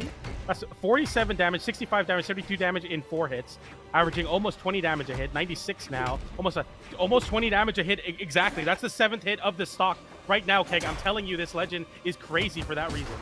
Yeah, unbelievable. Hammer's working so well. Marker now have to think about the pressure being mounted. They've had a lead for so long. Slipping away. One more stock, and this is an even set for elimination. For a Cinderella run like Marker has, you can definitely feel that pressure a whole lot more if you're not used to this upper echelon of the bracket. And there it is, the game. Okay, no, Marker still has some resources. I thought it was going to be a... Just gotta believe, gotta believe. Okay, nice conversion there. Sidelight into Nair into recovery on the no dodge from Bomba. Bomba. In the last stock, it took 8 hits to KO. He has 4 hits, now 5 on this stock, going for the big down stick there. I'm going to break the record a little bit early here. This is brutal, man. This is so difficult to come back from. You have to play almost perfectly as Marker. Similar to how Bomba felt playing Mordex in the first match here, just struggling to find a way in. There we go. Marker's finding better timings. Been able to catch the landings off Marckiemoo before the D-Light can activate. Scoop, no score. Relatively close to do so, though. Yeah, there it is. Bomba forcing game number 5 on the back of a Taros pick. You know what, man? I never doubted a Taros swap ever again in my life. That I'm convinced of. That was 45% accuracy on 58 light attacks, which means that was a little bit less, like about 26 light attacks to take 3 stocks. I just want to put that into perspective there. That's how much he was able to do. It was like he used less dashes, he used less dodges, he's moving a lot less. He's just doing so much more damage. An average of 37 damage per engagement from Bomba. Good lord. I mean, that's just like, what can you say about that? How many engagements is that to win it? Yeah, that was unbelievable. I mean, Bomba, again, like you mentioned, the swap over to the Taros, I think, worked so well. You know, because I thought the Petra worked really well, but I didn't think the Taros, given just how speedy we've seen Fates and Petras be, would, you know, be up to snuff, but it was. It worked out so well. And Marker, towards the end, started finding the proper timings and getting those landings better, but it was just too little too late. But hopefully now, last game, game 5, between themselves and Bomba, this is the chance to bring it back, sticking with the Fate pick, so it seems. Bomba is nowhere to be seen in the lobby. Whew, man, this will be an interesting one. We're getting a reset from the side of Bomba. So Bomba not only, I think it's kind of crazy. Bomba loses game 1 and 2, swatches over to Fate or Petra, and then swaps over to Roman Reigns, and then restarts his computer, and then locks in Roman Reigns again. That's guy, all you need. Fresh this PC. guy has the most amount of, I don't even know if it's aura, if it's just like pure energy, pure meta energy, I guess I would say, because he swaps over right back to the Terrace, restarts his PC. He's ready to get into this game number 5 as a chance now for this reverse 3-0. No changes whatsoever. Marker Still on the Fate, still the Roman Reigns, still on Fortress of Lions. Marker this time, again, timing and positioning is going to be everything for him going into this. Needs to evade. What was it? Some of the stocks being less than 10 hits overall on Bamia's side. 8 hits was the second stock. 8 hits. You have to make sure you don't get hit 8 times with either of those weapons, especially that hammer, which Bamia immediately locks in. Yeah, it's the second no. hit for Bamia, and already Tries to Marker's upper like, dodge man, away. Gets hit with the nair. it's bad times, man. This is really tough. Oh, no. I mean, again, like, if you're not used to being this high up into a tournament, too, it's so deflating having such a big lead and having it shut down like this. That is a complete lockout for stock 1. No? Wow, I did not think Marco would make it back in. I thought Bamia for sure would follow up. He does again, side air, weapon throw. That's the end of stock 1. 39 damage on Bamia right now. He's looking real comfortable in this game number 5.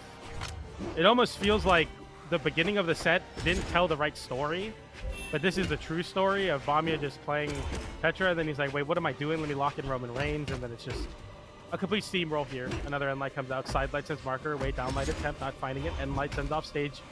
But Marker really has a lot of heavy lifting to do to make this comeback happen. A mountain to climb, but Marker on the back of an orb can make things happen. A side air reversal about evens out the damage there. Another side air comes out looking for this KO option. Much better state for Marker, but he doesn't get the downer out the recovery. Instead, it bounces off the wall, doesn't KO. And now Marker's being so respectful of the Bamia's hammer pick that doesn't want to immediately go for the side air off stage. Is afraid of the follow-up or the reversals. Oh, and there it is. A potential grim ending to this fairy tale. Down by 2 stocks. 1 stock left potentially for this tournament. Marker, again, having such a great run. Could be shut down by the Roman Reigns. That's 1 stock gone. Not the end of the world, but pretty dang close. Bamia's on an axe. This is much more convincing for Marker to make those entry points in. You can see the change of pace. As long as there's no hammer, Bomba just has to wait out the clock and try to get the hammer spawn to happen. And like comes out, Marker immediately swaps it. No dodge off from Bamia, so Bamia has to go for a low recovery, going for the immediate side light there. Bamia tries to flip it with a down air, gets a side air instead. You have to be scared of this end sig though, because it can spike downwards. Marker making it back with a side air, avoids that GC down light, but a side light. Same amount of damage as Marker got all from that edge guard off of 2 moves. Side light again, the damage being racked up. Marker with an end light there, looking to force this last stock, looking to hold on to this run. Seed number 32 will not go down without a fight as we go down to last stock, and all of a sudden, it's never over till it is. It is Taros, so any singular move at a certain point will just start to KO, but Marker has a good chance into this axe right now. Side light into the... Oh, that could have been it. Spot dodge. And there it is. Oh, truly unlucky there. Roman Reigns lock-in changed the entire universe for Bamia. Moving on forward to this tournament, unfortunate end from Marker, but still one heck of a run for him. Gotta give the respect to the Fate pick. It did work wonders until it didn't. Yeah, absolutely, and we're going to be seeing a potential Taros mirror into the elimination side finals match. But before we go into that, I want to give a quick, big shout out to, once again, Marker, seed number 32 of the tournament, getting all the way to 4th place. Of course, you want to win the event or even lock in that podium spot, and although we didn't get there, that is a big step up for Marker. EU seed number 103, but has been doing really, really well of recently. 4th place at Winter Championship for Middle East, but has swapped since from that region over into EU here. Or I believe he plays in both EU and Middle East sometimes, but nonetheless, very, very happy to see Marker making a run here at this community event. That's right. We move on forwards now to Bamia versus Mounir. We saw the potential double Roman Reigns. Unfortunately, it seems like the lock-in won't happen. We almost saw it, but it looks like instead we might have the Nimue lock. I'm very excited for this matchup. I think we'll see some wild legend swaps here too. Yeah, it should be a good time indeed. But before we get into that match, we're going to go to a short break, and we'll be right back with the seed number 2 and 3 battling out for 3rd place in elimination side finals. We'll see you soon.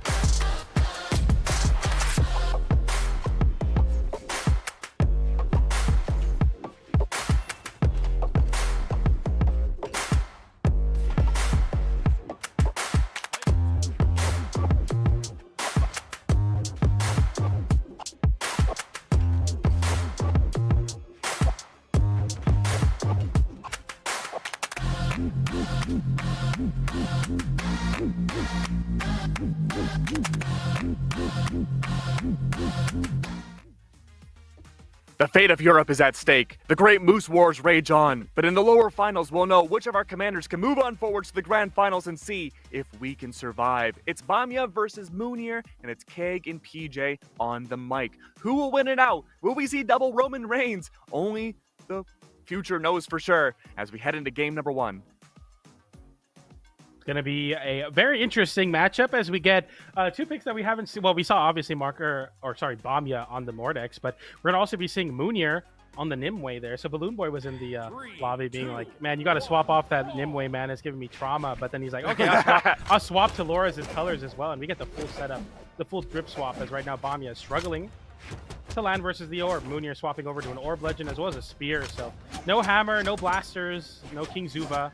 Just back to regular scheduled business as Bomba is on his legend of choice as well on the Mordex. Ah, normal brawl Holla. I never thought we'd see the day.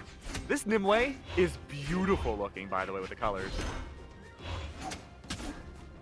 But you know what else is beautiful? Bomba's play style. Doing well for the ledge guard. Great gravity cancel and light. Doesn't quite connect the signature. That's okay. Neutral sig doesn't connect either from Mounir. Bomba waiting it out, looking for the opportunity to catch the landing. Spot dodges out with the weapon throw. Saw it coming 8,000 miles away. Bomba, no recovery. Tries to delay it quite a bit. Weapon starve once again. 221 damage. Even the colors were glitching out. Human eye can't perceive how much damage Mounir had taken. Okay, we go for an immediate signature off the end light there for Mounir. Trying to make something tricky happen, charging up that side signature. And Bomba immediately punishes Mounir very heavily for that. Side light into recovery. Mounir with some very uncharacteristic drops. Stage dodge double. Forward, Bomba with an opportunity to flip it. Doesn't go for it. Instead, Mounir just gets an orb recovery. And a sider to close out that stock. Mounir fighting back here. Alright, continuing on with the orb. Spear worked decently, but the orb, I mean, has just been so strong in this tournament. There's no reason not to.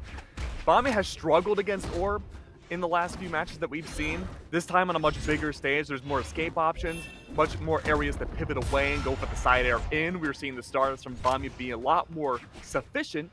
Full stock lead. Okay, nice little pickup there, and there from Mounir sends Bomba up in the air once again. We go for the GC end light as well. A nice pogo there from Mounir, but he doesn't get a extended edge guard, and this seems to all but be Bomba's game for sure here. The Nair comes out and continuing to get this juggle going. Another Nair, another GC end light, and Bomba is whiffing. He's hitting. He's doing everything he wants right now. He's complete domination of this game. We need to see Mounir get something going, and he'll do it off the back of the spear. That side air finisher, looking for that N-sig, doesn't find the snipe on that jump back to center stage. Side light into weight, dashes forward there. D-light, recovery. Mounir forcing last stock could be a chance for him to take this one. Weapon starve is out now from Mounir. Like you mentioned, all it takes is one solid signature on anything to take down Mounir, bring things to game number 2. A whiff from Bomba though. Needs to do a hit in the air. There we go, and that's solidifying game number 1.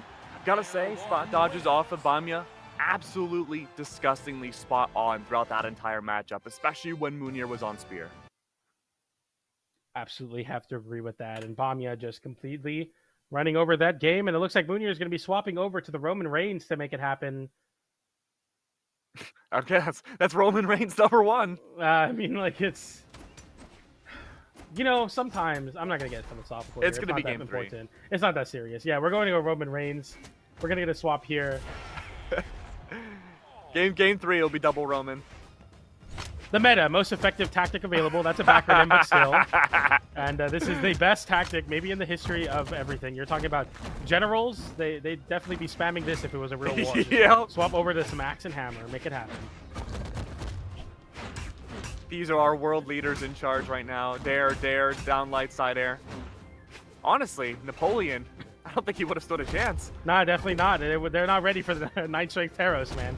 Okay, but Bomba is with the ground pound there, setting it into Mounir, trying to go for the GC D-light into ground pound to tap it in, but it goes the wrong way, and Mounir taking his lucky stars there. The downer comes out. And I'm noticing more and more Mounir loves his down airs, man. That's exactly a great way to mix up people that aren't quite ready for stacking right on top of someone, and the downer would be the first way to get a first strike for Mounir. First lead of the set for Mounir. I mean, everyone's just playing Orb and Gauntlets right now. Down there is such a good response option to both of those kinds of attacks when they're so in your face. We're gonna see that again. Get off me. Bamya evading away, now recognizing again these early axe swings. Had played a pretty patient game against the spear that Mounir had. I wouldn't be surprised if we start seeing more of that patience again to punish the hammer specifically, but again, that requires the hammer to come out. Axe, ledge guarded effectively. Bamya now keeping up the stake with Mounir, 50 damage of a difference. Down light comes out there, looking for that end light on the side here. Side light, waiting, going for that end light, but Bamya hasn't been really finding the extended combos, and this is exactly where Roman Reigns will take over. When you're going for the 1-2 hit trades, Mounir in 8 hits, once again, will be able to take that stock. I wonder if there's someone that can min-max how many, the minimum amount of hits that someone like Mounir would need in a tournament like this. Like, if you play like a 2 defense legend, yeah, but I'm talking like, what's like the maximum, or the maximum minimum amount? Like, I want to see someone take a stock off in 3 hits. You can definitely, I mean, that's kind of easy to do if you end-sig, ground pound, like they just kind of get KO'd. So, I mean, we could have saw it there from Mounir as he went for the end-sig in the corner. Again, going for an end-sig. He wants to show you, like, yeah, I could do it in 3 hits if I want to. Come on, Mounir, let's see it. Bamya looking at not make it so easy though. The recovery comes out now, and Mounir cycling over to another hammer. He's like into the recovery. Will take that hammer off of Mounir, so he'll have to contend with the axe here. Axe has worked pretty well for Mounir's side. Those down airs, he's been fishing them out, worked effectively. Bamya keeps falling into them. He did play more patiently on the gauntlets once he started racking up damage with it, but the scythe is a different story. He's on top of Mounir, or below, I should say. He keeps getting dared to oblivion. One hit, and this could be an even set. And another down air, taking potentially a stock there, but a nice side air from Bamya. Great adaptation to deal with that tap-in, but he like into the GCN sig, and unlike the set versus Saphir, will actually find a game win and move forward here into game number 3 with a 1-1 set count. And still lock for Mordex into game 3. I'm surprised. No Roman Reigns. I'm gonna swap over to the Taros from the Roman Reigns, same legend. I do not skin. like that skin. You don't? That's the kind of classic. I don't know. Something about it just feels weird. It's like Roman, like I don't know. It feels like it's missing the beard like Roman. Maybe I'm just so used to Roman Reigns.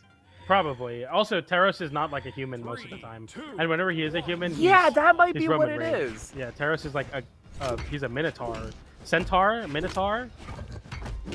I don't Minotaur? know. No, Maybe. Minotaur's the horseman with like the legs. So I guess that He likes I to guess stomp a lot, Centaur- so maybe that's where he like got Yeah. that from. that's where the other 2 legs went. Yeah, into all the power into the one he downlights with. Exactly. The end light comes out from Mounir now, and no matter the species of player, Mounir got the dog in him, man. He's looking for this KO right now. The Yeah. D-light, he's stomping. He wants that KO. Mounir's but his he own doesn't get it. species. Here we go. Attempting to fish for the down air. Unfortunate, not able to find it. Weapon throw does not connect. Bamya on ledge. Not a lot of room to play around with. Great setup though off of scythe. Cannot connect the nair, however. Mounir, he tried to find something that did not exist. But there we go. He saw into the future. Second nair does connect. First stock gone for Bamya.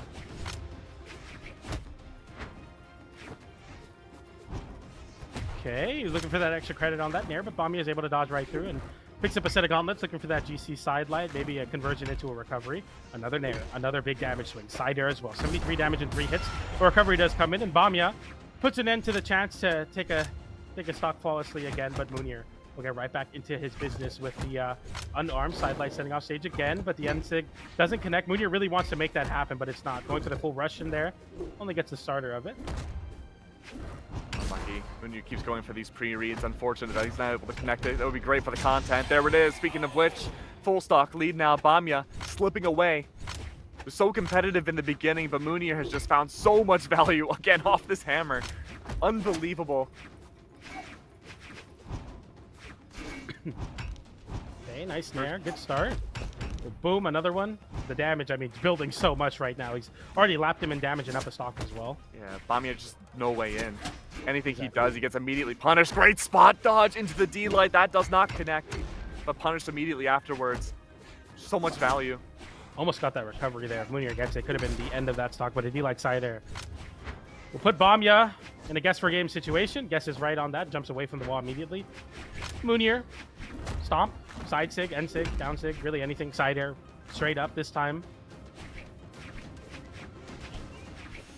Big ledge guard opportunity though. Bomba calls the bluff. Mounir into the air, does not connect to the side air. Good punish from Bomba. Side D-light, side air, bread and butter combo. Player 2 wins. Player 2 wins, exactly. I mean, the Terra swap on Mounir has found big success in games number 2 and 3. We'll see Bomba swapping over to a Okay. pick that I have known Bomba for a long time. The Zol, the high strength, the high defense, the tankiness of the Zol, bringing that same power that Terros has, but with a cannon instead, and could be the big difference maker in the hammer matchup that he might be needing to hopefully break the mold and get that run back, or no, stop the run back from Mounir Saphir. We're gonna see if Bomba could force game 5 here, but I'm not too sure about this legend swap if I'm being honest, but we'll have to see. 3, Really? 2, I think it's interesting. Like, I have it down in my notes, of course, but like just seeing it visually next to each other, the Terros and the Zol with the same stat structure have the same exact stats. So I think just having the cannon with a little bit more side air velocity would be really beneficial for Mounir, especially on a larger stage like this. There are escape options, but just how the cannon operates, it should be good for the punish opportunities against this Terros. We'll have to wait and see if it plays out, and so far the answer is yes, but not by much. And like comes out there, looking for that side light as well, going for the side air, but gets immediately interrupted by the down air. Or down light, sorry. And it's really cool to see Bomba actually keeping up with the damage pace. The end light comes up. Mounir tries to go for the weapon toss into side air. Bomba now scouring for the GC end sig. Does get it there. Now the axe pickup for Bomba. Nice down air. Clean stock for Bomba. Only 100 damage. That's the first strike of game number 4 going over to Bomba. Not bad at all. Mounir's got to play catch up to figure out how this cannon works. Not something we've seen a whole lot in this tournament, especially this high up. It's worked out well though, and like you said, Bomba, very well known for the Zol. Has these combos on lock, great for the ledge guarding, and this is where Mounir really shined quite a bit in the upper parts of a stock, but as I say that, it's gonna be the side air, removing away that first stock from Bomba. No weapon at all, very similar stats. Both legends need to be so careful about what damage they input. They can receive a lot back. Downer into downer into downer into downer. Bomba going for a downer of his own. 4 downers exchanged. Mutually assured Another destruction. down there. Weapon toss. And then like gets sent away, and Bomba now looking for the downer onto Mounir, and Mounir trying to get a downer of his own, but then light's the one that finally connects in a recovery to call it the high recovery for Mounir. Closes out that stock for Bomba. Bomba now with a cannon pickup here. Side light, side air, full combo, no dodge, gets a downer instead, goes for another downer, looking for the ground pound now. Mounir knowing that, waiting to, making sure that he doesn't burn recovery and dodge at the same time, going for the GC downlight, but gets a recovery anyway without the conversion. Bomba unable to make it back. Mounir taking that stock. 1-1 now. Mounir still with that lead. Bomba potentially facing elimination off this stock. The Zol pick has been confident so far, able to keep that lead. Okay, Mounir's at Mounir. 100 damage. Good catch out. He's about to catch up in damage, however, but look at this, Bomba. He's able to keep up. Hammers out, however. Downlight side air. Just cannot be caught by another one, and it could all be over. This is Wow, it, though. Mounir. He wins the weapon exchanges. He gets Ground the pickup pound, and now side air. that's so crazy that he goes for the breakdance there to close out that game, but doesn't find the sign light. Comes in the cannon. 1 end light away from taking this game. 1 D light into there, and we go to game 5, and Bomba takes that game with his Zol counter pick. 1 hit difference between the two. The Zol worked wonders, but it was still scary at the end. Mounir swaps back into the Terros, and we waste no time back to the stage bands. We're going back in once more. I don't even know if we'll have enough time to look at the stats, but there was 100 damage difference between the two. And we're going straight back to Demo before the replays can even end. Mounir still holding on to the Terros pick, but we've seen Roman Reigns, we've seen human Terros, and now we're seeing reindeer Terros. But no better skin to get into game number 5 of this Moose Wars Elimination Side Finals than this one. There's coming out now. Bomba getting the first weapon pickup. Mounir fights right back with the Terros and a side light into downlight off of the end light. Getting some nice damage build already. Okay, there we go. Cannon Good evasive opportunities. The down air, an effective way to get in. Both of Bamia's kit has such great dare opportunities. no. Double ground pound, nearly a triple. Recoveries out from Mounir instead. Neutral sig does not connect. Could have been a great opportunity to reverse the spike back around. Not the case.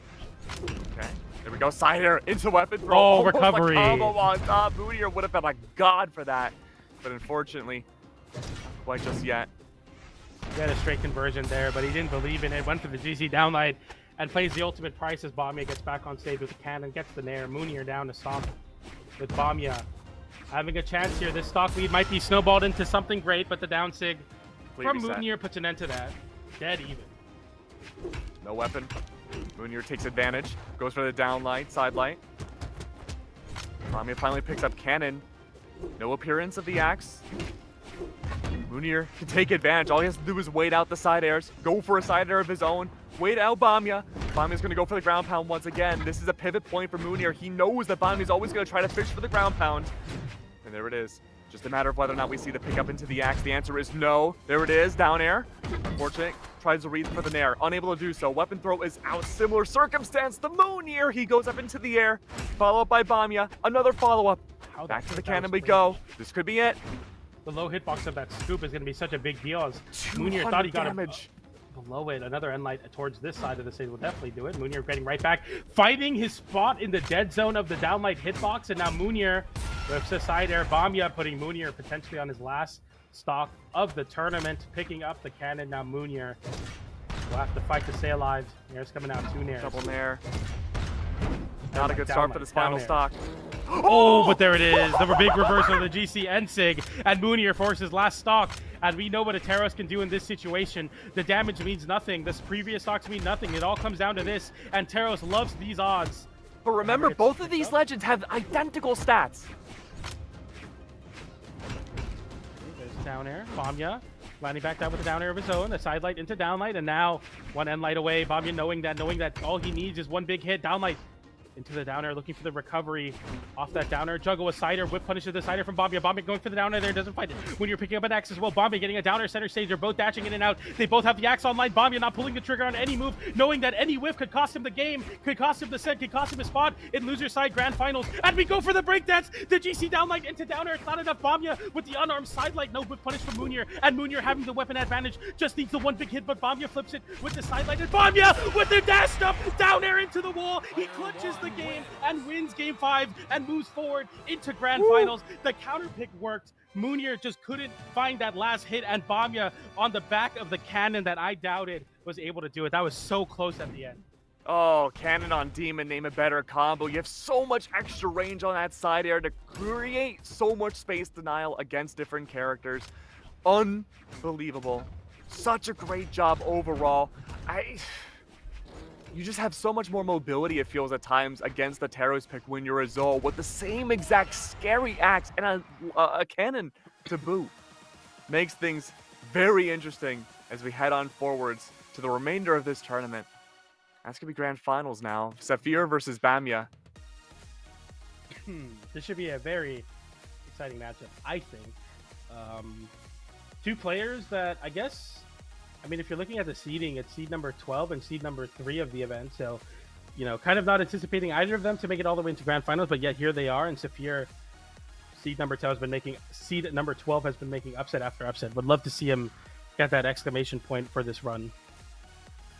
He's been able to make it work well with the Olgrim. I'm very curious to see what Bomba is going to choose. His arsenal is very deep, so I don't know. What's going to happen, PJ? You know, it's weird because like every single pick from Bomba has found success in its own way, and I feel like the thing that might do it for him is the Zol, man. Like I love Bomba Zol. I think it's very explosive and very good at dealing with the heavy weapons that Olgrim presents, and hopefully he swaps to it because I think the Mordex just doesn't have the legs to do it. Mordex, you know, I was talking to Marckiemoo about the current meta versus heavy weapons, and he's saying that Mordex is kind of struggles with some of these matchups. So I think Bomba keeps the axe, keeps the cannon, and hopefully has enough momentum to reset the tournament. And Bomba looks to be doing that with the Zol hover here. Yeah, makes sense to me. We see the Zol lock in now against the Olgrim. Should be going to stage bans pretty soon. I mean, there it is. I'm very curious to see if it's going to come down to whether or not the stages are large or have platforms that could benefit either one of these two legends. I wouldn't be surprised if we go to Demon Island first, and yes, we do. Benefits both the Lance and the Cannon for the Zol and Ulgrim. The Axe should be able to find its place on engagements. We've seen both of these players find so much value out of down airs on Axe each that I wouldn't be surprised that's the main damaging tool throughout this entire set. Let's get into this grand final. Saphir and Bomba, both with an axe in hand, and both rocket powered or explosive powered weapons for sure with the cannon and the lance as well. And we'll see if Bomba can do what Mounir could not versus Saphir. Good start early on. Saphir keeping Bomba in the air. Nair. Maybe a triple? Yes. Quad Nair? No. Oh, quad. Yes. Weapon throw. Five Nairs? No. The Nair streak ends there, but Bomba is taking a wealth of damage. Pretty characteristic of Bomba so far that we've seen in these tournaments, having a bit of a lackluster game one. Of course, we're not even a stock in just yet, but a lot of damage applied. First side air is out. Saphir does take the first stock away from Bomba. Just a matter of whether or not his adaptability will be now or into game number 2. Yeah, absolutely. And, you know, Bomba has had to play like a plethora of different legends. Saphir, he's like the Ulgrim player at heart, but Bomba's like, yeah, let's put an end to that discussion. The ground pound comes out, and Bomba makes this game very, very close. Does make it very close. Great way to rack up that damage once again. This cannon has been a great unknown factor, it feels, for a lot of these players. So used to orb, hammer, axe, and I guess some gauntlets into this tournament. It's a breath of fresh air, thankfully. Okay, the down air from Saphir there. Oh, I love that GC sideline into the down, like into the nair, into a ground pound. So much extra damage there. Look at this. Spike Bomba downward, but Bomba is doing the opposite to Saphir. The nair is looking for the KO off the top. Doesn't find it there, but the end light sends away. Saphir looking for that last hit he needs. Goes for the big signature, but doesn't get the all out that he wants. And Bomba looking to scour out this KO option. The end light comes out. Is it enough? It doesn't spike, but it sends away. And this is a very tanky matchup here, as both are living quite deep into the reds. Good setup though. Bomba now without a weapon. Recovery does not connect. Can't get the slide into the recovery against Saphir. Bomba is almost out of options, but he lands back on. Saphir catches the landing, sends Bomba away. One stock left. Game number 1. Remember, there's resets possible. Saphir only needs to get 3 games, but Bomba, it's a very different story. It is 1 stock each. We had another tournament yesterday in Europe that ended all 10 games. 5 games for the reset, 5 games post-reset. Could very well be a possibility here for another European Brawlhalla tournament 2 days in a row. Bomba with the weapon, Saphir without, does not care, dash jumps around, pivots behind Bomba, tries to pick up a weapon, but it's simply too far out, and it's a cannon in Bomba's control.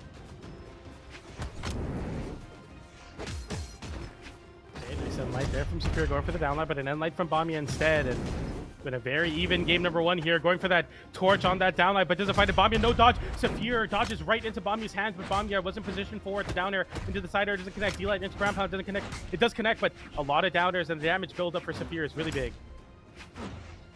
Axe versus Axe. All it takes is 1 solid hit, 1 solid side air from each. A recovery instead. Bomba sneaks away game number 1. Saphir, oh wow, a 40 damage difference. Not even that between the two. You know, I want to see the stats really quick, but we're already in stage select for game number 2. Now, riddle me this, PJ. Have we seen a single Zol signature come out yet? No, definitely not. And I think that is a product of kind of the bell curve that or no, it's not even a bell curve. It's just like when you're new to Brawlhalla or you're like climbing up the lower end of the elo, I feel like the Zol sigs are really good, but I think at the top level of play, because Zol has found so much meta prevalence over the years, it's really hard to hit the signatures. You have to kind of fish for them a lot. So it makes sense that Bomba is like kind of fully relying on the light attack hit, but it's always a mix-up you have to be careful of for sure. I mean, I'm kind of spitballing here, but it's very similar to Mordex, where he was strong for so long and you were able to fish for those slower, higher start time signatures. But with Bomba now on a Zol, it's a very similar prowess that he's just not able to figure out. Difference is, though, the damage output is insane! A huge first stock against Saphir. Side air. Oh, that's a big my read! God! Bomba almost KOing Saphir off the side, off of the dodge and read. Do not dodge. He keeps The going! cannon players. He keeps it going! going! Coast to coast. Needs the end line. Mayday! Bomba! Mayday! Zero to KO. Coast to coast. Cannon highlight reel. Bomba is a combo machine on the cannon. You cannot fall asleep at the wheel. Do not dodge into cannon players. That's what's gonna happen every single time. No signature needed, man. Bomba is keeps lights out on the going! cannon. It cannot stop. Nothing can stop Bomba. The devil unlocked himself. Off the stage though. Cannon still available. Easy access back in. Slide charge. Neutral sig does bring Bomba away. It gives a second for Saphir to breathe. Yesterday it was a wild Diana pick against him. Today it's a Zul.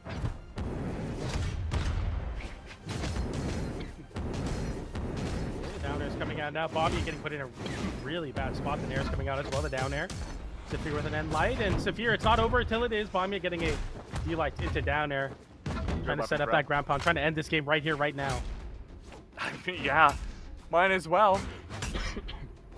I think that is game. How does Saphir get back from this one? Down air, you don't. How long was that game?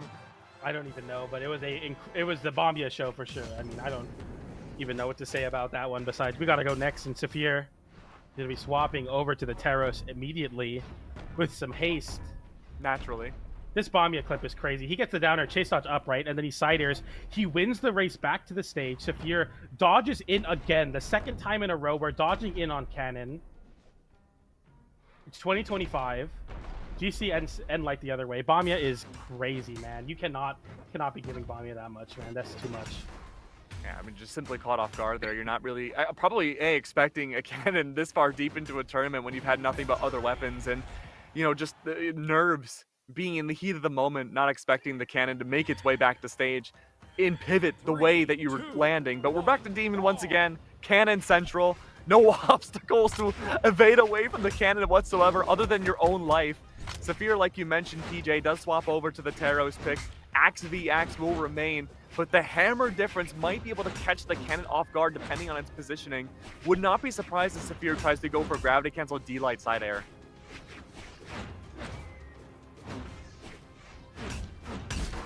Okay, Bomba is literally running away with everything right now. Hey, We a see a signature come out. At the end light as well to punish off that down tick, setting up a carpet where Saphir couldn't land. Saphir gets back onto the stage with the Terrace, and the nair comes out for Bomba.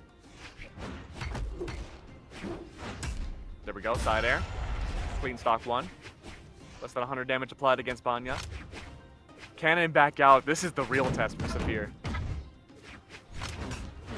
Side light nair. Nice little juggle state going. A side air sends back into the stage, but there's the big Terrace side signature. How many hits was that, PJ? I wasn't even counting, to be honest with you, but it was Four? not that many. Yeah, not that many, I tell you what. That's a certified Taros moment. There it is. Oof. Another signature. A little bit slower play style when you don't have a lance to go up against. You can set up more for these ledge guard sigs. That's two now that Bomba has been able to bring out, one of which now connects. Spear dodges behind. Picks up the weapon, does get the axe control. Might try to set up for the side sig of his own. That did convert Bomba's first stock. It's gonna be hard for Saphir to find a landing back in. He goes right into the neutral light. Weapon tosses up. Bomba, I mean, he looks kind of unstoppable right now. I don't know what is in order for Saphir, if his Terrace pick was enough, but so far Bomba is showing it's like, you might have the same weapon as me, but you definitely don't have the same energy. Because we're going to a grand finals reset. We got true finals coming up here at Saphir with 3 swift games on the back of this Zul pick. What does Saphir do? I was going to ask you, PJ, like, what do you swap off of Taros on? I feel like Taros has been the inevitable for most players in this tournament, but Saphir's like, look, that did not work out well at all. I'm banning Demon Island.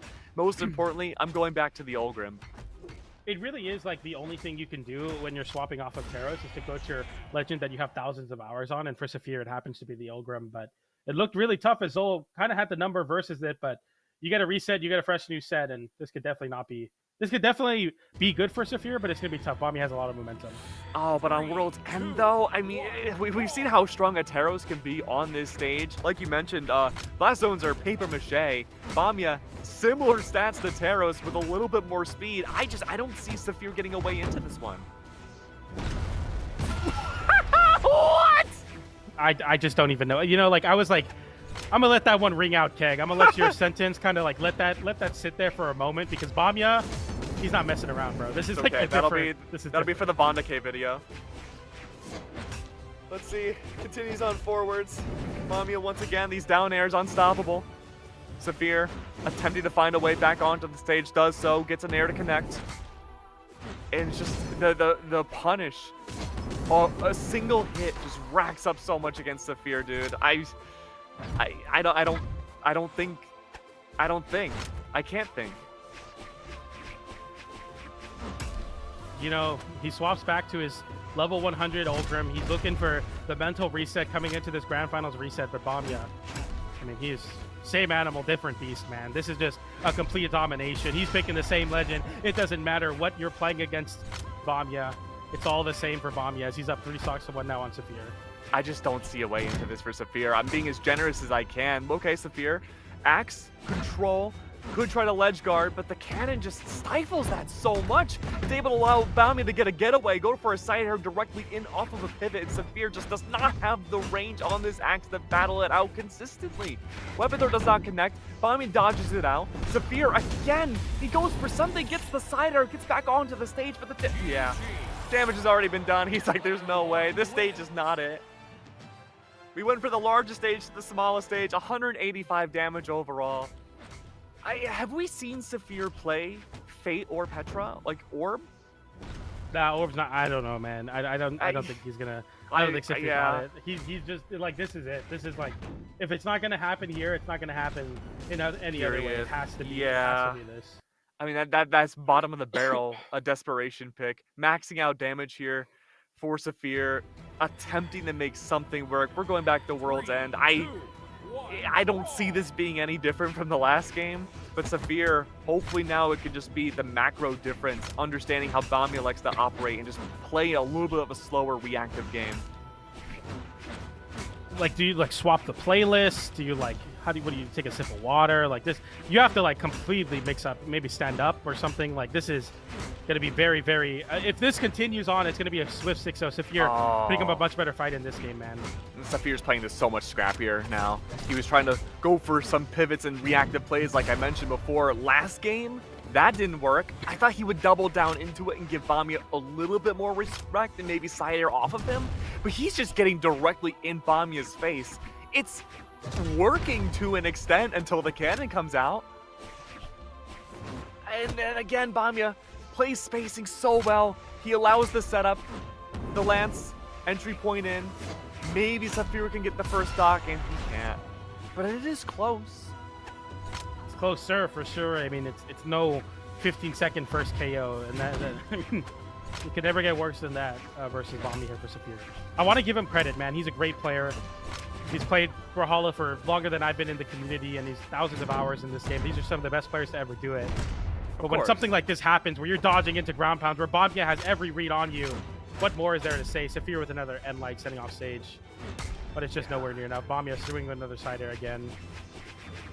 This is such a good footage to watch to how to beat Azul, maybe in the future, learn to counterplay it, but certainly not for Grand Finals post-reset. 1 stock left.